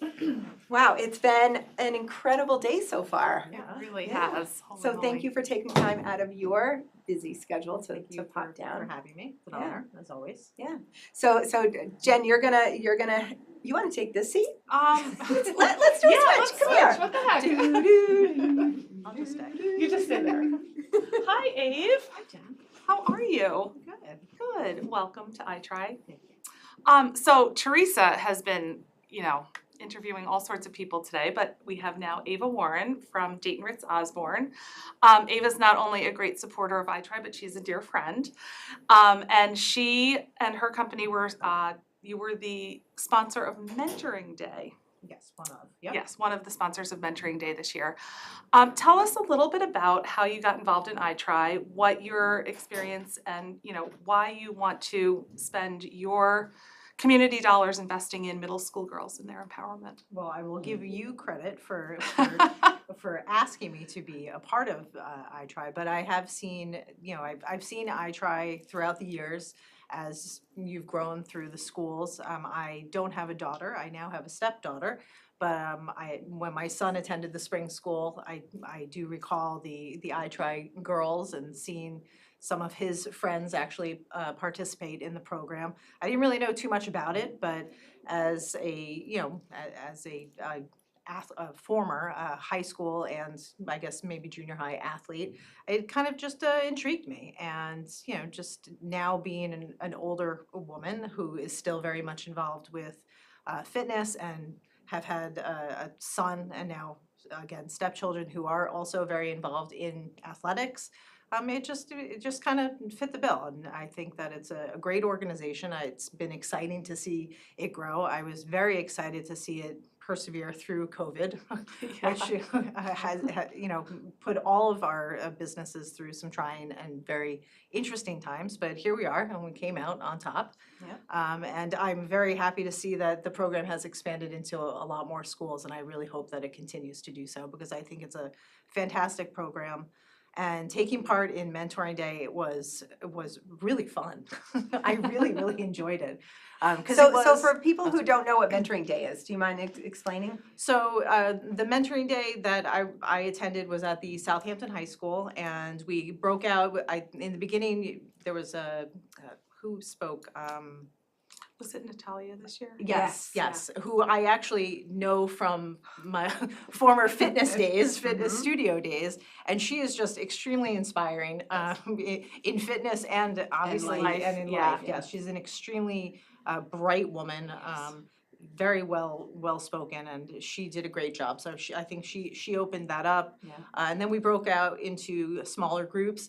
And I got to meet some of the girls that are actually in the iTry program, and with some of the coaches in the classrooms, and just kind of went around, and they spoke about things that inspire them, that light them up, and it was really good. And it's funny because at first a lot of the girls were very quiet and soft spoken, and myself amongst the other mentors that were there. I think in my group, if I recall, there was 2 coaches and I think about 4 mentors in the room, and we were all very vocal and not shy. So over the course of the time we were in that classroom, they definitely started to open up, and it was really exciting, and we got to all of us brought something different to the table. I think there was one woman in my group who is an attorney. I do insurance. There was someone who was in editorial or magazine publishing. So we all had different things to bring to the table, and I think at least the girls seemed to be interested in it. So that was good. Yeah. It's a great. I mean, the Mentoring Day is amazing. Ava, I do want to mention that you competed in your first triathlon this summer. I did. And as life would have it, as kind of like the whole circle works, I know our athletic director, Sharon, was at the start line with you. Yes, she was. And so I'd love for you to share, if you don't mind, a little bit of that experience, because Sharon's inspirational to our girls. Yes. So actually, I'll back up. I was a volunteer at the triathlon for the girls 2 summers 2 years ago, and while I do know what a triathlon is, it was really inspiring to see these girls, because it is not easy. And yes, I did sign up for a triathlon. I am someone that if I sign up for something, I'm going to do it. I ended up throwing a wedding in the midst of that, so why not? That, right? So yes, it was my first, and I am an avid biker. Indoor biking, I should say. I road biking occasionally, but out here you have to be careful. And running, I have a love-hate relationship with running, so there's Don't that. we all? Swimming terrifies me. And I really put off the training for the swimming really until the very end. And I will give it to my husband, who literally pushed me in the pool and said, when you wake up in the morning for the next 3 weeks, you are going to swim laps, and I don't want to hear it. And so I did. And the morning of the Montauk Sprint Tri, it was pouring. It was pouring, and it was cold and dark, and he woke up with me, and he didn't ever said it, but he was waiting for me to say, not going. But I didn't. His bed is nice and warm and cozy. And it was dark out, and we drove out to Montauk, and the skies parted, the sun came out, and it ended up being a beautiful morning. I was still terrified because the swim was the first part, but I ran into Sharon, and I bumped into her on the beach before we walked down to the start, and she really calmed my nerves, and I can see why she is She's got that coach. calm presence. If she looks at you and says you're going to be okay, you're like, she knows I'm going to be okay. She actually told me, and she'll probably hear this, and she probably won't mind either, that she doesn't like the swim either. I ask that of, we've had professional Ironman triathletes on our board, and I always ask, is there ever a swim that you're not scared?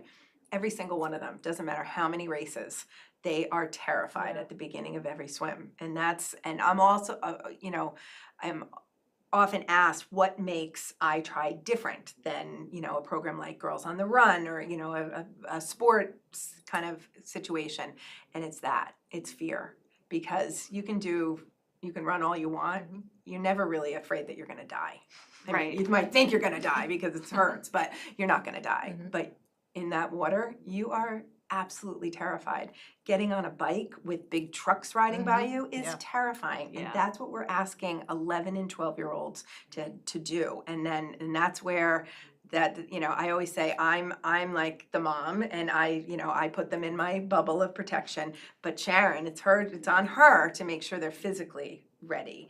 And that calmness, that's why she and I have been such a great pair from the beginning, because if you know, and I'm sure hopefully she's watching. She's watching. But she's the calmest person in the world, and I think of every worst case scenario that could ever happen. She just looks at me and it's gonna be okay. But that's what you need, right? She did. She did that gave for me you. a couple of pointers. Yeah.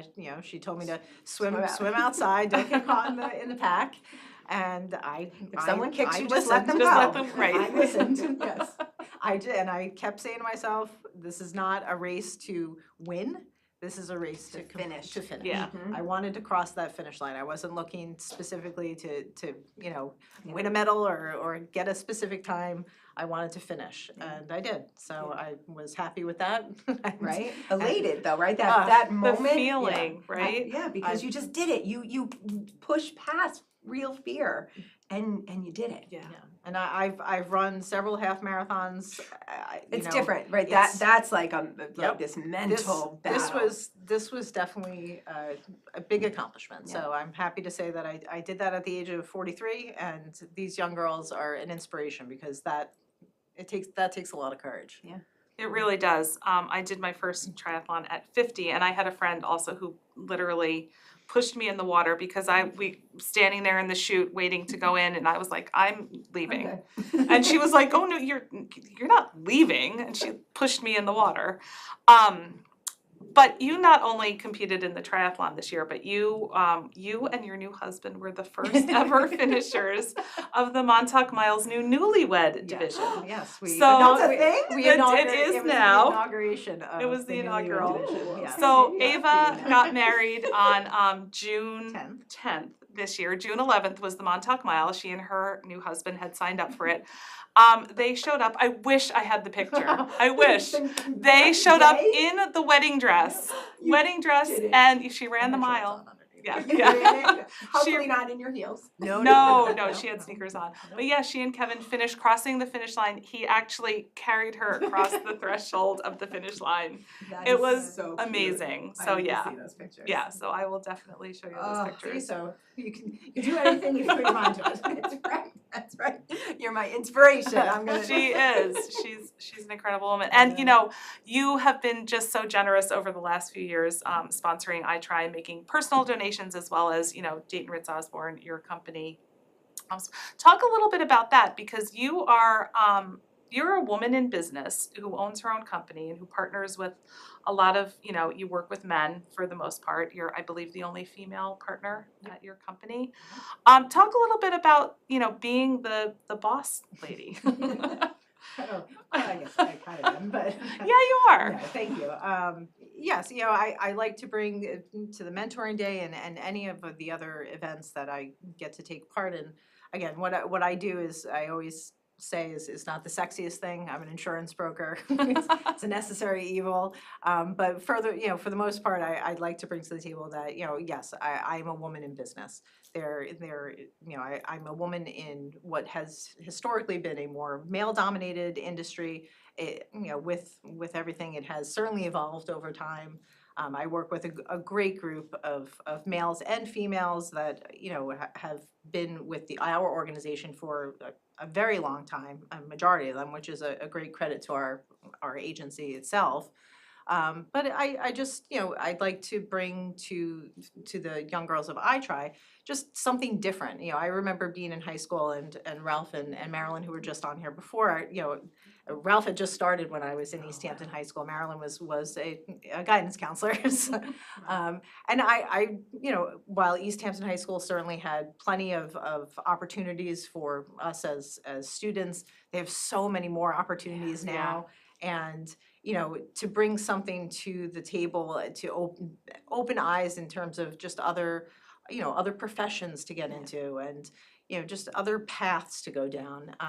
You know, I think it's really just, it brings me some joy to share. Well, you and I did mock interviews. Yes, So, yes. so that was a great program that they did at the high school, where Yeah. they have them create resumes, and they come in and they actually sit with you and do a mock interview. It was phenomenal. Yeah, that business department at Yeah. East Hampton High School, Jennifer and I are both involved in, and you know, that's something that, you know, again, I fully support, because it's, I think, something that, you know, 20 years ago was not heavily focused on. And, you know, these kids are going off to college, and, you know, not saying you need to know what you want to do, but if you have more information, the more information you have to figure out what path you want to take, then I think that's just only going to help you, you know, be a better person. Yeah, it's interesting. When we did the interviews last year, Ava and I did them together. The young girls, the junior girls who came to us were much more, they were much more focused on what they wanted to be. And I think that's the difference in this generation of young women, which I try contributes to. The boys all came in and sat down and said, I want to go into business. Like, just the vague, you know, word business. Like, do you have a specific? No. Just, I want to go into business. I want the money. I want to be a stockbroker. I want to be on Wall Street. But a lot of the young girls, what that is. yeah, a lot of the young girls had much more specific goals. Like, I want to be a, you know, nurse. I want to do social work. I want to, and it's interesting. A couple of the young girls that I interviewed also had gone through the iTry program, and most of them seem to want to go into something helpful. Right, exactly, which is really, I think, one of the main amazing benefits of being an iTry girl. And I'd like to see, and during that process, I'm sure you saw, they had their resumes that they worked on, which do go off to some of with the college applications. And I do recall seeing that iTry was on their resume, which I think is great, because like you were speaking before about, you know, not just the clubs that you're involved in, or the sports that you're a part of. You know, there's a whole other realm of involvement that a lot of our youth take part in, that they should get credit for. Absolutely. Yeah. Yeah, I agree. Ava, thank you. Well, thank you. Thank you so much for coming in, and thank you so much for all the support that you give to iTry. And so happy to have you here. Thank you both. Thank you. Keep up the good work. Yes, we'll go for a bike ride soon. All right. Well, actually, not soon. It's gonna be It's gonna be cold. Thank you. It's great to see you. Oh, all right. You can have your chair back I'm now. coming back. And I'm gonna, yeah. I had to sit on my chapstick. All right. And speaking of, we were just talking about our incredible alums and what they do and continue to do in the world. Come on over. I've got my very own, she's matching me, Sophia Rodriguez. Hello, hello, hello. I've been waiting for you all day. Makes me so happy. And her beautiful mom, Liliana. Oh, good to see you. Good to see you. Have a seat. So Sophia, you jumped to school, right? Did you see Mrs. Marsilio as you left? Yes, and Mr. Naglier. Yeah, it's like a big East Hampton day here. I'm going to take one little sip. So what do you think? You guys have been at every giving day so far, I think. Yeah. Is this not incredible? I mean, what do you think? Right? Beautiful. Really, I know. It's like our own little iTry TV show. Yes. It's making me very happy Keeping today. up during school. Yeah. You were? Yeah. Oh, good. I hope somebody's watching, but it's a lot of fun. Oh, wow. All right. So I'm going to start with Sophia, because we've got a lot to talk about. So first, I always love for you to talk about how what iTry has meant for you, and then how it's kind of blossomed into like this incredible human that you are, and what you've been able to accomplish on your own, and where that's going to go. Well, I feel like being part of iTry is something that I've like been really proud of. It's the first time, like, well, I'm still like super young, but it's like the first time I was really proud to be a part of and contribute. And I feel that even like when I was younger, I like was a little unsure, but I still knew what I wanted to do, and I feel like I try only supported that and strengthened that. So now I feel that I have the ability. I know I believe in myself, and I can do whatever I put my mind to. So now I'm like super involved in my community, and it's something that I try is like super in like pushes me towards, and I feel like that's such an amazing thing to have, especially as like a young girl. And I mean, I'm really proud of who I am now, which is super, like, it's awesome to say. I don't know. Did you? I don't think I felt that way about myself, and it just like it just makes me so happy when I hear humans saying things like that, because that's what I believe now, and like that's the whole reason I did this, was because once I started feeling that way for myself, I saw what a different outlook I had on life. And my goal was if girls at 11 and 12 years old could learn this, what a different experience. And we're seeing that different experience play out. And it's so, it just warms my heart to hear you say that. And it's like you're always saying, always say yes, always do this. So I feel that that mindset of being open to all the opportunities has given me and brought me to a lot of cool things. I have like 2 internships, which is super cool, and I was a little unsure about it, but my mom was like, "You should just do it. Why not? It's not gonna hurt." So what are your internships? So right now I'm a teaching assistant for my child development and psychology teacher. I took that course last year, so now I'm helping out this year. And then I think later this month I'll be starting an internship here at LTV with interviewing Ruta 27, which is Spanish, like learning English for Spanish speakers, so to accommodate the immigrant population here. Wonderful. Oh my goodness. And that's, I just have loved watching you, right? I mean, it's just spectacular. So I remember you did iTry in 6th grade, and then you didn't do it in 7th grade. And then, right, but then you advocated, and I remember you found me or talked to me, and you're like, "Can I come back?" And I was like, "Absolutely." And you came back, and you brought someone with you that year. And that's who you've been. Everything you learn, like everything you've given her, everything anybody's ever given her, she's then said, "Oh, this is really great. Come, you need to do this too." I'm known to drag my friends around a lot of places. I managed to get my best friend Colette involved in student government, like wellness club. That's something that we kind of built together, which is super cool, and to see how it's developed. Like talk about that, because I've been lucky enough to be a guest at your event. So talk come about back it. soon. You got it anytime you want. So I joined, I would say, like, it was called Self-Care Club back a couple, like 3 years ago when I first joined, and it really was just a little, I guess, talk circle, support circle that developed through COVID. And post-COVID, we didn't know what to do with it because all the seniors had graduated, and it was left to us two. So we decided we would take it as the way we hope that wellness could be shared. So it's a nice little space. We can talk about what makes us happy throughout the week, what makes us sad, and we learn about techniques that can help us regulate all the strong emotions that we're feeling because of school. Like, that's why we have you come in for meditations. We recently went on a goat yoga trip up at Corwitz Farms. We've gone to the Longhouse to do a meditation walk. So it's like, we're doing. And are you doing the outreach to set up these experiences? Yes, with the advisor. With your advisor. So we and come who's up that? with Because I really love her. Julia Peterson. Julia Peterson. Yeah, we both come Shout up out to with- Julia. Love you, Miss Peterson. But we think of ideas, like we're hopefully trying to go to the Salt Caves in Montauk. We're gonna see how that goes.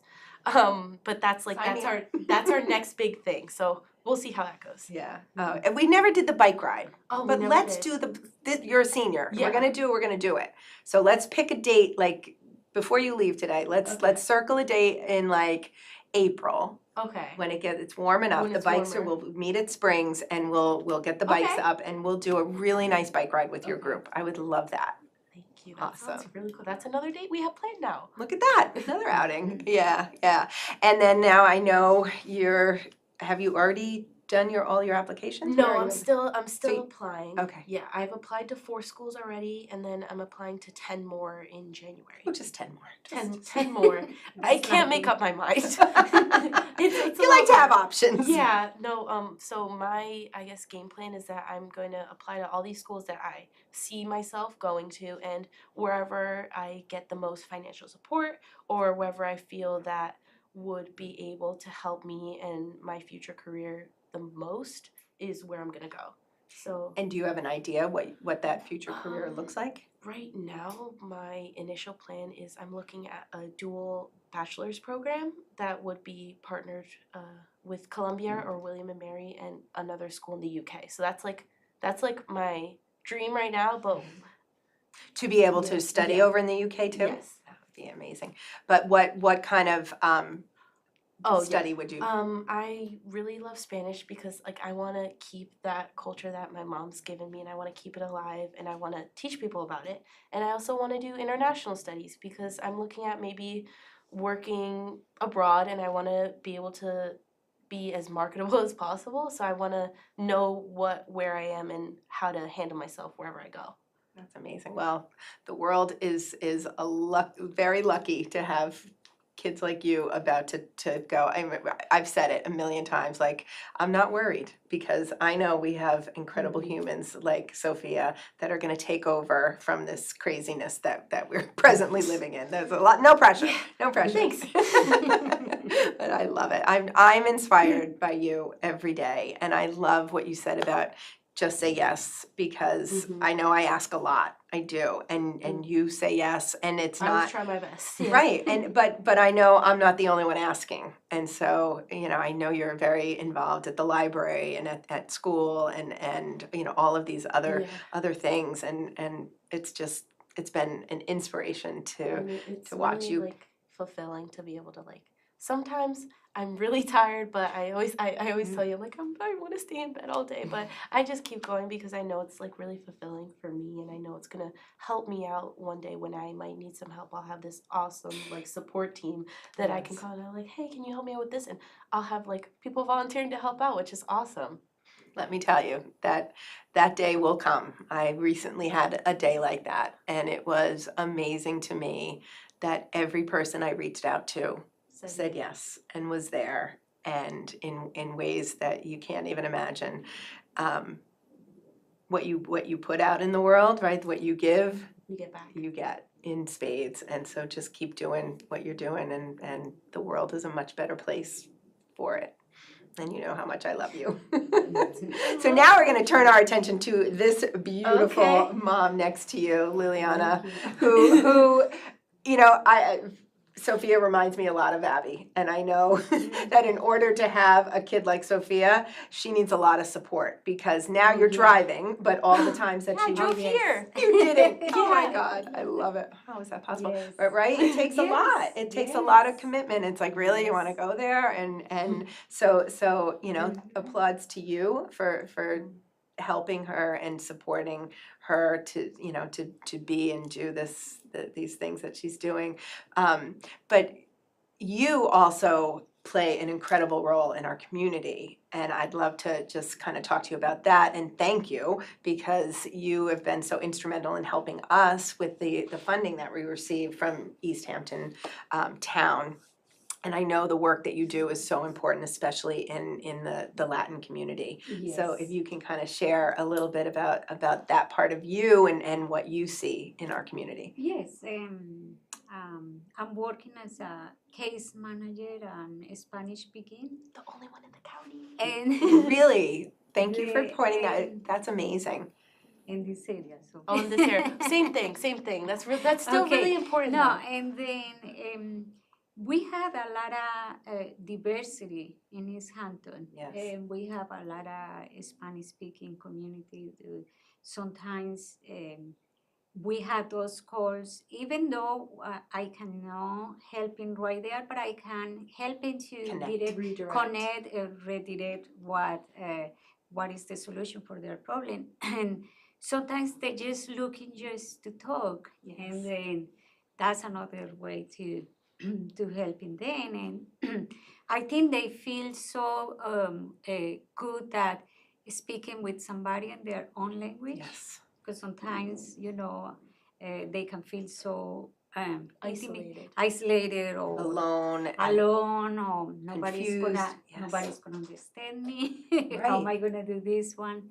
And then when they find somebody who can speak their own language, they feel better. Yes. And then that's my role, and my job, the town of East Hampton. Yeah. Yeah, Yes. well, we're so lucky to Okay, have you, yeah. but a lot today we've been talking about, the theme is invest in her, right? Yes. And what's coming up is that, I've been asking people how do you invest in yourself? What makes you feel good, right? What makes your light Yes. bright? And you just said it, right? It's when you're able to do for someone else, give to Yes. someone else, help someone else, that's what I know inspires you. That's why you're like, come along with me, you're gonna love this, right? Because and it fills you with such joy and such light, and that person, and then we've also been talking about that ripple effect, right? Like when you Yes. drop a pebble in water and the circles go out, and that's what you do, right? It's just that one person that you've helped and made to feel heard and a little less afraid, or right? It just it helps you, but that person will then go and help someone else, and it just expands, and it's just so beautiful. Yeah, and that's wherever true. I go, there's always someone who's like, "That's your mom?" So it's like something that's really cool that it's like, yeah, she is. That's right. That's right. And look at that. I mean, you're so proud of her. She's so proud of you, and it just keeps going. And I know we're gonna miss her next year. You better not go right to Europe, kid. Just stay a little close first. Oh goodness. We'll spend some time together when she leaves. I know what that's like. Oh goodness, it's gonna go way too fast, right? Yes. Yeah. Yes. You ready? No, of course she's not ready. Are you ready for her to leave? No. Oh no. No. You ready to get me out? No. Definitely not. Definitely not. Oh, goodness. Well, I thank you guys for coming. I want you to definitely, if you haven't stopped by the kitchen, to go in. That Chef Nick is there, and he's preparing amazing food. So just go up. I know. And then if you can stay, we're going to do a little cooking. I don't know if Haley's already here. I don't know. I don't even know what time it is. What time is it? 2:26. It's 2:26. I think it's almost time for cooking with Haley. I don't know what's next. Yeah. Okay. All right. So I'm gonna let you go. You guys both go to the kitchen. Thank you. And we will. I love you. Thank you so much. Oh. Step over here. Thank you. Thank you. All right. Cool. All right. Hi, everybody.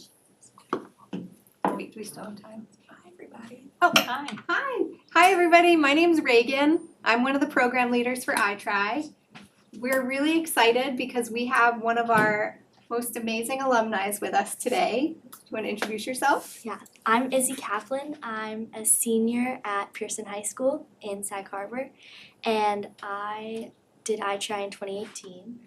And ever since then, I've been volunteering with iTry, teaching swimming, and we're doing triathlon training in the summer. And I loved the nutrition event when I was in iTry.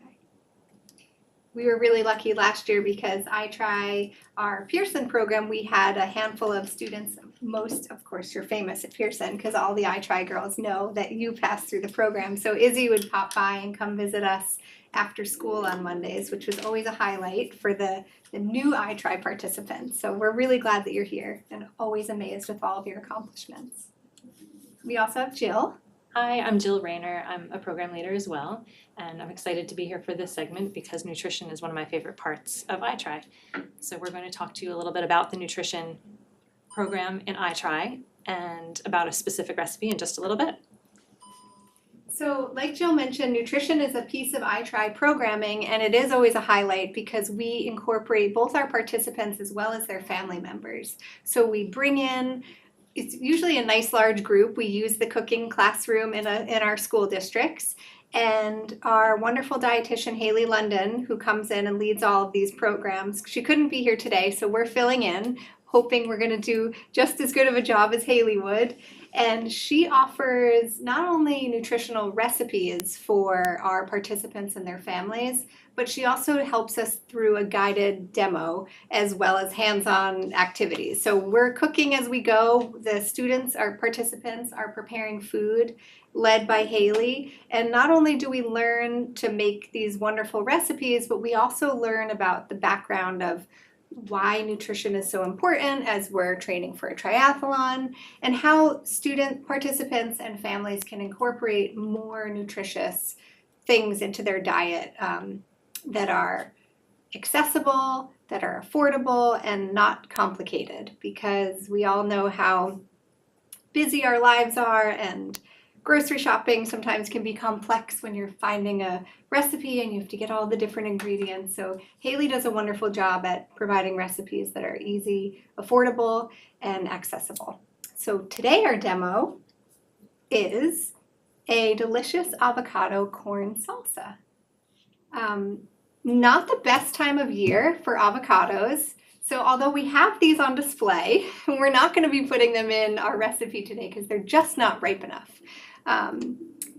But the benefit of avocados is really important to our participants because their bodies are growing, they're changing, we're preparing for the triathlon. So this is a really key ingredient and a really fun and easy recipe. So avocados actually provide about 20 essential ingredients. They have fiber, they have potassium, they have vitamin E, vitamin B, folic acid, all of the essential ingredients, great for your brain.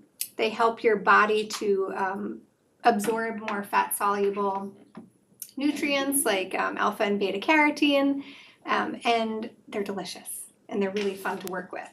So we also want to make sure that we're getting, healthy fruits, healthy vegetables. This is something that can be incorporated at lunch and or dinner. So do you want to help prepare the recipe with us?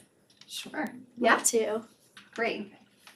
So if we can go ahead to the recipe itself, it includes 1 avocado, 1 cup of corn, 1 can of black beans, 1 cup of salsa. You could also use chopped tomatoes with some chopped onions if you don't have salsa, and have those available.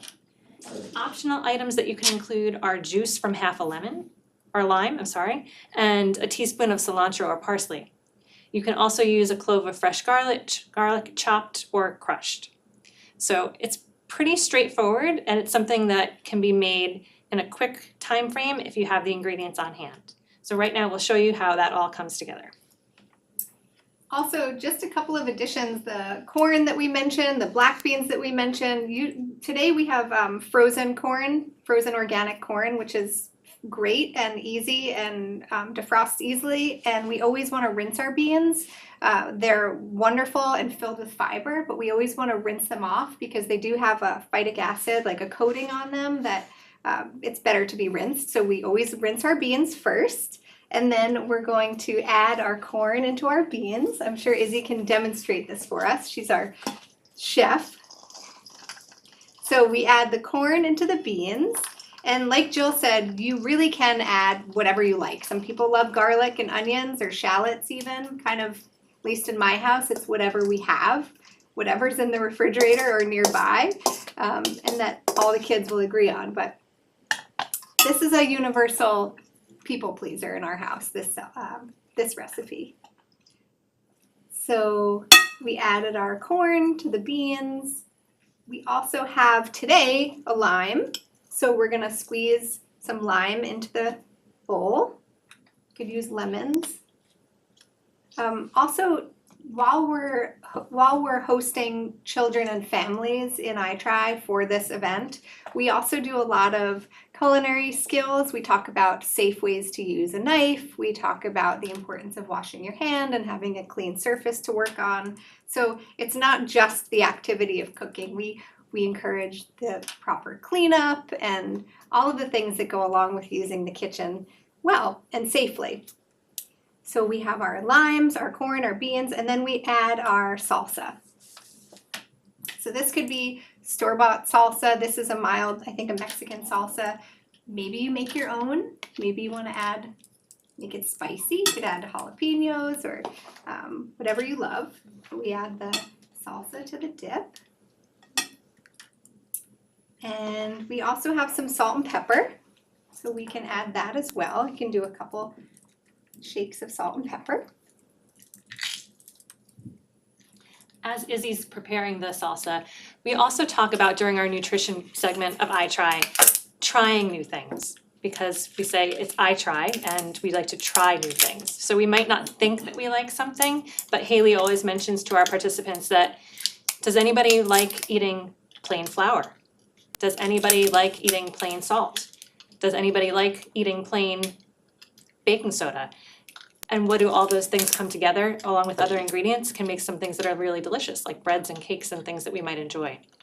So talking about that, you might not love tomatoes, but possibly in the combination of this salsa, you might find that you really enjoy it with the combination of other tastes that are in the salsa.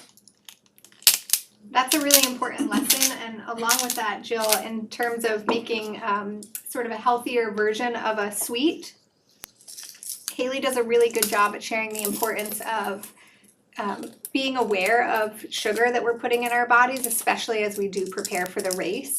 We want to be fueling our bodies with foods that are nutritious and give us sustained energy. So one of the recipes that we make is a really delicious, did you make the muffins? Yes, we made banana oat muffins, and they were delicious. They're a really healthy way to get a really yummy breakfast food. We added chocolate chips to have moderation in something that we love.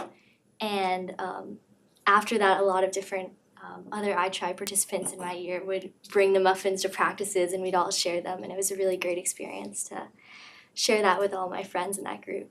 That's awesome. We had a participant this past season who I think it was from Pearson. Yeah. We made the same recipe. This recipe, did yours have zucchini in it? Yeah, we made one banana oat muffin and then one zucchini muffin. So she made oat muffins with the zucchini, and she did I think she made miniature chocolate chips with hers, and she brought enough for our whole group. So snack for that following Monday was the muffins from our lesson with Haley, which was awesome. And yeah, like you said, you can add, you can substitute, sort of whatever you like, but there is always an option to add something healthy, and that's really the messaging that Haley provides us, is that, you know, this is fuel for your body. You only get one. We have to cherish it and take good care, and and do what's right for our bodies. So we'll continue to stir up the salsa so you'll get the final product look along with our chips that we have here. What were some of your favorite recipes that we learned in iTry, Izzy? Well, I think my favorite was definitely banana oat muffins. Those were a great chance to share with all of the other members. I think this salsa was also a really great experience, as well as this is kind of a basic recipe, but we made ants on a log, which are celery and peanut butter and raisins, and those are a great after-school snack that I still love to eat before practicing. I'm on the swim team, so before going to swim practice, I love to incorporate that into my... That's a great point, Izzy. So iTry participants are getting an experience for the first time where they're staying at school for an extended period of time after the school day. So learning that they need to fuel their body again after the school day is finished in order to have the energy they need to participate in the fitness component in the afternoon, and also learning some skills where they're able to create these recipes or recreate them at home and have some ability to make choices for themselves as far as their health and nutrition. One of my favorite recipes, corn salsa for sure. That one is in a pinch at home, can come and be a large part of a dinner because there's a lot of protein involved with the beans also. It's a variety. So what the participants walk away from this nutrition component with is a whole section of recipes, of snacks, of breakfasts, of lunches and dinners that they can look to that are simple and can be followed at home, and they can feel confident to do them because they've already experienced having made them for the first time at iTry. So on our iTry Nutrition Day, a variety of recipes all are made at the same time and prepared and then plated so that each participant, along with their family members who are there participating, gets a plate to sit down and have a taste and try of each different recipe that we've introduced to the girls. One of my favorite things about that demonstration with Haley and our participants and their families is that a handful of the ingredients and the recipes do go together. So we make a turkey taco and we use lettuce wraps, which is fun. It's just fun to use your hands sometimes when you eat. And so we use lettuce wraps. We do turkey. You can also put the corn salsa on that if you like. And we have a really delicious, like a not sour cream. I think we use a yogurt. And then we make that. Did you guys make the egg frittata? The We breakfast? did. That's Yeah. delicious, yeah. That's a good one too. Do you remember what went into that? I remember that we put in tomatoes, we put in maybe some pepper. some pepper, yeah. I'm not sure exactly what we put in, but I just remember that was a really delicious moment. Yeah. Yeah. So that recipe has, if you like, you can add turkey. It also could be, you could add like a seasoning. If you like seasoning, you can do that. It definitely had tomatoes and some peppers. And that's an easy breakfast. We make those in muffin tins so that you just pop them in the oven and then they're prepared and you can just kind of grab it and go. Yeah, great way to have like a quick breakfast before school. Yep. Which is the other thing that we always want to encourage that our participants are eating something, because we know having an empty belly makes it hard to focus and, you know, stay on task and move throughout your day. So if you're hungry, you should eat something, is always the message. But we want to encourage that you're putting, you know, healthy fuel into your body. And as Izzy has shared, all of those recipes were made by you with your hands. So sometimes it's a first lesson, it's the first experience of kids cooking. And obviously it's memorable because you made it yourself. Yeah. So that's really the other piece, is that we want our participants to be cooking for themselves and to engage in the kitchen and try new things and experiment, because that's usually how you figure out what you like and enjoy. Yeah, and it's wonderful to work with your family and to really have that experience with them, because then when you go back home, you can make meals with them, and it really enforces the idea of family dinner, which I think is such a wonderful component of every night if you're able to get together with your family and eat a meal that you made together. Love that. And then maybe you can split up the cleanup too. Yeah. Because that part's not That's always always a as fun fun. part. Yeah. Yeah. One of the other recipes that I'm thinking of is a chicken salad recipe that I had never thought of before, using, instead of a mayonnaise base, using a yogurt base, and it tastes absolutely delicious. So finding ways to incorporate healthy ingredients or substitutes that allow a recipe to become even healthier, and you don't realize that that small change to a recipe can really taste wonderful. Right. There is a wonderful theory that Haley usually shares, which is called the crowding out theory, where instead of sort of telling yourself, oh no, I can't have that, or I shouldn't have this, and I don't want to have that, you sort of fill in other healthy things, and you eventually crowd out the things that maybe you would have grabbed for, or, you know, instead of having a soda, you might grab a seltzer, and instead of having a chocolate cookie, you might make the healthy version of the muffins that we prepared. So it sort of provides those tools to expose you to more options and to kind of play with your food in a way that works for you. Yeah. And the show can taste just as good either way. Right. Yeah. Do we have any taste testers in our small audience today that might want to try what we've made? I see one of our other program leaders. Yeah, we can put that in. Some cilantro. So we have cilantro also that we added. We have a very special program leader here who is a wonderful cook. And Dee and I, maybe you can come up and try our salsa and let us know what you think. Thank you guys. It's yummy. I can try it. Yeah. Let me see. This is nice food. It's very. I speak Spanish, and I love cook very healthy. Yes, and I love cook too. Let me see.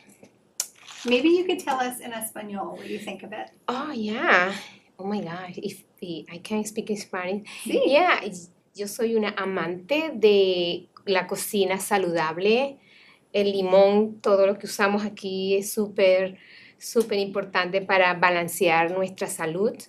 Es tan importante porque creemos que la salud, cuando lo combinamos con el deporte, nos hace más fuertes, más capaces de alcanzar cosas y los retos que nos imponen pues en la vida diaria y especialmente cuando nos preparamos para el triatlón.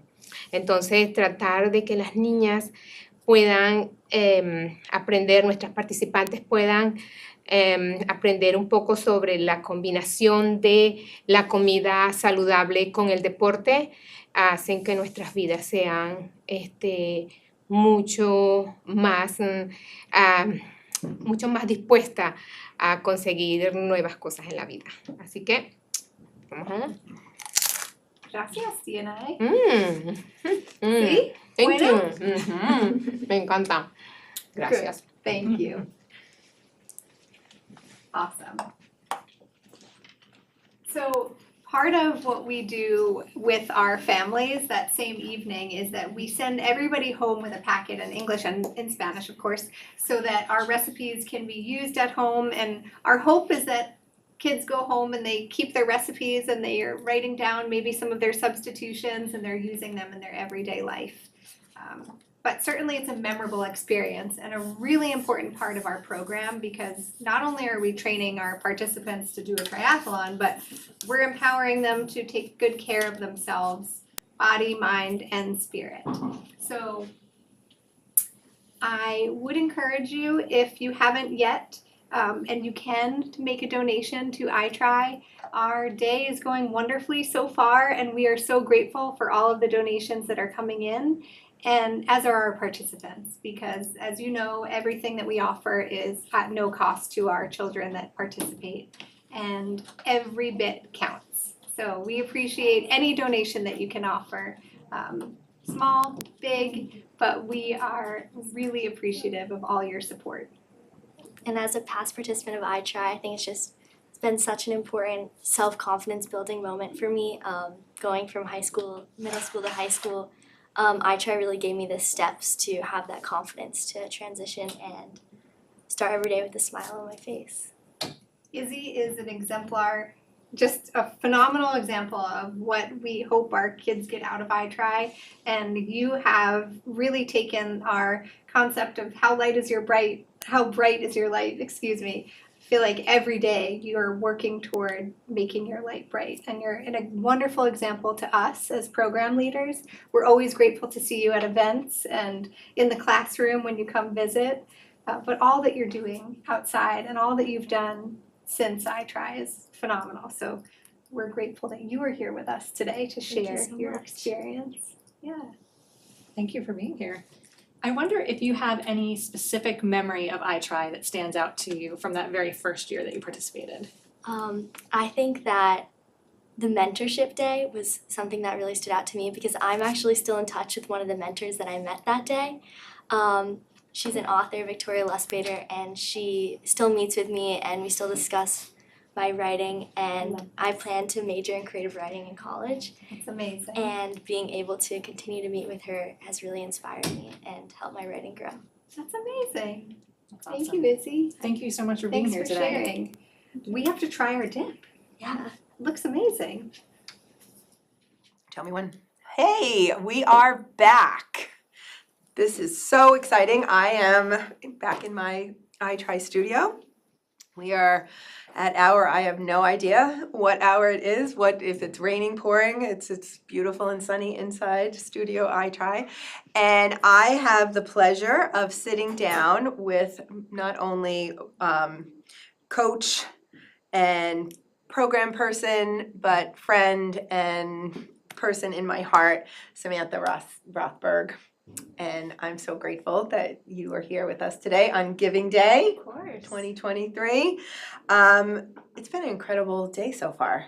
I don't know if you were able to watch any of I the. was able to catch a little bit this morning. It's been go, go, go, go, go, it sounds like. Yeah, and it's so interesting because there's been, we started with Noelle and Hannah, from the first 2 years, and what they said about their experience, almost every person that I've sat down with has echoed those same things, and just this feeling of, when you invest in yourself and when you learn, especially at an early age or a pivotal point in your life, that you have to fill yourself first in order to be effective in the world. One of my favorites was Jessica, who wrote the book Selfishness is a Superpower.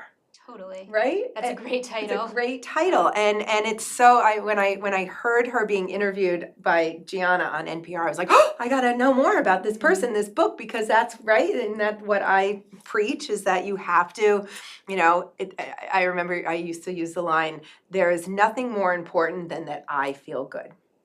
And it seems like a terrible statement, right? But if I know, right? I know if I don't feel good, you've witnessed it. If I don't feel good, nobody feels good. And so I have to put myself first. I have to be selfish sometimes. And there's the things that you feel like you have to do and you should do. But if you don't put yourself at the top of your to-do list, everything else falls apart.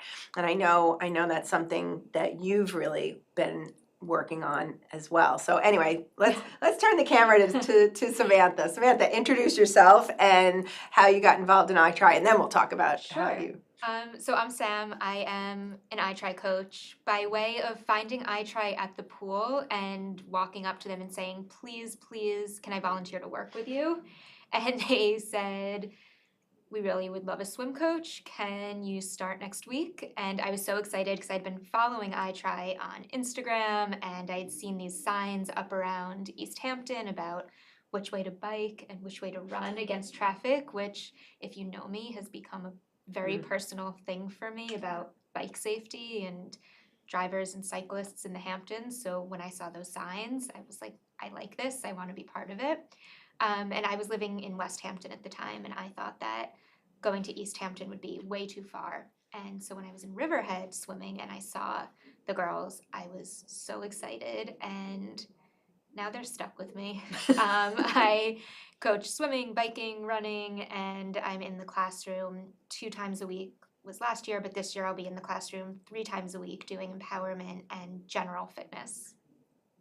And those girls are so lucky. They absolutely love Samantha, just as we all do at iTry. But you bring so much, youthful energy, and you connect with them in ways that I don't, and I really appreciate that. You and I love your own how you came to the sport of triathlon. So like not everybody on our team started out in triathlon, and I always love when you're drawn to it because you've had that experience. So talk to us about how that came about for you. Yeah, so it was through working in fitness. I was powerlifting at the time, actually, and I was not a fitness person growing up. I used to cut gym to study for AP French, and still have recurring nightmares about not graduating high school because I cut gym.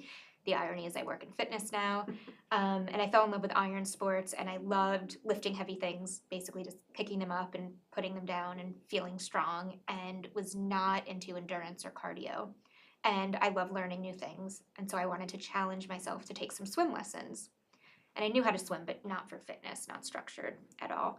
And I would get in the pool, and I was like, this is amazing because nobody can bother me because there's no cell phone service underwater. And I fell in love with swimming. And then a client who was an Ironman, so he'd completed a ton of Ironman races, said, you used to do a lot of spinning. I bet you can run 3 miles. And I was like, sir, I can't run 3 miles. He goes, just try a sprint triathlon. I said, okay. So I go. I think I'd open water swam once. It's what I call a delicious disaster. The waves were breaking so big that they almost canceled the race. I look at the water, I go, oh my God. I try to go in. keep getting knocked over. The Coast Guard looks at me and he's like, just turn around. So I didn't even do the swim. So technically I'm disqualified. I get on the bike. That was a very fancy bike somebody had given me with flat pedals. I didn't know how to clip in. There was no air in my tires. And I was wearing a helmet from Target that was not aerodynamic now. And my seat was way too low. My chain pops off. I don't know how to fix it. Somebody jumps out and they fix my chain for me. They tell me to keep going. I then do like this little shuffle along to do the 3 miles, but everybody was so nice. It's like, wait a second, these people are nice. I want to be part of them. I technically didn't finish the race because I had to take my timing chip off, and I just fell in love with it and competed from the sprint to the Olympic to a half Ironman in a hurricane basically this year. I'm a member of the USA Triathlon Ambassador team, part of the leadership team, so our role is to promote the sport of triathlon, encourage youth participation, as well as Paralympic participation or Paratri and intellectual differences. And iTri and USA Triathlon Foundation have a very close relationship. What else? Team USA age group, so I'll be in Australia this summer competing. And basically just love the people I've met. Oh, I'm a referee, I'm a coach, just all things triathlon all the time, which stemmed from that one crazy day. I was thinking this morning, like 3.5 years ago, I think. Yeah. And most importantly, it's led me to iTri and the girls I get to work with. Yeah, yeah. And that Team USA is very cool. She gets the uniform, it has her name on the back, she's doing Team USA and going to Australia, so that's... You're invited. You never know. I may tag You along. could be my Sherpa. I could be a Sherpa, that's right, that's right. Oh, gosh. Yeah, so we actually, were there when Sam did her half iron. We, Alyssa, who is our program director, and Sharon, our athletic director, and we did it as a relay. And as Sam alluded to, it was in the midst of a tropical storm. And I think I was the happiest person because I had been so nervous about that race that because I was doing the swim. It was a mile swim, and if you didn't finish it within an hour, then none of your teammates could continue the race. So I was practicing and would finish just below an hour. So the morning of the race, they said that because it was hideous weather. I mean, they were like 4-foot chop waves that you had to swim right into. I thought it was fun. I would have done the whole thing. Me too. But there was no pressure because they cut it down and your time didn't matter. And so I had the best swim, the best. And now I'm so invigorated again. I think what happened to me in the sport was, I did it and I was so in it, right? And I went on to do, probably 20, 30 races. And then once iTri started and it got to be my full-time job, I wasn't even practicing with the kids anymore. And so I kind of lost my own mojo. And just this year, it was the super sprint. I got to talk to Vicky, who's a good friend of ours, earlier about how great that is and what an opportunity it is for first-time triathletes, older triathletes, people who thought it was over for them. Or shorter triathletes. People my height are not built for long endurance distance races. Exactly. But coming back and having a goal again was big for me. And now I'm dedicating my whole winter. You and I are going to be swimming again. Oh, exciting. Okay. Yes, you didn't know, but you know. will be swimming with me again. Sam does my workout routines that I have to laminate. But yeah, so by next year when we do the relay, I will be like, oh, no problem. I can do this in an hour, no problem, because I'm going to get that time down. That's my goal. 30 minutes. 30 minutes. There you go. Time to spare. Definitely time to spare. So switching now gears to that invest in yourself. What are some things that you do to invest in yourself? Swimming is definitely one of them. As I started to say before, it's probably the only place that people can't bother me or I can't allow myself to be distracted. I tried to go for a run this morning and I had my phone with me and it was like every half mile I stopped and was checking the news and checking my email. So just being in the water is really important for me, especially moving out here. During COVID, it was the only thing I could do. I could ride my bike and I could get in the open water, and just that feeling of having connected to where I live, and also all the science behind what water does for your brain and blue zones and things like that. I'd say that's the most important. Spending time with Perry the cat is up there. And my continuing ed, I feel like if I can be as immersed in the fitness world, the scientifically based fitness world, as opposed to the influencer based fitness world, I can show up for my clients in the best way, and that helps me feel good about myself. And it's one of the things I really admire about you is your hunger and thirst for knowledge, and how you like dive in and you like to get different perspectives. So you don't always, you question things and you really learn. But all of that really pays off in times where you do something else that I know helps, and that is trivia. The best night of the week.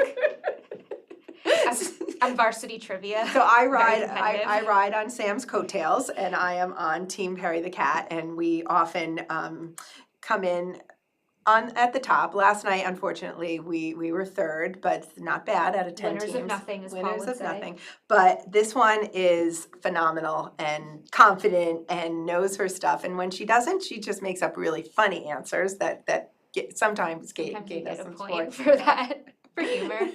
But I, I'm somebody, as Sam knows, and maybe you wouldn't know it looking at me in the studio, but I tend to be alone a lot. And Sam's been really helpful in helping me get out and be social, and I'm so grateful to you for that. I'm grateful for you too, because I also love bed. That is my job. That is great. He's just Ken. We're just Ken. But we're enough. Today we're enough.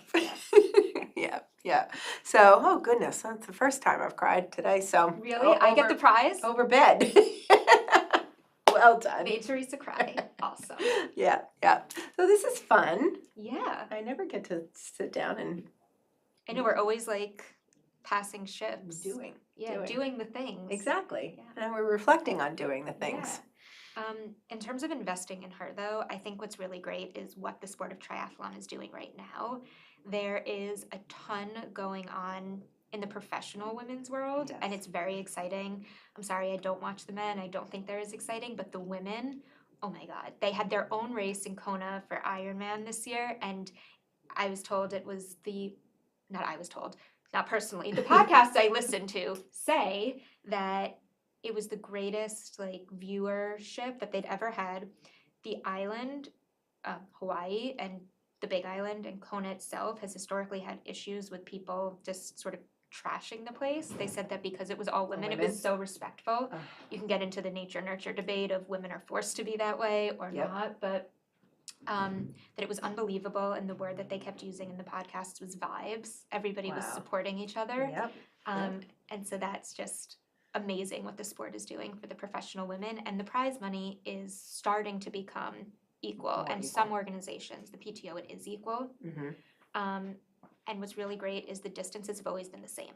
Yes. So it's not like tennis where you Yep. play fewer sets. Yep. The distances have always been the same, and I think that's really special because there's been the potential for women to be at that level with the men. And if you actually look at the numbers, more people are watching the women, which I Yep. think is something that we really And should overall in reinforce. sport, that's happening, and which is really amazing. Sam, thank you so much for jumping in, No stopping by. problem. All right, start dialing for dollars. Sounds good. We are getting there, but we still have a ways to go. Thank you. Thank you. All right. Hey, all right, we've got our next guest. Come on in. Hi, how are you? Gorgeous. Nice to see you. This is for you. Thank you. Some detox lemon ginger mint tea. Oh, that's what I need. I need sit a good. here or here? Yes. No, sit Here? here. Sit here. Oh, God, you look so gorgeous. Oh, let me see. Let me open my present. So this is our detox line, and it includes a plant from Greece that works as a natural tick repellent. So we're doing really well locally and with the Wait, community. so if I drink this, You I will become repel naturally repellent to ticks. to ticks. And pets can also have it. Oh my goodness. Yeah, Is it safe to put tea in their Yes, their so water? we have, the plant is from Greece and it's called Cistus incanus, the scientific name of it. And I've made many different blends with my tea. So we have our rooibos passion fruit with the Cistus incanus, and that's most liked by kids and by pets. Really? So we're doing really well, and people are very thankful and calling us to thank us how amazing this works. Who'd have thunk it? It's amazing. So let's back up where I just brought you right in. So I am very lucky to be with Tatiana right now, the founder of Plain Tea. I know I briefly met you at an event that Stacy Kotler did for Hamptons United, which the amazing organization. And I was so inspired by your products. So when Tia mentioned you and having you come on the show, I was so excited. So I want to hear about your journey. Now, first of all, what I didn't know and what I had to read about was that you were a ballerina. Yes. And so I think that's like every little girl's dream, right? You lived it. And so like if you can kind of talk about that and then how that kind of brought you to this. Plain Tea. Yes, it's an interesting story. Yes, it is. So I danced since I was 4 years old. It was my dream, and I wanted to pursue to be a professional ballet dancer. It's very hard. You have to abdicate from a lot of things and friendships and parties, and I moved all over the world. Like first I moved from my hometown in Brazil, Londrina, to São Paulo, and then to Rio de Janeiro, and then to Paris, and then back to Brazil, and then to New York. This is all while you were a professional ballerina? No, this was while I was studying. And then I became professional in Brazil. I danced for many years with the state company of my state. And I came to New York, but I went to business school in between. I graduated from business school. I spent a little time in business school. And then when I graduated from business school and I had done all the major ballets that I dreamed of in Brazil, I came to New York City and I decided to throw my pointe shoes away and dance contemporary. So I danced in New York, I taught in New York. But how the tea came into my life, it's interesting because dancers usually are not very healthy. They drink a lot of coffee and they smoke. And were you a smoker? Yeah. Wow. And at an early age, my saphenous veins, they weren't working. And every time I'd go back to Brazil, I would go to my doctors, the vascular surgeons, and at 24, they said, we're going to have to operate and take your both saphenous out. Oh my gosh. And I was like, no, this got to stop. And that's when somebody introduced me to tea, and I started studying about the health benefits of tea and started drinking. Speaking of which, all right, look at that. I love the magic of television. So we have, thank you, Nick, our detox lemon ginger mint here today. But going back to the tea, I decided to, of course, stop smoking, stop drinking coffee. 5 coffees a day, 1 coffee. Yes. I own a tea company, but I tell everyone, if you drink 1 coffee a day, it's not bad for you. Right.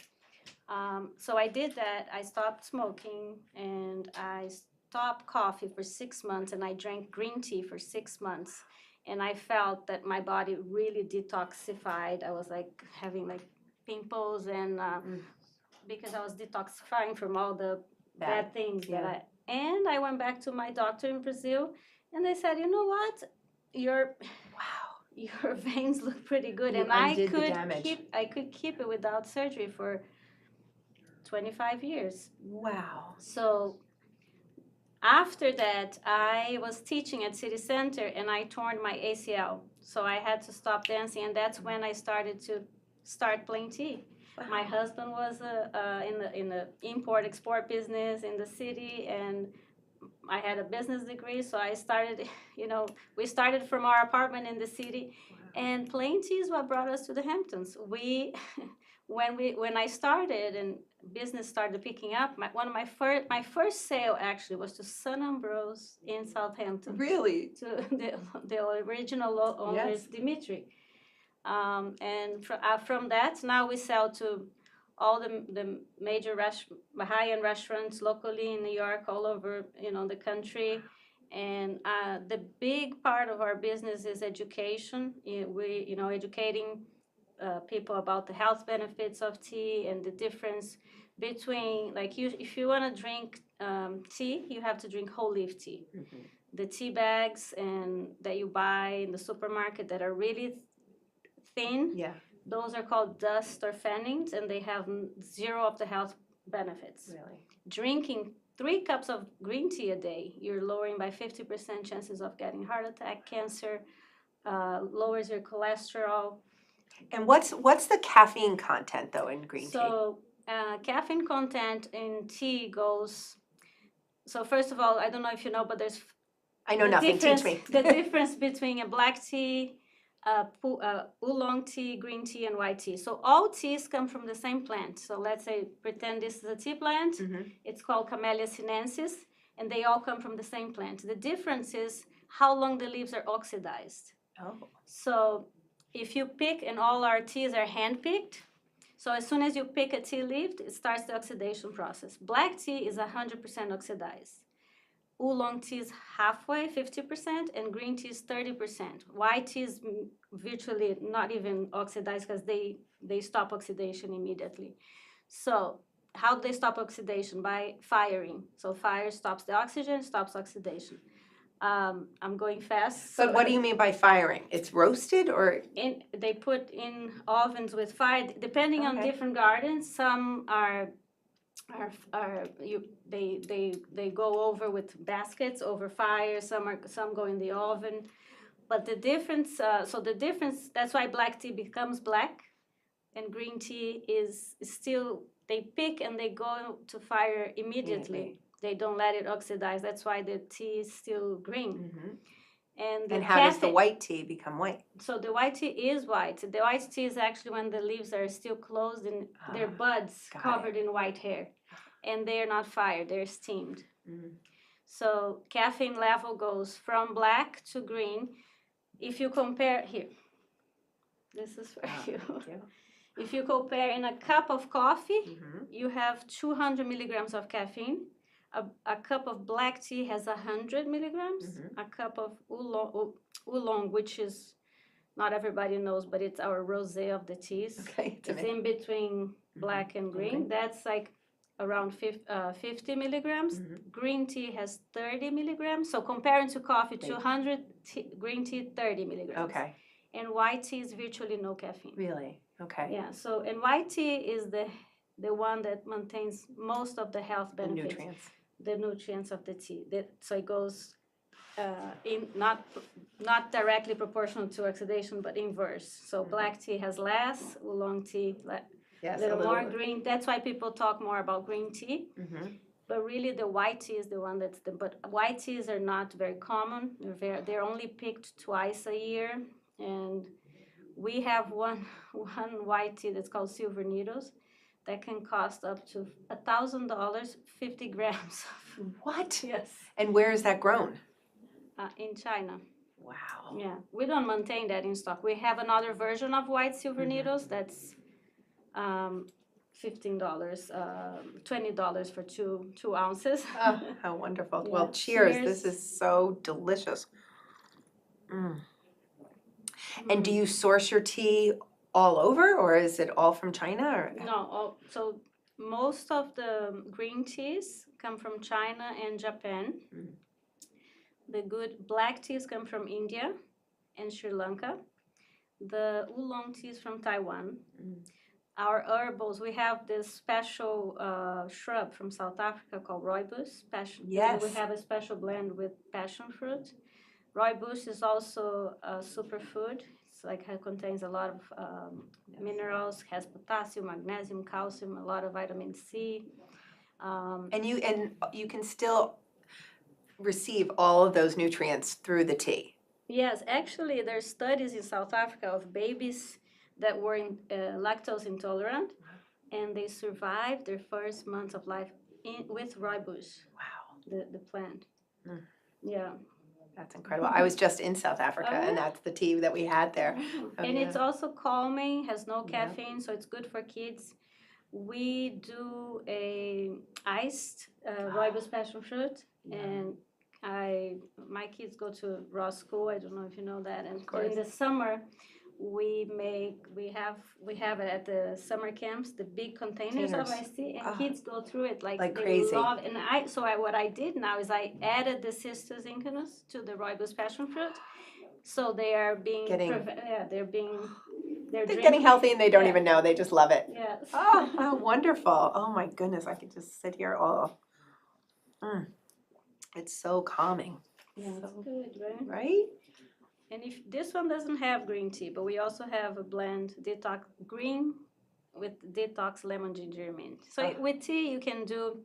We don't mix like the very unique oolong and Darjeeling teas. We don't mix or blend with other things, but herbal teas you can play around.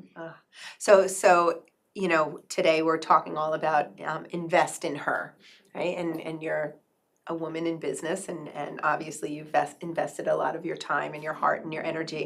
But how do you invest in you? How do you invest back in yourself? What do you do? What else do you do for fun?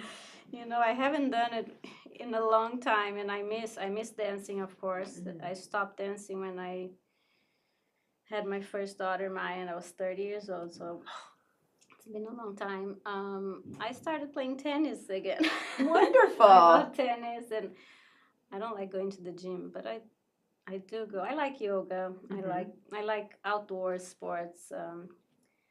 Water skiing, but we don't do that a lot here. Right, sailing, but I don't have time in the summer. I know, it's so busy, right? I Yeah. love that you're doing tennis. That's really fantastic. Yes, I like. My husband was a tennis pro, and I have a younger one that's very into it. Into tennis, yeah. Do you play with them, or you? No, they teach me. Exactly.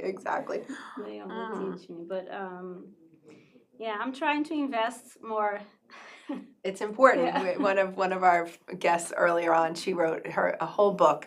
It's called "Selfishness is a Superpower," and it's about how you need to sometimes, you know, not sometimes, always put yourself first. Yes. Right, because then you have more to give. Mhm. And so many times, I was just talking to Samantha about that. So many times we think about all the things we have to do and all the things we should do. Yes. But if we just start by, you know, what do I want to do today, which will fill me up, so that I have more energy and enthusiasm to do all those have to do's and should do's. So it sounds like you're doing that, but you need to do a little more of Yeah, that. I think between having the kids and starting a business and moving out here, I got lost. But now my kids are older and my business is steady, and now Amen. You're not the first woman that I've sat with today who used those exact words. Yeah. I got lost. Yeah.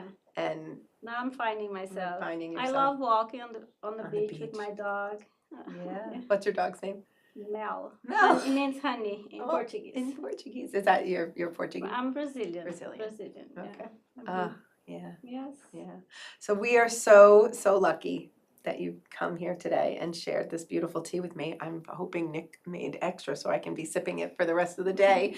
But it's Maybe we should. I mean, I'm open to having events at our space. If you want to do one, maybe with the girls, you know, do a That tea would- tasting. And Yes. Plus, I would love for them to meet you and hear your and story. I'm going to Brazil for Christmas and New Year's, but I'm back. All right, we'll touch base in the new year. Yeah.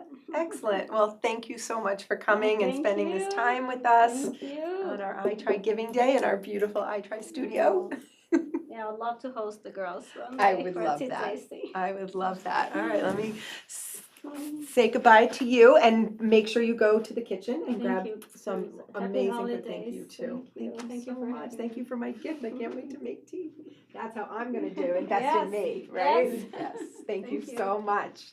All right, it looks like we have some repeat guests who have a check to present. So you guys go stand right in front of that green screen. You know, walk around. This is exciting.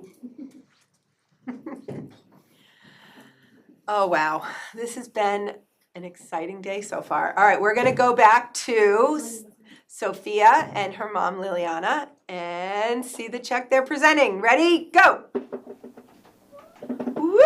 Oh my goodness, $1,000 from the East Hampton Teachers Association. Do you understand that's a big deal? That's a big deal, right?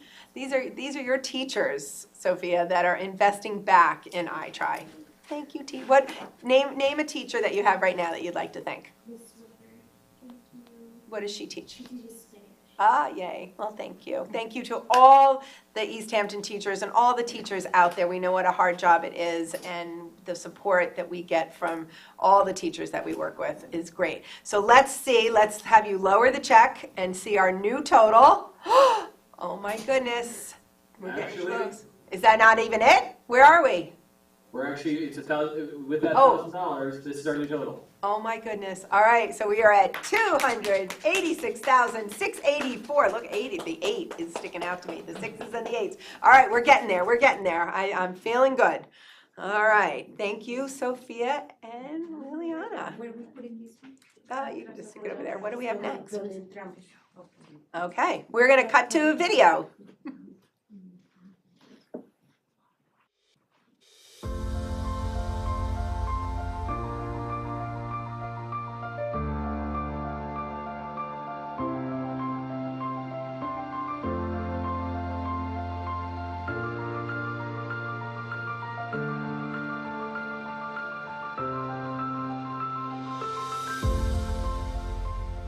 What if we took a group of girls in middle school going through tough times, and girls who may not believe that they are athletes or have the ability to do something as big as a triathlon, and what if we gave them all of the tools, the training, the equipment, the love and support to do something this big? A lot of our participants are coming into this organization never having participated in a sport before. So transportation sometimes is an issue.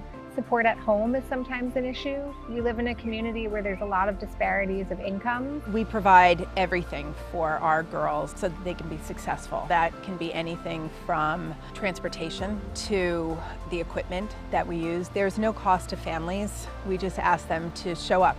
And if they show up, we'll make sure that they're successful. That's a huge relief to so many of our participants and their families. There are sacrifices that Angela has had to make over the years. You know, there's been times when I've seen her come to me and be like, I don't know, can we do this? And when she brought the information for iTry to me, she was like, Mom, it's totally free. So many girls who have benefited from the sports bras and the shorts. They might not have athletic shorts, and the last thing you want to do is go right from the swim onto the bike and run in denim shorts or in the wrong type of equipment. So having the right equipment just sets you up for success. Because of Good Sports, we're always able to say very comfortably, if anybody needs anything throughout this program, if you need sneakers, a sports bra, shorts, come to us. What we really do is give them the confidence and the love and support to realize that what makes you special is being different and standing out. I think it's important for kids to do what I'm doing right now because it just helps them so much as a person. Like, it changed me so much. It just I had a better attitude, and like it was so fun hanging out with all these friends doing something I love. We met like a lot of new people who were just like people in the hallways, but like now we got to communicate and I have a lot more friends now. It's been good for me in like, it's helped me be more athletic, and I like that, but it's also helped my mind because of empowerment, and that's also, it's like trained my mind to be ready for this and to be ready for things that are a little bit scary. iTry is definitely the one thing where she never even hesitates. She's just like, she just feels so loved and welcomed and supported. So what I'd like to see in her is that she's grown with having more confidence. It makes me feel like I can finally like accomplish something really good for me, and that I've accomplished something maybe a little bit bigger than myself. For me, it's such a joy and a privilege to follow them throughout their middle school careers, their high school, and see where they end up, because the sky's the limit.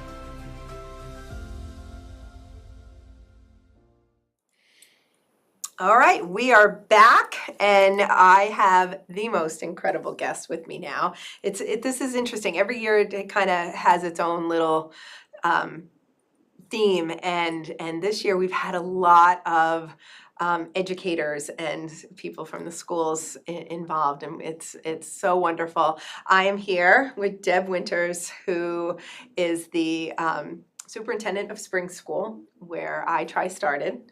Now, Deb wasn't there when it started, but man, did she come in at the right time for iTry.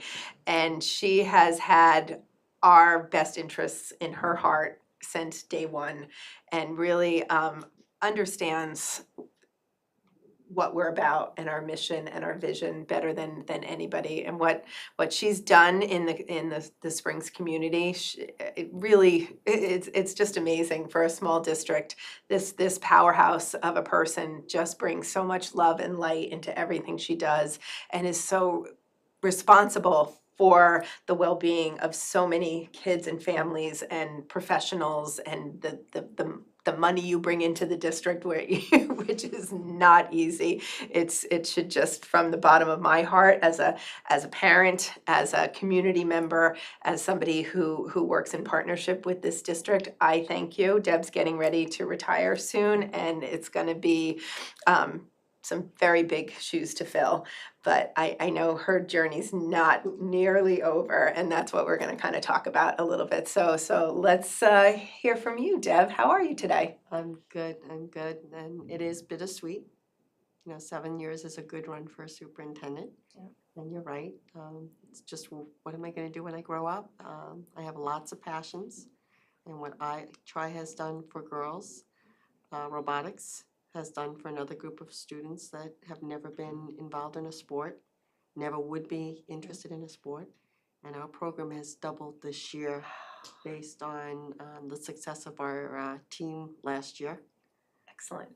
It's about finding a place for every single child to succeed, every single child. And I have an expression on my email, I think you've seen it and commented on it. Yeah. All it takes is one person to make a difference in a child's life, just one. So that's my mantra. Yeah.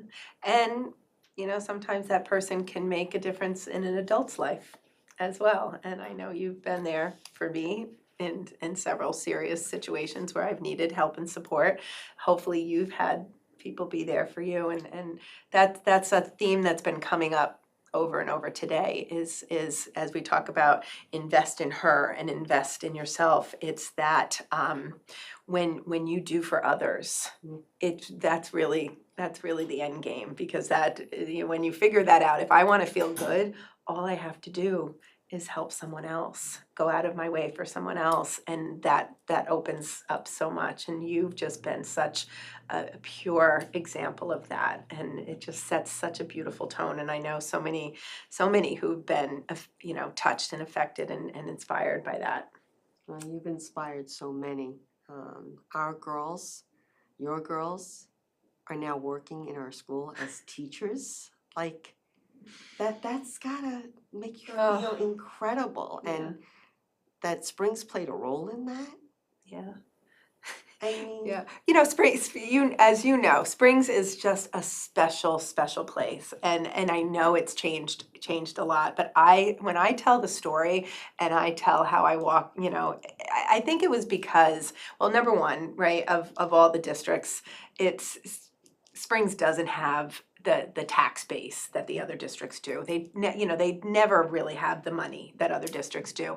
And so they've always been very creative and very open to people who have ideas that, and when when Abby was little, I volunteered a lot. So people knew who I was, but it amazes me today that I walked in and said, this is what I wanted to do.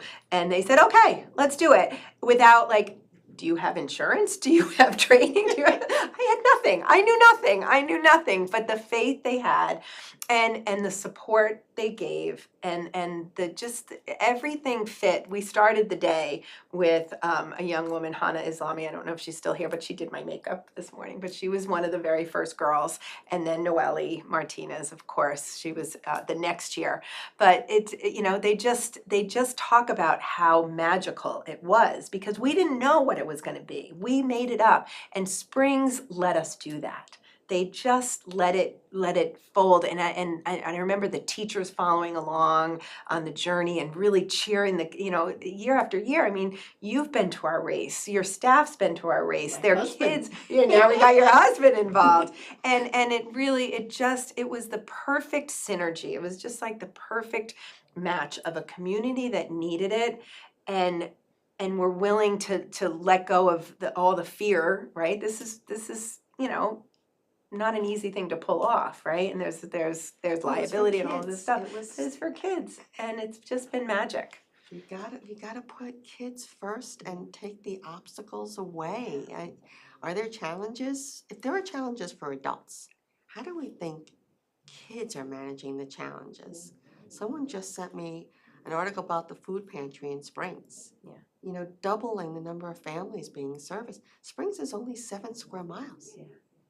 And our kids need so much support. It's not just about academics, it's about keeping them at school till 6 o'clock. Yes. Project Most. I mean, how fortunate is Springs to have an after-school program, to have before-school drop-off that is really funded by the taxpayers, but we know our parents have to get to work. Yep. And we know our kids need to be in a safe place. Exactly. Yeah, and that's what people don't understand, right? How much need there is, and just the obstacles that these kids are facing every single day. And you're right. We're so fortunate to live in a community where there's organizations, right? Like the retreat, like Project Most. And we were just, Ralph Naglieri and Marilyn Marsilio were just here, and we were talking about that. So kids at Springs, they go to Project Most, and then maybe they'll do iTry, and then they go to high school, and then they can come back and work for Project Most or work for iTry, and then still be connected and give back to that community. And that's what we're seeing as the years play out, as you mentioned. So right behind, if we can zoom in behind Deb, this is the big picture of right there with the girl crossing the finish line. That's Pamela Ramirez, who hopefully you're going to meet in a little bit. She might stop by. But Pam did iTry, and then worked for iTry and became an education major. And because she was in the school in Springs this spring, your vice principal at the time asked her, "So Pam, what are you thinking for next year?" And she goes, "I want to get a teaching job." And he goes, and walked her into your office. Absolutely. Where she had an impromptu interview. She came to my house that afternoon in tears, telling me the story. And I'm like, oh, they'd be so lucky to have you. We are Right? so lucky. And I love, she's told me you asked her a great question. What was it that you needed when you were a student here? I'm gonna cry. And here's a kid, a Latina girl who struggled, and the things that all of these kids are facing. You asked her, you knew that's what we need in our school, but you asked the source, and she told you. And now you're allowing her to do it. Absolutely. Right? It's all about relationships. Yeah. It's, it goes back to one person, one teacher making a child feel like they want to be in school. Like, I have to be there. She'll miss me if I'm not there. Exactly. And about getting to know your kids and putting yourself out there. What's wrong with telling somebody your story? That doesn't make you less of a person because you've told them your challenges. Look, a woman superintendent, we're going in the opposite direction. We used to have like 24% women superintendents. We're down to like 14%. Really? And we have to be role models for our girls and let them know that it's okay to go after something and challenge yourself. Yes. I don't know if I ever told you the story, but I was a speech impaired child. I didn't know that. So, growing up, children making fun of you because of your speech, or a teacher saying, "Why can't you pronounce that word correctly? We've gone over it several times." We've all faced challenges. We all have, and come out stronger for it, and not afraid to tell our stories. Yeah. I love what you said, about the showing up, right? And I remember early on when we used to look at the attendance records of iTry girls. And even though we're only half the year, their attendance, especially on iTry days, would go through the roof. They had a reason to be at school. And that, you know, like all of these kind of things that I never had planned for, that you know, what we've learned about their STEM, that science, achievement in science and math and technology, just gone through the roof because they feel so confident after doing something as big as a triathlon, and also that whole feeling of mentorship, right? So that the first year girls, they came back and they brought the next group along and the next group along, and girls like Pamela and Noelle and Tiffany, like all of these kids who've stayed. Look at the smiles. Look at the smiles. Look at the smiles. Yep. And that middle picture where they are just, I mean, could you bottle them? And they're all in high school now, these kids, just doing phenomenal. And it's been, this is our 15th year, Deb. Isn't that crazy? Congratulations, but 15 it's years. all due to your passion and not taking no for an answer. I mean, you've had to beat the pavements for this program, and it shouldn't be that hard. If I have a message for our governor, she needs to step up and fund these programs. It should not have to be fundraised. It shouldn't have to be this hard. Working with the girls is hard enough and takes so much of your time, but then to have to fundraise on top of it, why is it in these budgets? We talk about mental health. Yeah, well, Fred Thiel was here earlier and he just said there is new funding coming down, and I'm with you, we've talked about this. What a supporter. Yes. Fred Thiel, every year that I've been at Springs, except for the year of COVID, he has given us bullet aid every year. Yeah. To do creative things with our students, that little extra that we need. Yeah. Just so I don't have to say no to somebody who has a creative idea and wants to do something. You know, but the arts for Springs are so important. So important. I mean, look at the rich history of where we are. It's incredible. I mean, really, Abby grew up going, you know, it was no big deal. We're just gonna go to Pollock Studio. We're gonna have this artist came in and worked with us. And that's the whole beautiful kind of vibe at Springs, is that we're scrappy, right? We're gonna find a way, we're gonna make things happen, and everybody's valued. And that, to me, that was the first thing that hit me when I walked into that school, and still today. It doesn't matter. It doesn't matter if you have a house on the water on Girard Drive, or if you are living in a basement with 12 other people. You matter. And the special ed population at Springs was something that impressed me, because my background, I didn't like to send a child to Bosie's. And that wasn't when Abby started there, and you know, people know Abby's story, that you know, it was really your staff, MJ Arceri. I was so happy when I saw her the other day, but you know, Abby wasn't, you know, was barely talking, couldn't read, and it, you know, and that's what I was thinking was gonna be in her future, to be having to bus to West Hampton was just awful to think about. And when you guys brought that back in-house, changed everything for those kids, I'm those so proud of families. the special ed program at Springs. For a tiny district. Yes. They do a tremendous job for our kids, and it would just be cruel to send them on a bus to West Hampton. Absolutely. Absolutely.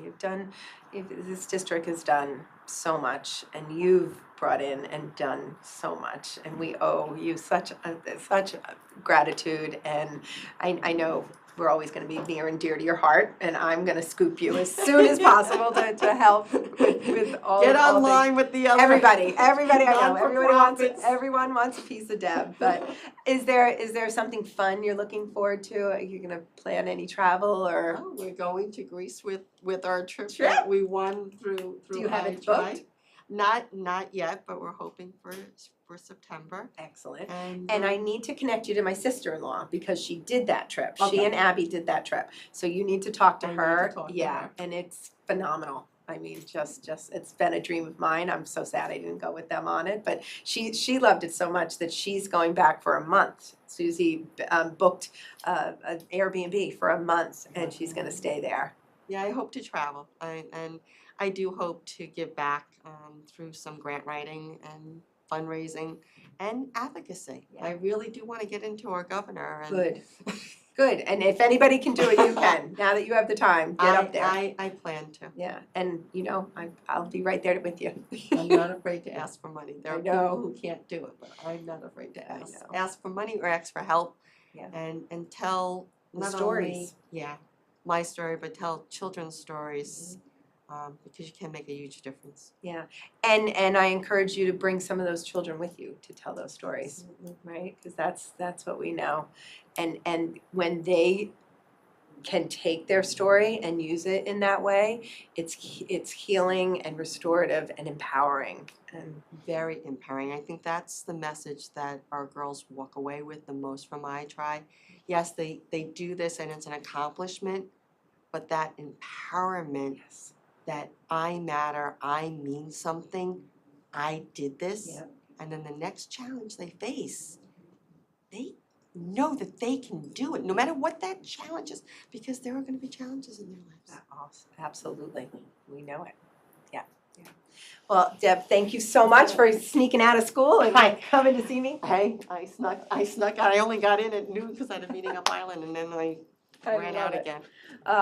Well, have a wonderful Good luck with rest all of of your this. week. Thank you, I everybody. know, I'm feeling good. I'm You feeling feeling good. good? I'm feeling good. Okay. Thanks, All Deb. right, good. Thanks, Deb.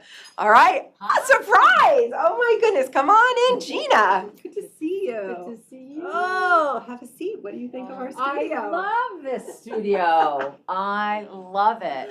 I love it. You're sitting right next to Gloria Steinem. Perfect. So perfect, right? I love it. Right? This is so much fun. Yeah, so this is amazing what you've pulled off. What's going on today? So what's going on today? It's our Giving Day, and we are attempting to raise $350,000 by 5 o'clock tonight. I know we will. I know we will. We've got angels on our side, and we're actually, I don't even know what number. We'll do a check in a little bit to get us, but it's getting there. It's getting close. Good. Yeah. So how are you? This is so much Great. fun. Thank you for getting here. Of course. When you emailed me, I thought, I'd seen an email about this going on, and then I heard about it through somebody, and I was thinking, this is amazing. And I remember conversations you and I had long ago in my little Paddle Diva Center. Yeah. And you were like, it was like you said, Gina, I need $4,000 so I can have 2 more girls. Yes. Like you were kind of in that stage, and now as I've watched you grow, it's just impressive and amazing what you're doing. Yeah. Over 1,200 girls. Crazy. I mean, you were Well, there how many year did you- one. You started with 12. We started with 10. 10. Yeah. And 10 those the were first 10 year. I took paddleboarding Yeah. at Maidstone. Yep. With Yep. their adorable bathing suits. I still have pictures. of that. Me too. Yeah. So you started with those 10 girls. Mhm. And I still encounter a few of those 10 girls out there, Yeah. seated in our beautiful universe. And they remember me. Of course they do. And they engage with me, or they'll say, Gina, you don't remember me? And then as soon as I'm acquainted with who they are, It comes back. and they're always so articulate and so happy and enthusiastic. Those were such fun times, and none of them had that experience of paddleboarding, and so most of them were like new to even swimming, so that was a very big deal. And it was just so special. I know. And your whole idea for starting it was sort of based on Abby, right? Wasn't it a little bit with your daughter? Yeah, because I had done a triathlon, and it was so transformative for me that when all of a sudden when she was coming up into middle school, I just couldn't think. I kept thinking, God, that time for myself was so hard. I know it's going to be hard for her. If I had learned all of what I learned through my own journey at 11 or 12, what a difference it would have made. And it's proven to be very true that it was something that was needed in the world, and it's been an incredible blessing in my own life, and then just to and Abby was an only child, and so through this she became sister. I know, I was about to say, I feel like I don't think of her as an only child.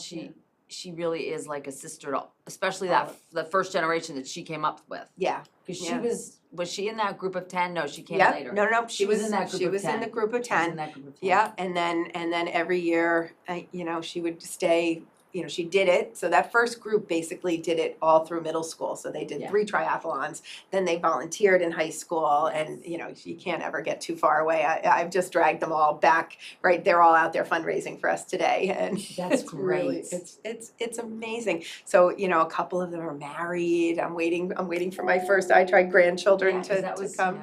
Yeah, 15 years ago. I know. It's just, and actually, I don't know if you know Hannah Islami, but she was Yes. one of the first. She Yes, I was remember here this Hannah. morning. She did my makeup.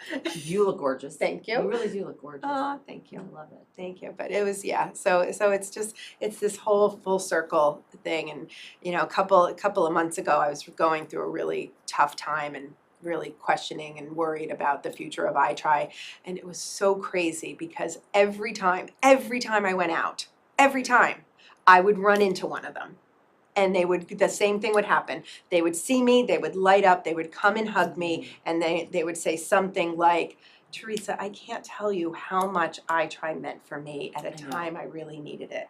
And Gina, it was the thing that I held on to so tightly. And I was like, it's not gonna stop, because these are the messages that, But it's hard. I mean, it's hard what you're doing, but if you get the right funding, you can build it so that you're not sitting with me in the Paddle Diva Center trying to figure out how to make $4,000. Right, exactly, Right? And so you're now going to that next level, and so raising money is so important so you can get the right kind of team in place. And your vision will always be there. It's always going to be your baby. Yeah. So how many girls do you have? You said 12,000? No. 1,200. 1,200. And where? Just in our area? That's how many have done who have done the program. So you've put 1,200 through the program. Yes, but now we're in 13 schools, Montauk to Mastic.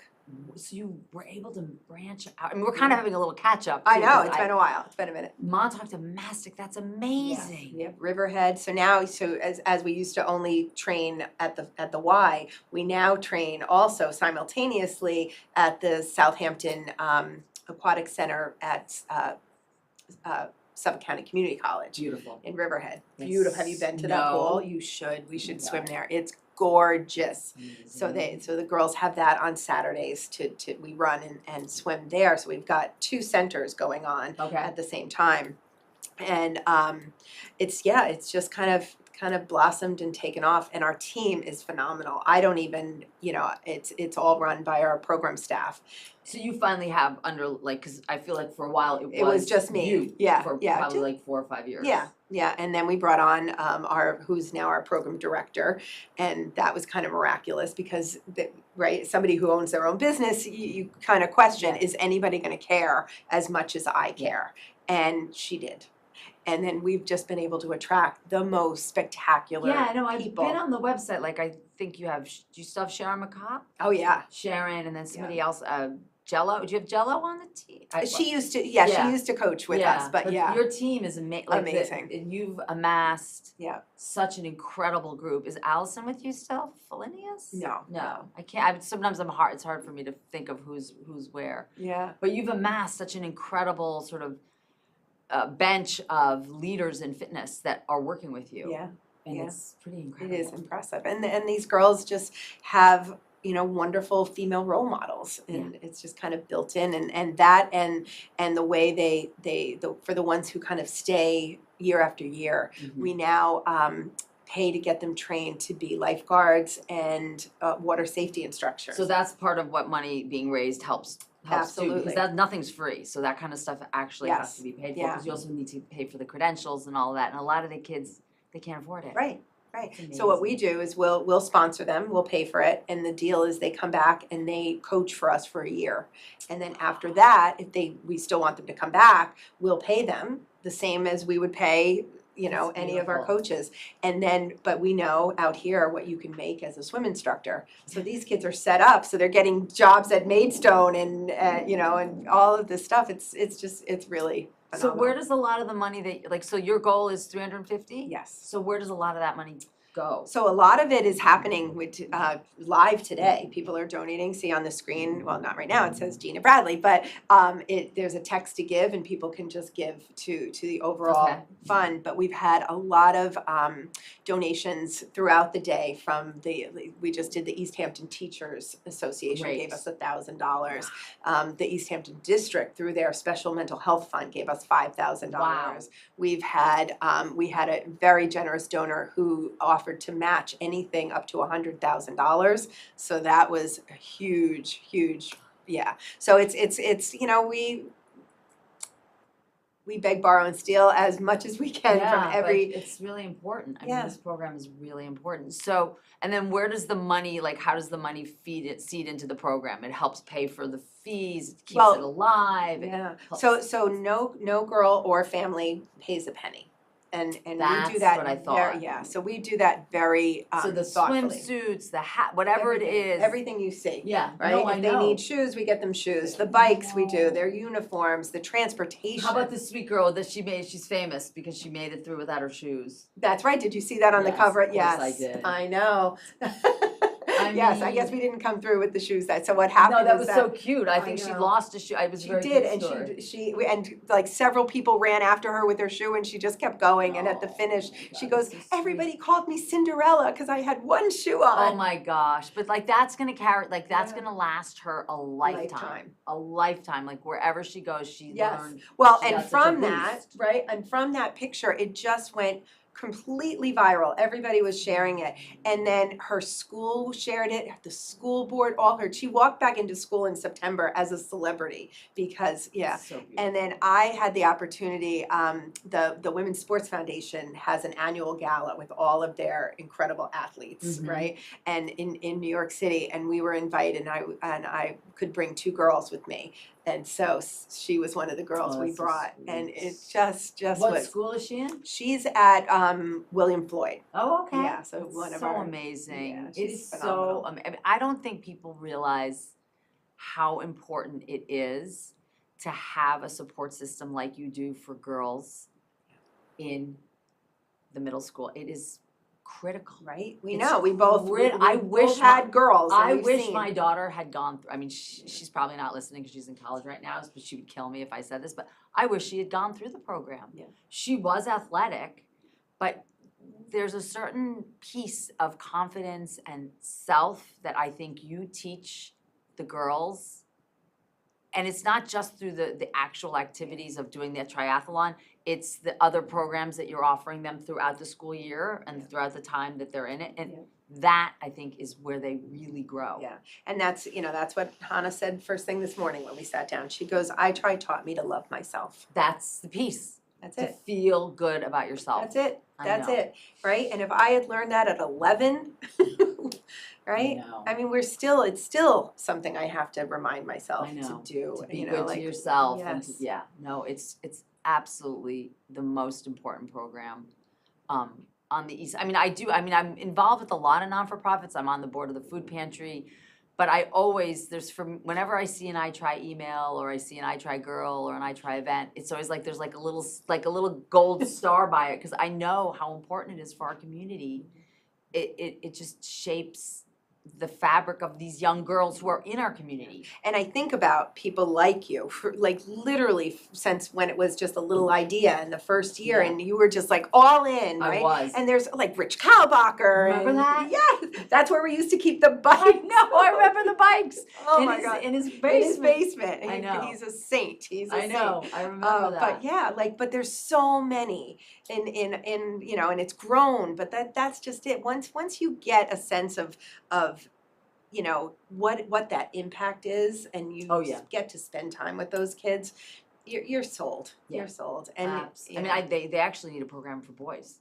Yeah. I know. I'm sure people say they're all the time since day one. That was the first thing somebody said to me. But it's okay. But, It's okay. I think I've told you my answer to that has always been, oh my God, my answer has always been absolutely yes, but I'm not the one to do it because I don't know what it feels like to be a boy or what a boy needs. And so someday somebody's gonna come to me, maybe somebody out there watching today has an idea for a program for boys. Come to me, I will help you, I will give you all that you need to do that. It's just not me. Yeah, it's not, it's a different program, Yeah. but it would be nice because there is, Yeah, oh, th- 100%. there's a need for that as well, absolutely. Yeah, oh my goodness. I think we have an announcement to make. Oh, yay, what is it? Are we doing a drum roll?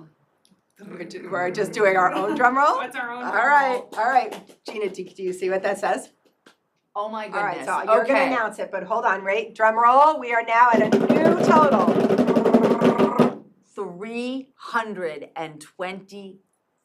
$320,000. Oh my God. You did it. You're No, gonna- we're almost. You're 350. You're gonna get there. We're gonna get You're there. absolutely gonna get there. Oh my goodness. Wow. Gina. That's a lot of money. That's a lot of girls. I'm not good. I'll have to have Shauna come back and do the math because it costs us about $2,500 a girl to get them from day one to day, with everything. So it's a lot. And so the help of people in our community, the help of everybody out there donating today, it's huge. And I can't thank you enough for all the years and all the fun we've had We and have to, more we fun. say every time we see each other, it was like, you gotta get the girls paddling again. But you gotta get the girls paddling again. The new spot where I am, first of all, it's female run. Yep. So I love that. And it's so cool and funky. It's cool and funky, and it's such an easy launch. Yeah. So tell everybody where you are. Where's the camera? Right there. Oh.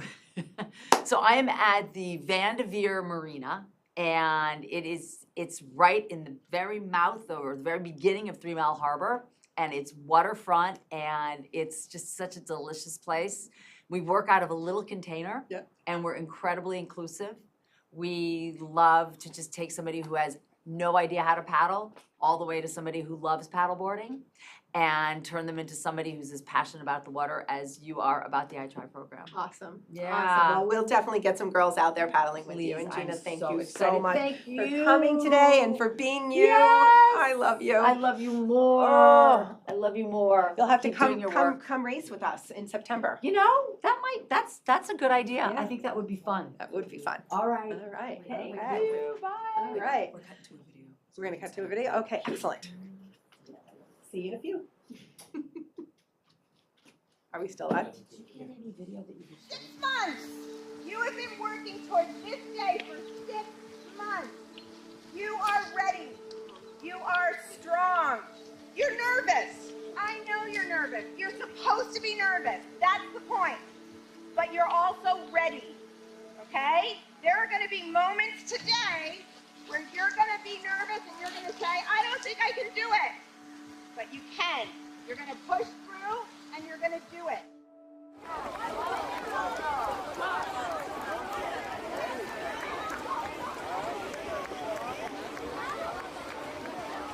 In my 30s, after doing my own triathlon, I learned so much about myself and how to talk kindly to myself and set big goals and work towards them, that if I could have learned all of that when I was 11 or 12 instead of waiting until I was in my 30s, that it would have been a different experience altogether. I'm Teresa Roden, and I'm the founder and Chief Visionary Officer of iTry.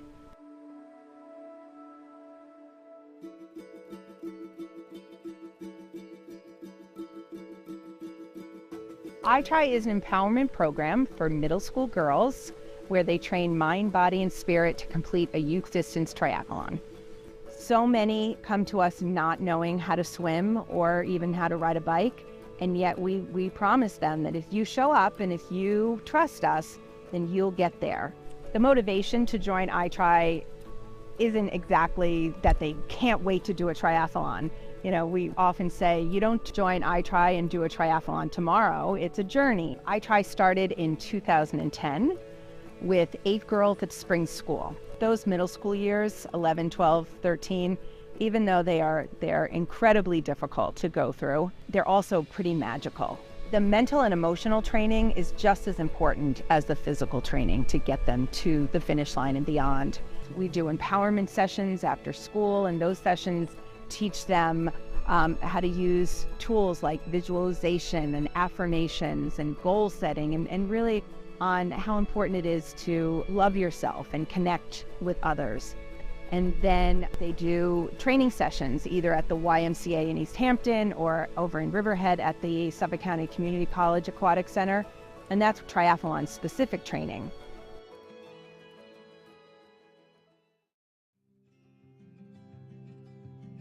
At our race, no one leaves. Everybody stays until the very last finisher crosses that finish line. It's interesting because I was always that person who would finish last. And I can guarantee that the kids who finish last work 10 times harder than the kids who finish first. And what you witnessed at that race is just that camaraderie, that love, that wonderful sportsmanship and support. I love watching our coaches, our program leaders, and their relationships with the iTry kids. This season, we were really lucky. We had probably 6 or 7 of our alumni girls come back and serve as assistant coaches. They show such compassion, such grace. They're there for these kids in ways that you'd never even imagine. And the bonds that form are lifelong bonds.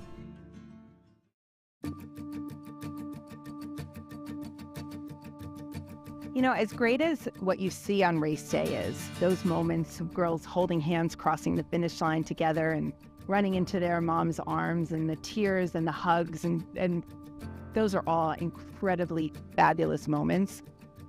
I think I know that iTry is working when all of a sudden I get an email 6 years later, and it's from one of the kids, and they say, "I just wrote my college essay. Could you proof it for me?" And it's all about how their experience in iTry formed and made them consider a path that they've never considered before. And that to me shows me that this is working.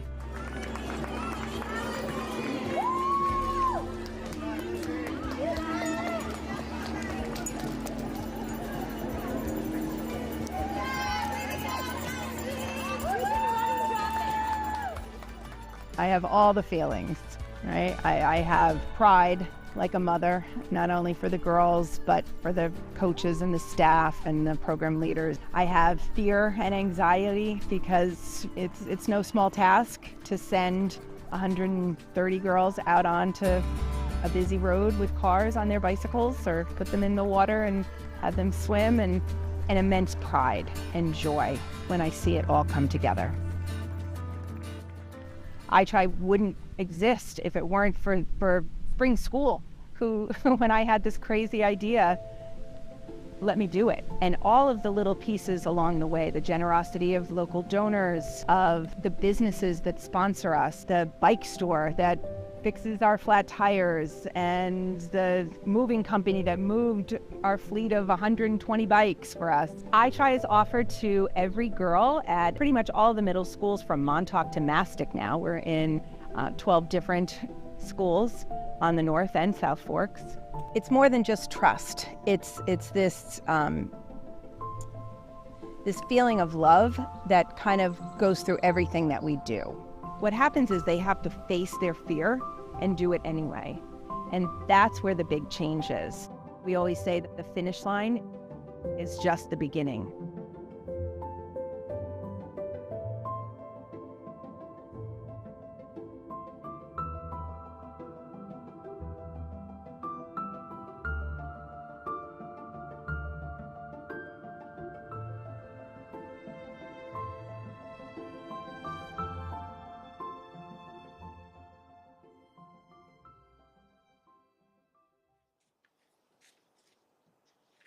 You're live.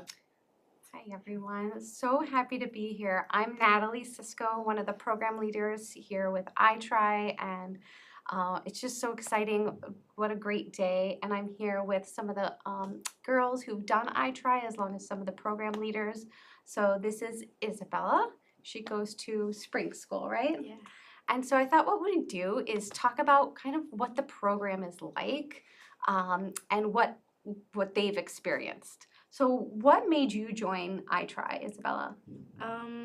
I really joined iTry just to do just swim, run, and I just thought that was gonna be really fun to do. Really? Were you scared at first? Yes, I was really scared to swim. That was Oh, I bet. a scary thing. The swimming was? Yeah. And so when was the moment that changed when you stopped being scared and feel like, oh, I got this? Did you have that moment? Yes, actually. When I finished swimming, I was just after I finished that, I was so happy. When I was on the bike, I felt the wind go on me, and it was just amazing. Oh, love that. It's amazing. And this is Sam. Sam, you also go to spring school, right? Yeah. Awesome. And what made you join iTry? I joined iTry because at the time, honestly, I wasn't 100% sure what we would be doing, but everyone told me that it sounded fun and that we would do swimming and biking and running. It just sounded like something fun to do. With that, and do you have a moment that stuck out to you that was just changed your perspective, or it just made you feel like you could do anything? It took me some time, but when we were practicing, the days before the race, I was really nervous because it felt like I wasn't going to be able to do it. But at the day of the race, and I finished the swimming, and then I started the biking, like Isabella said, it felt like time was going by so fast, and I just wanted it to last longer, and it was just a really amazing moment. Oh, I bet. We love seeing you guys, especially at the race site. Doesn't it just get all the emotions, right? Oh. And this is Reagan. She's also one of our program leaders. So Reagan, what made you decide to join iTry and become one of the staff? So iTry is one of those things that sort of kept popping up in my world here and there. And it was always something that I was interested in being part of. In fact, I met Teresa I think it was her first or second season when she started the program, and I was so inspired by what she was doing.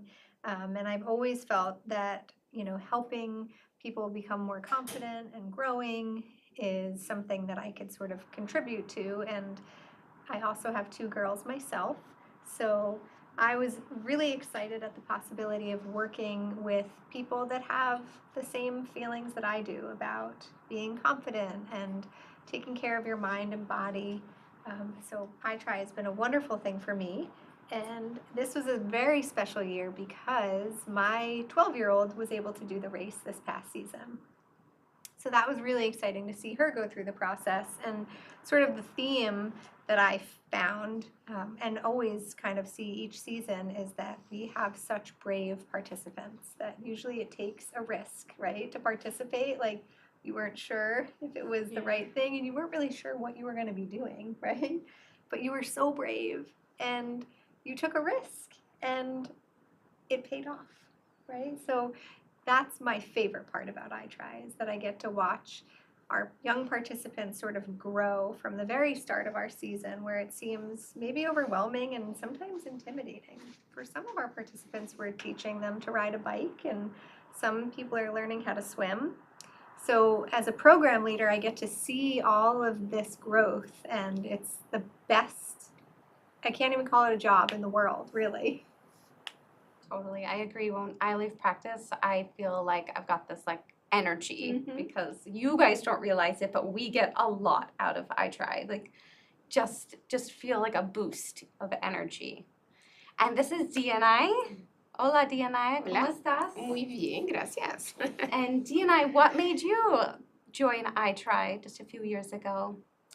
Yeah, I joined with iTry 3 years ago. Yeah, it's a nice experience. For me, it's wow.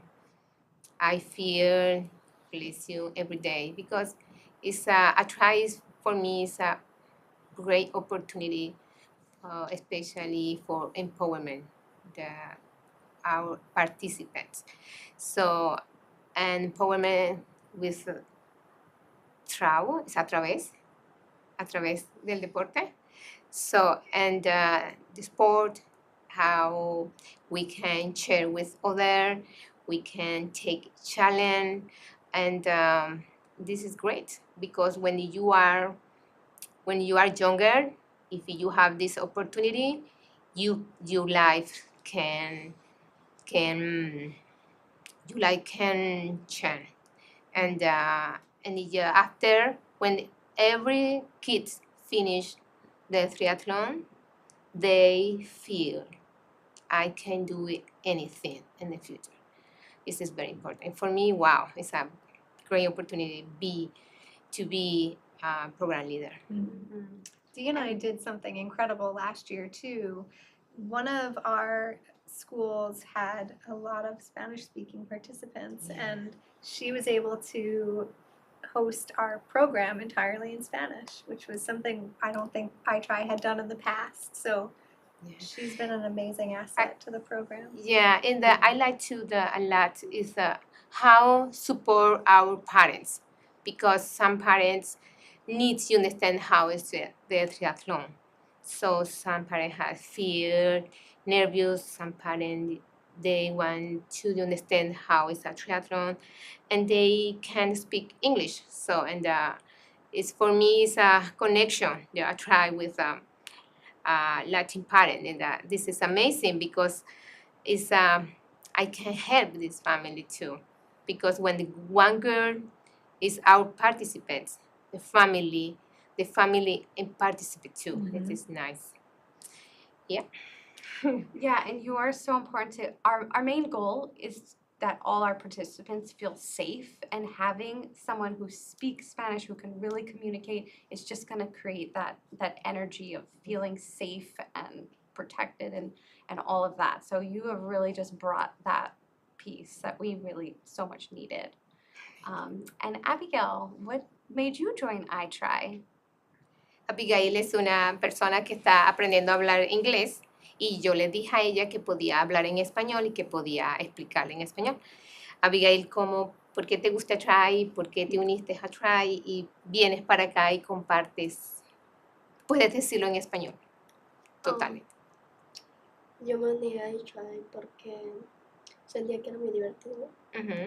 Hacer las cosas que iban a hacer, como ir en bicicleta, nadar y correr. ¿Y qué es lo que a Try te ha ayudado más en tu vida? ¿Qué es lo que más te ha aportado? Es decir, a Try me ha dado tal cosa que para mí ha sido importante.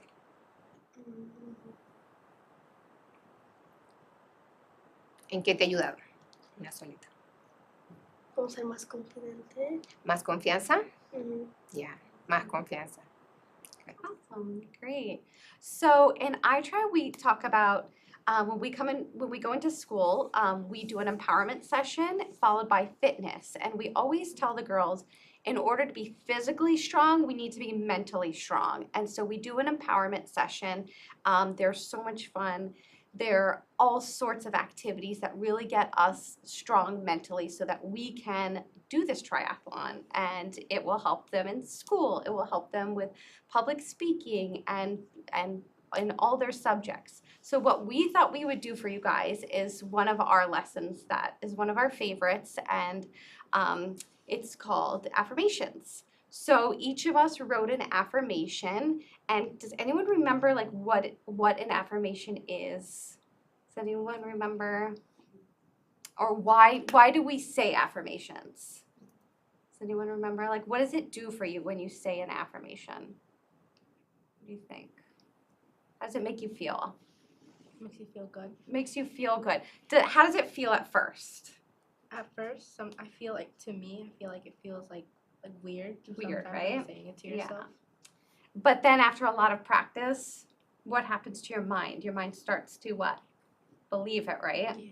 So what we did was we wrote some affirmations, and we are going to pass them out so you guys can get your affirmation, unless you have them somewhere else. And we're going to share them with you.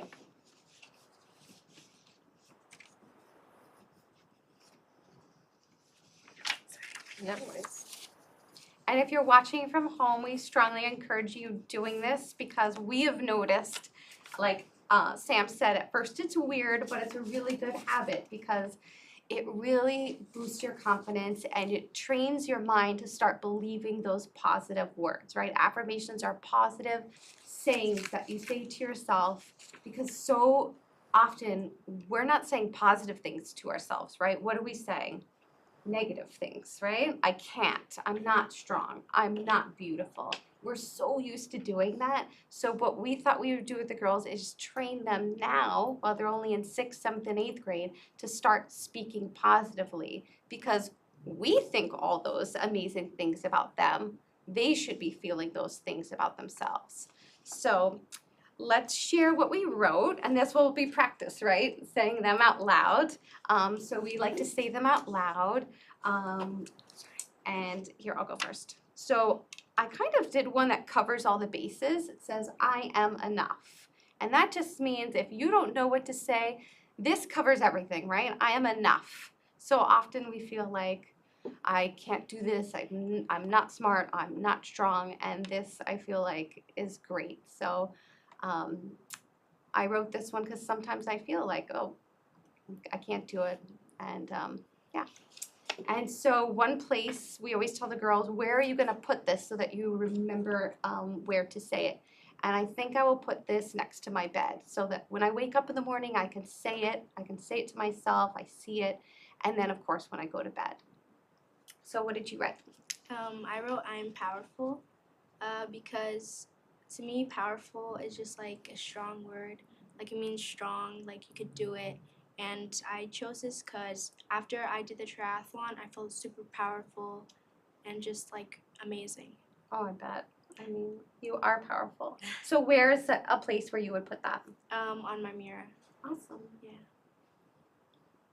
I wrote I am capable because this word I actually learned to tell myself after I did I try, because before the race, as I said before, I really thought that I wasn't going to be able to finish it, especially the swimming, because like the swimming was the hardest part for me. But after like half the race went by, I realized that I was going to be able to finish it, and it just made me feel like I'm capable of anything. Now going into harder and new things, it's like I worked hard and I was able to do the triathlon, so I felt like I could also be able to do anything else. Totally. And I believe it too. And love where's the that. spot you're gonna put that? So on my mirror. On your mirror. Perfect. I love that. So I wrote, and my affirmation is I am growing. And I am growing is helpful to me because I remember being your age, and I remember as I grew at certain points kind of feeling like, oh, I should have this all figured out. I should know, I should have the answers to this, or I should know what my next step is. And what I realized is that the most important part is the journey, whatever that may be at that moment. And growth is so powerful, and it's always an opportunity to learn. So I chose I am growing because I am. And it sort of gives me a little grace to remind me that it's okay, be where you are, and, you know, work towards something that you're excited about, or just, you know, be gentle, be kind to yourself. And I like to keep this next to my bed. So when I wake up in the morning, I see. Yeah, I like this. I am resilient.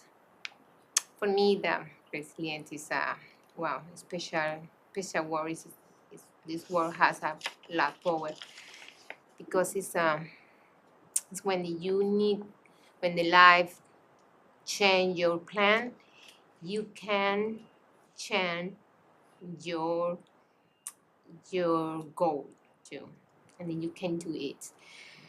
Yeah, and so for me, it's very important share with the girls how can we be resilient, because the life is we can see change and then we can continue. We need to continue, you know, the resilience. For me, it's a power word. Special. Puedes decirlo en español sin ningún problema. Puedes mostrarla. Ajá. Yo escribí que soy fuerte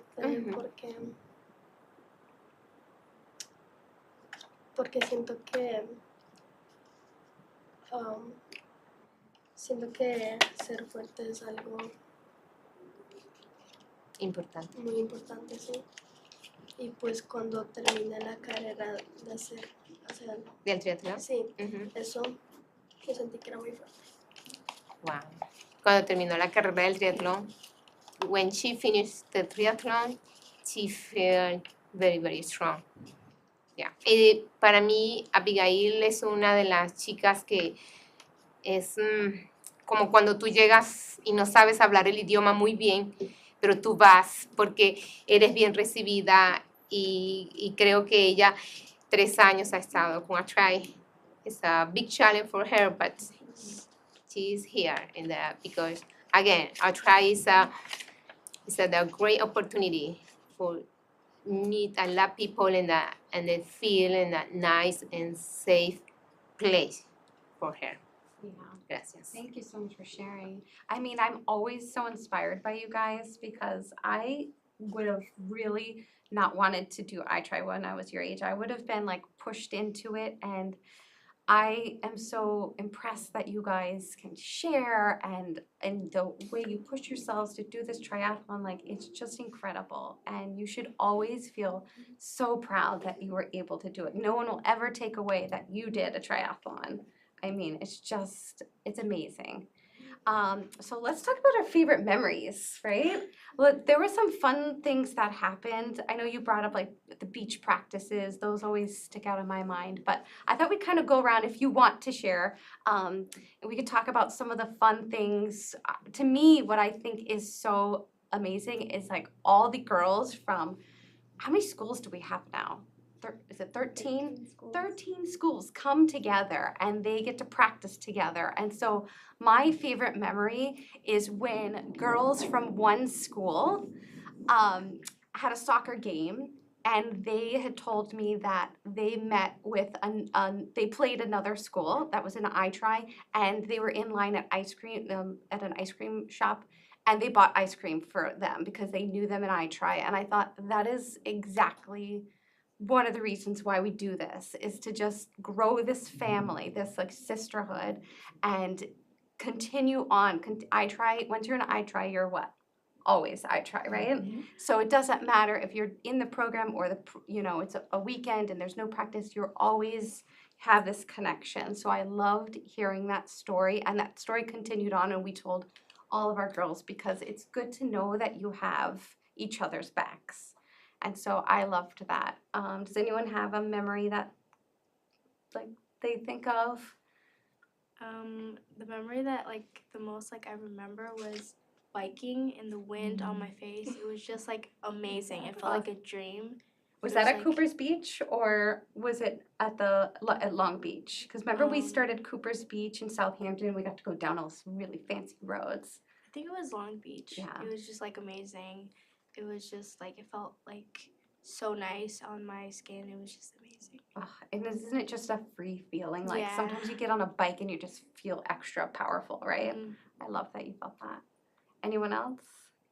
I liked also how you said that, like, I also made a lot of friends from iTry, and I'm not sure if this is like a memory, but just like seeing like all of the coaches and the people, like seeing them and remembering everything, like that's a really nice feeling to me because everyone at iTry was like really nice and sweet, and I love all the counselors and the coaches too. We love that. Well, like I said, we could not be more proud. I mean, for us, when we see you guys cross that finish line, it's like, I mean, I have a son. It's like when my son, it says when he accomplishes something, I'm just like full waterworks. So like when you guys cross that finish line, I remember it and I think about it throughout the year too. Does anyone else think about the race and that feeling throughout the year? We think about it like we're proud mamas, right? It's just like I'm usually crying before the race even starts. Yes. I'm crying thinking about the race starting even before it happens. We see all these different levels of girls who've never swam before, and they completed the swimming portion. Girls who learned how to ride a bike and finished the bike safely and got ready to run with a smile on their face. So for us, it's like so amazing. But I remember some family, the mom shared with us about the experience because when I said, "Oh, Diana, we could transmission the race our family in Mexico. So, and because we have a nice athlete. Our girl finished the triathlon for this. This is amazing for my family in Mexico, and a lot because she has a lot of family in Mexico, and they are happy.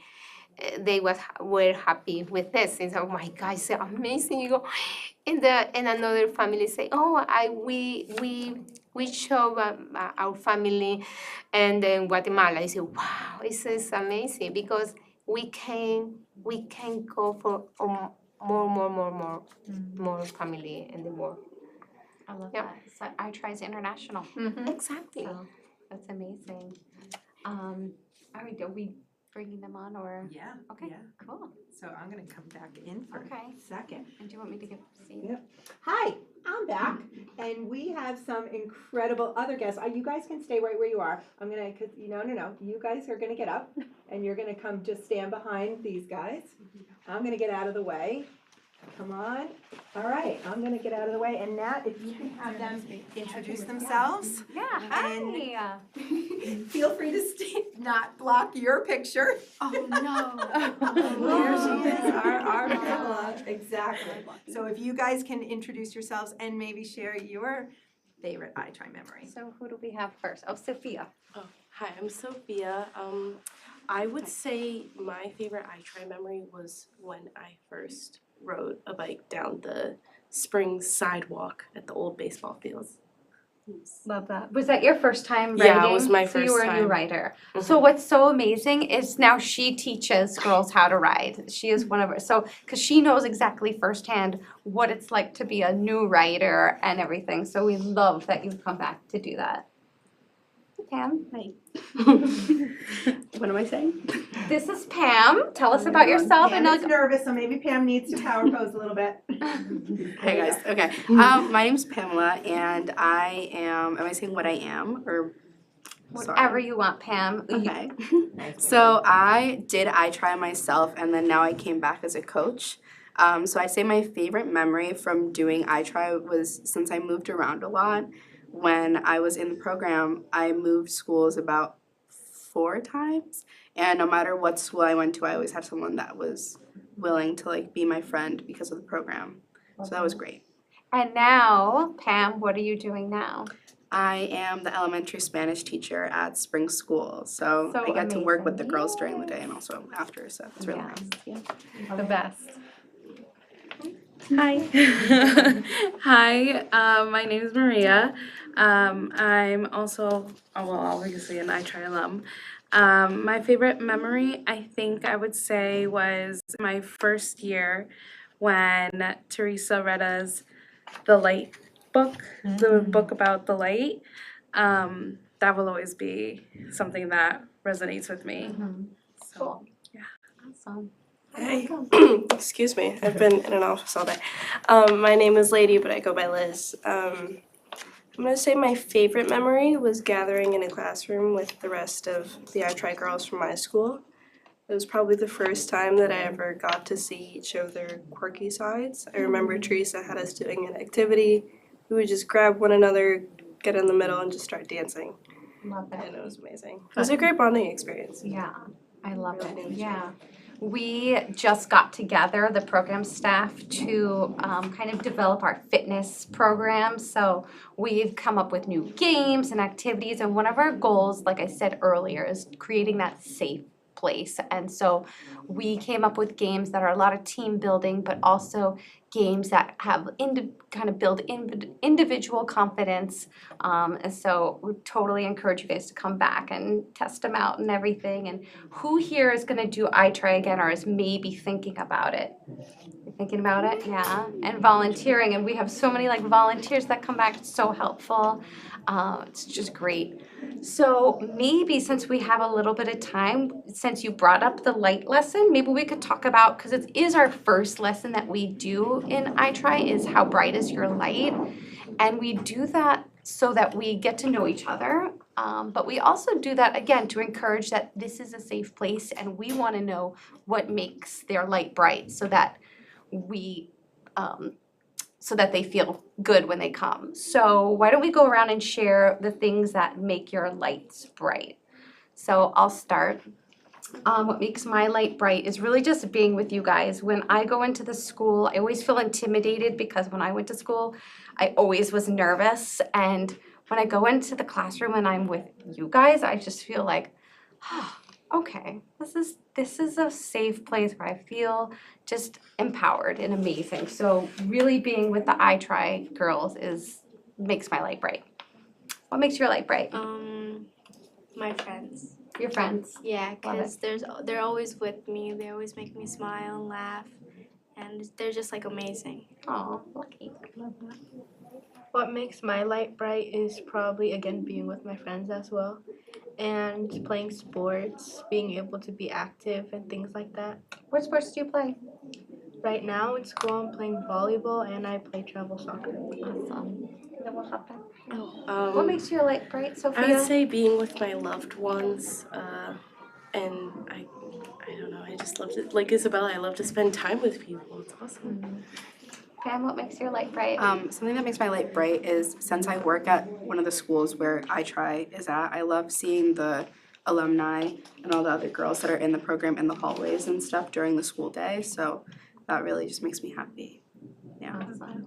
Maria? Something that makes my light bright, I would have to agree with actually both Sophia and Pamela. I would say my loved ones, but also the students I observe. I feel like they bring a big part of me every time. That's right, you're going into teaching also. Yes. I love that. That would be so great if you could work in one of our schools and like it just, yeah, come full circle. Reagan, and then we'll go back up. Yeah, so a couple of things. One thing that makes my light bright certainly is being with my family. But another thing that's making my light bright right now in this very moment is that we have just gotten news that we have reached $342,000 in donations. And I am certain that having you all here today has certainly helped with that. So that's making my light very bright. So thank you all for being here. Yes. Sorry, I didn't mean to take it away No, from you. you're Your turn. good. That's very exciting news. I'm gonna say just helping people in general. I was able to incorporate it. It's not my job. So just being somebody that people have access to, no matter what it is that they're dealing with. I love that. What about you, DNI? DNI is like a ball of light. DNI is the what I makes Try your light. light brighter because you are so bright. and you No, always make us for so me, happy. it's a bright. I agree with all you, but for me, this moment is my life is very very bright because this moment when the people can donate or empowerment all girl is for me is hope, and the hope for better world where all people has opportunity that I say, ¿cómo se dice? De convertirnos en mejores. I say convertirnos en mejores personas. Become better people. Strong, yeah, and strong people, brave people, and especially girls. That's right. Yeah. Yep. En español puedes decirlo. Que te haga, tu luz te haga brillante en español.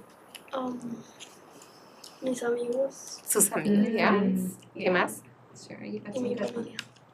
Y familia. See, yeah. Love it.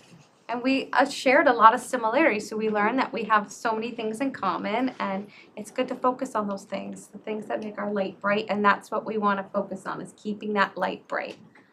Love it. Well, on that note, keeping our light bright is going to be easy because the next group we have coming on is pretty amazing. That's right. I want to stay and listen. I know. Yeah, so exciting. Thank you guys so much for coming. I know it's not easy to be on camera, but you guys are just all superstars, Amazing. so great. Amazing. You total natural, Hey, so Zach, good. We should be cutting to you soon. Thank you so much, you guys. Thank you. Well done. You did great, Pam. Done? All right, here we are back in the kitchen. I'm with my friend Nick, Nick, I didn't have lunch, so I'm counting on this dinner. What are you making for us for dinner? I'm gonna even just call this the classic I try dinner meal now. I like it. Turkey and 3-bean chili, cheddar, scallions, sour cream, and I've got some nice mashed potatoes all hanging out in the circulator, ready to go. It's like comfort food after a long day of fundraising. I always look forward to feeding you at the end because I know you need it. We definitely need it. And I am in here with one of my favorite people of all time, Evan Harrell. Thank you so much for stopping by on our Giving Day. You've been before when we've done it. Come on up closer to the counter with me. You've been here when we did it outside and with wind and everything else. So we upped our game this year. What do you think? It's great. Right? Isn't this fun? And the food. The food. The food is the best part. That's right. Now see, next year, Nick, we're gonna have to plan for a lot more people because sounds good to me. You know, hey, it's all good, right? You get to talk about iTry, you get to support female empowerment, and you get to eat really yummy food. Yes. So it's all good, all good. I don't know which of those three is the best. I know. Yeah, well, we can just enjoy all three. How about we agree on that? Yeah, yeah. So Evan, why I asked you to be here today, not only have you been an incredible inspiration and partner in so many ways to me personally throughout the years, and I try but I remember probably the first time if you remember this, the first time we met, I think we met at Panera. And it was shortly after my husband had died, and you were working with us as a consultant. And it was the first time I heard the term compassionate leadership. And I think this was before you even met Laura, right? Perhaps, I don't know. Or maybe early on, and you know, I remember hearing that term and being like, I love that. That's what I want to be. I want to be a compassionate leader, and I want to know more about that.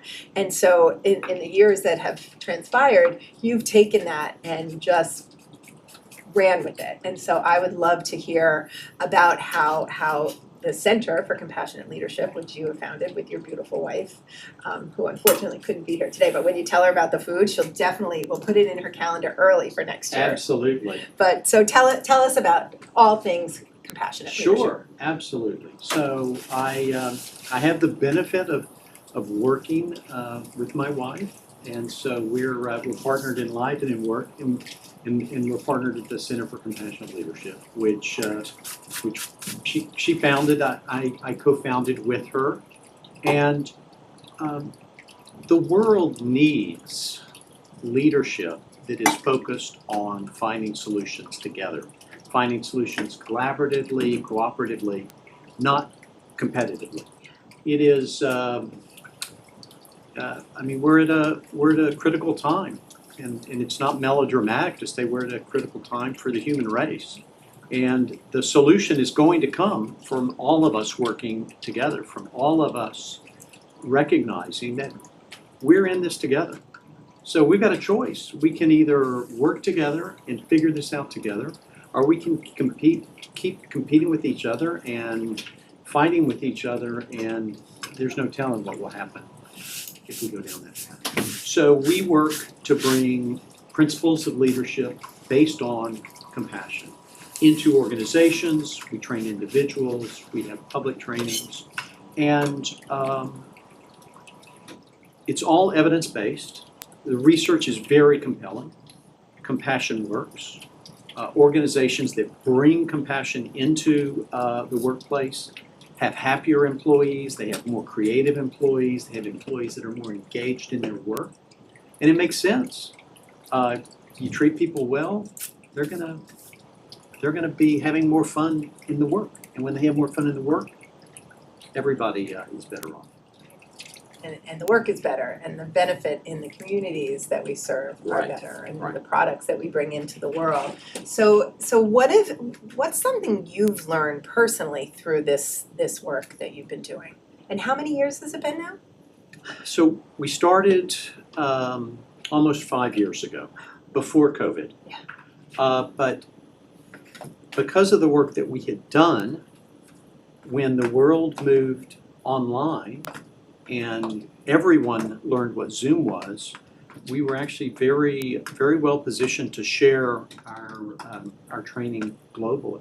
And since the advent of COVID, we trained over 400 people from 40 countries around the world. It's a very global program. And the thing that I have learned is that people who would like to lead compassionately are everywhere, and in so many cases, they're just simply hiding in plain sight. The environment, the culture that many of us recognize, the competitive, the charge, push culture, discourages people from leading compassionately. And so people tamp down their desire to lead compassionately. And what we find is that if one person steps out and starts to embrace these principles, it ripples out, and all of a sudden, it's like lighting up, just lighting up all of these candles, because they start lighting up all over, because there's a deep hunger for the ideas. Yeah. So I hear you saying competition, right, is one of the barriers. But what about like corporate structure? Do you find that there's a way for this, I don't, I never really had a corporate job, but I don't see where a lot of times this fits into the kind of corporate structures and these hierarchies that we see. Sure. No, that's exactly what we're doing, is working to show people how this fits right into a structure. The framework we use, the language we use, is architecting compassionate culture. It's how do you build the hierarchy? You have to have a decision-making process. I mean, ultimately, somebody has to be the last person to say yes or no. You have to have an understanding of how decisions get made and who's responsible for what. And you can do all of that in ways that are highly respectful of everyone involved. And so the principles we teach are all very foundational leadership development principles around communication, how to communicate compassion. I mean, one of the biggest questions we get is, well, can I fire someone compassionately? And sometimes, unfortunately, people have to be fired. So the question isn't, can you fire them compassionately? It's, when you have to fire someone, will you do it compassionately or not? Right, because ultimately, you're probably going to come to that situation. That's exactly right. Yeah. And creating cultures of belonging. How do you allow everybody to be able to bring their unique self into the organization and belong? Because usually the question is, how do we help people fit in? But that oftentimes means that how do we get them to change so that their unique self, which is often quite amazing and quite valuable in the contribution it can bring, how do you help them to belong? So they're very traditional leadership development skills that leaders would recognize from all sorts of different trainings. It's really fantastic. And I know, your roots are here on the East End. In your life, well, your roots are originally from Texas, right? Which brings who you are to us, which is so the most wonderful Southern gentleman that I have the pleasure of knowing. But you have deep roots here now in the East End, and we are throughout the day we've just really been talking about how fortunate we are to live here, right? Not only because of the natural beauty, but we also recognize that there's great need. And there's also great wealth, and there's great organizations doing amazing things. And we've been talking about the synergy between things like Project Most and iTry kids grow up to do Project Most, and then and all of these things, and the retreat, and there's so many ARF and all of these wonderful, I'm sure that you've worked really closely with. And what's exciting is you've now received a grant. Yes. Can you talk about that a little bit? Oh, I would love to do that. Yes. We have received a grant to bring our training program to support local nonprofits. And this is actually a really exciting detail for us, because You asked earlier, what's one thing you've learned? And I said that compassionate leaders are hiding in plain sight. The other really compelling thing that we've learned is that when people tap into a community of other folks trying to explore and grow in their compassion competence, it just empowers them in ways that are amazing. So we're going to be bringing in the spring a cohort of training for a cohort of nonprofit leaders here on the East End, and we've offered our training on a global basis. So we've seen the connections that people build all over the world. We've brought it into organizations, and so we can see how it works in an organization. This will be the first time we've done it on a community-wide basis outside the bounds of a single organization. And we're certainly excited about the opportunity this will bring to help local nonprofits strengthen their leadership. And we're also really excited about deepening the connections around all of the nonprofits, because as you say, there's so many people out here doing such really good work. And back to the competition, right? I often hear that, like, oh, everybody's competing for the same dollars. There's more than enough. There is more than enough. And the more that we help one another and do, so right? That's right. So I'll just give you a quick story. So somebody who works at the retreat came to me during the busiest time, right? Like in July, and said, we have a young woman living at the retreat at the shelter, and she's great, and she just got a job, but she doesn't know how to drive, and she wants to learn how to ride a bike. Is there anybody at iTry who will help her to learn how to ride a bike? And I said, you know what? I would love to do that, but I got to get through July. And so I actually went through August, but then I met with this young woman, and I had the greatest experience teaching her how to ride a bike. I know I learned more from her than she, and it was just like this wonderful synergy. And from that, I got to, meet the new director there's just so many wonderful connections. And I know that when we need help, we can ask them for help for ours. And how do you build those connections? You build them by being with them, by working together, by finding time to meet. And you know how hard it is to find the time. Yeah. There's so much to do. Yeah. But if you can find that opportunity to create a community, then what is needed, as you say, the resources are there, will flow naturally. And also that we hear that, oh, everybody's competing. It plants this seed in our mind that that nonprofits are supposed to be, that there's not enough. Right. It is this poverty mentality, there's just not enough, and we need to recognize, you know what, not only is there more than enough, we will use what there is even more richly if we all just work together. I agreed. I'm so excited for that, that project to happen and to see the ripple effects. Will there be a component that kind of evaluates what happens after the fact? Yes, and we're putting all of this in place, but all of our programs include continued contact afterwards, in order just to help facilitate, because you know how it is. You go into a program and there's a lot of enthusiasm. Everything's great. But to be able to sustain it requires just a certain bit of continued marching down the road together. So true. Well, I'm excited that iTry is going to be a part of it. Well, we're excited iTry is going to be a part of it. Evan, thank you for all you do. Oh. And I don't know if you have to run. If you don't, come with me. We're gonna keep Nick on screen for a minute while Evan and I go in. We have a big surprise treat for everybody right now. I'm so excited. Come on. You can watch Nick chop shallots or go for the surprise treat. There you go.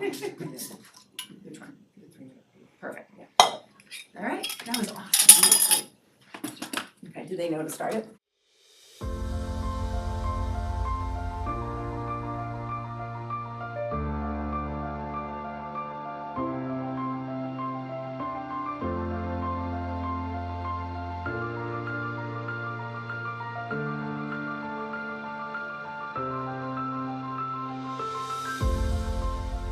may not believe that they are athletes or have the ability to do something as big as a triathlon. And what if we gave them all of the tools, the training, the equipment, the love and support to do something this big? A lot of our participants are coming into this organization never having participated in a sport before. So transportation sometimes is an issue.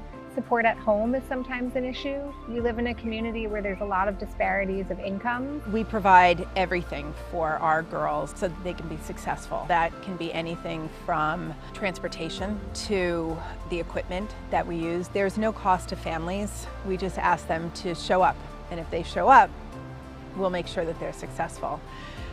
That's a huge relief to so many of our participants and their families. There are sacrifices that Angela has had to make over the years. You know, there's been times when I've seen her come to me and be like, I don't know, can we do this? And when she brought the information for iTry to me, she was like, Mom, it's totally free. So many girls who have benefited from the sports bras and the shorts, they might not have athletic shorts. And the last thing you want to do is go right from the swim onto the bike and run in denim shorts or in the wrong type of equipment. So having the right equipment just sets you up for success. Because of good sports, we're always able to say very comfortably, if anybody needs anything throughout this program, if you need sneakers, a sports bra, shorts, come to us. What we really do is give them the confidence and the love and support to realize that what makes you special is being different and standing out. I think it's important for kids to do what I'm doing right now because it just helps them so much as a person. Like,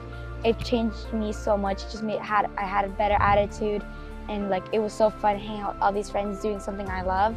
We met like a lot of new people who were just like people in the hallways, but like now we got to communicate and I have a lot more friends now. It's been good for me in like, it's helped me be more athletic, and I like that, but it's also helped my mind because of empowerment, and that's also, it's like trained my mind to be ready for this and to be ready for things that are a little bit scary. iTry is definitely the one thing where she never even hesitates. She's just like, she just feels so loved and welcomed and supported. So what I'd like to see in her is that she's grown with having more confidence. It makes me feel like I can finally like accomplish something really good for me, and that I've accomplished something maybe a little bit bigger than myself. For me, it's such a joy and a privilege to follow them throughout their middle school careers, their high school, and see where they end up, because the sky's the limit.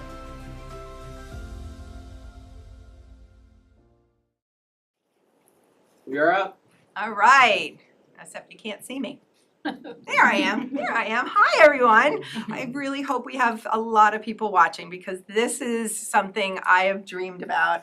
This whole day has been like, right? I teach all of the girls that if you have a vision and you just keep believing, it can come true. And this is something I've thought about for years, about being able to do Giving Day as a Give-A-Thon. People know that I was inspired by somebody called Jerry Lewis, who would do the telethons. Did you guys grow up doing the telethons? And I spent so much, I mean, my parents went crazy. I would save up my pennies all year, and we'd make them call in and donate the first day, and by the third day, I would be like, come on, we gotta call in again. Billy's in a wheelchair. And they'd be like, we donated already. So I know that's what it felt like for all of you out there today as we kept asking and kept texting. But it's been this has been my dream come true. When I was on Kelly Clarkson, which was another dream come true, like I was just loved the studio and the way it felt. And so I had the opportunity to create my own studio. And this is just like such a dream come true. My other dream come true was to have my praise team sing to celebrate the end of this incredible day. So some of you may know and some of you may not know that I get to sing with these phenomenal women almost every Sunday at the First Baptist Church of Bridgehampton. And if you've never been to the First Baptist Church of Bridgehampton, you absolutely have to come because it is the most welcoming, warm, beautiful place. And the music is the best. I'm sorry, it really is. So tonight we are going to sing, and I get to sing with them because I am in the choir now. And we're going to sing a song that you guys all know that's, very close to my heart and iTry's heart, right? What's the first lesson in iTry? How bright is your light? So tonight we're going to sing this little light of mine. And these guys are gonna start us off. We're gonna sing a little bit, and then I really, you know how much it means to me if you sing along. So if you'll sing along, and I know we're not quite there yet, but I'm hoping that as we sing, we bring in that energy, right? That people are gonna donate. This is your last effort, right? We've gotta make 350 by the end of today. We're close. We're close. So that more Sophias and more Abbies and more ladies and Pamela and all of you have that chance. If Sophia, point to Michaela right there in the middle of that picture, right there, if you guys can see. That's Tamika, wave Tamika. That's Tamika's daughter. And then your daughter, did I try too, and your niece and your family. So it's a family affair here tonight. Yes, and I'm it is. so grateful. So let's bring it, ladies. Ready? I'm ready. All right, go. 1, 2, 1, 2, 3, go. This little light of mine, I'm gonna let it shine. This little light of mine, I'm gonna let it shine. This little light of mine, I'm gonna let it shine. Let it shine, let it shine, let it shine. How everybody singing it? Ready? This little light of mine, I'm gonna let it shine. This little light of mine, I'm gonna let it shine. This little light of mine, I'm gonna let it shine. Let it shine, let it shine, let it shine. All in my home, I'm gonna let it shine. All in my home, I'm gonna let it shine. All in my home, I'm gonna let it shine. Let it shine, let it shine, let it shine. Everywhere I go, I'm gonna let it shine. Everywhere I go, I'm gonna let it shine. Everywhere I go, I'm gonna let it shine. Let it shine, let it shine, let it shine. And I try, I'm gonna let it shine. And I try, I'm gonna let it shine. And I try, I'm gonna let it shine. Let it shine, let it shine, let it shine. This little light of mine, I'm gonna let it shine. This little light of mine, I'm gonna let it shine. This little light of mine, I'm gonna let it shine. Let it shine, let it shine, let it shine. All in my neighborhood? All in my neighborhood, I'm gonna let it shine. All in my neighborhood, I'm gonna let it shine. All in my neighborhood, I'm gonna let it shine. Let it shine, let it shine, let it shine. This little light of mine, I'm gonna let it shine. This little light of mine, I'm gonna let it shine. This little light of mine, I'm gonna let it shine. Let it shine, let it shine, let it shine. Yeah.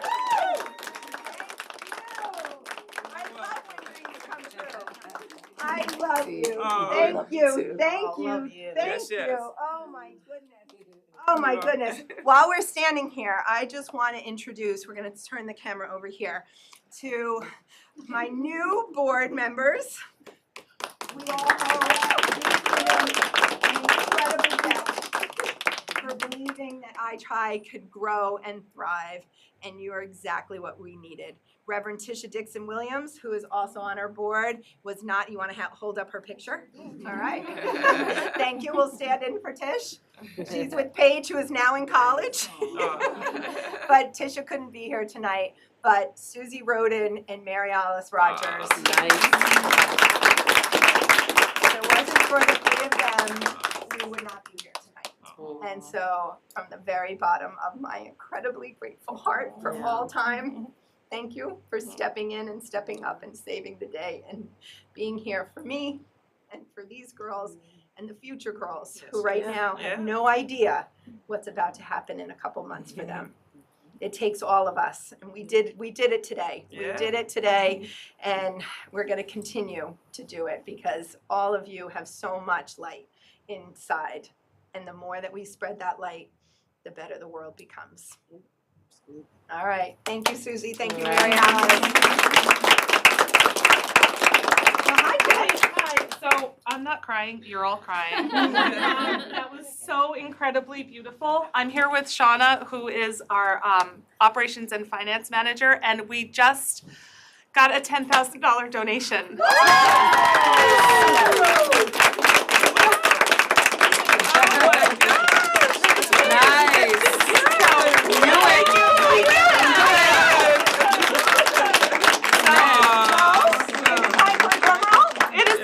Time for a drum roll. Excuse me, I am in the definitely control booth for a drum roll. Do you guys know how to do a drum roll? Ready? Here we go. Wait for it. Wait for it.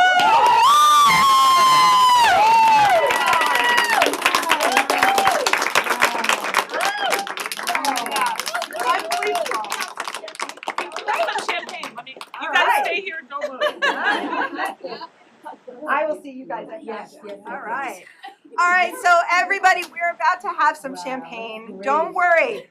If you didn't get your donation in, we're over, but that's just the beginning. Keep pledging, keep giving your money, keep supporting these girls as we continue big ripples and big light in this world. Thank you, thank you, thank you. Thank you to LTV. Guy, I don't know if anybody from LTV wants to come on camera, but they were amazing. You saw me all day. Here we go. Here's somebody from, you want to come and we're going to say thank you to LTV. Yeah! Come on! All right. Michael will come out. He promised he was going to do a dance. I don't know. But behind the scenes, these guys were doing all the heavy lifting, all the work, made it look seamless, made me feel really special, and let me have my dream come true. So thank you. Thank you, LTV. Thank you to all of you, girls, for giving me time. Everybody who has took part in the show today. And next year, we're going to do it even bigger and better. Ready? All right. Aha. Oh, I don't want to pop. Okay. But wait. Let's not break anything. I don't think you're on camera. Don't take anybody's eye out. I'm not going to let it fly through the air, I swear. It's like those Pillsbury dough things that you don't really want to pop. You got it. Come on. She can do it. She can do it.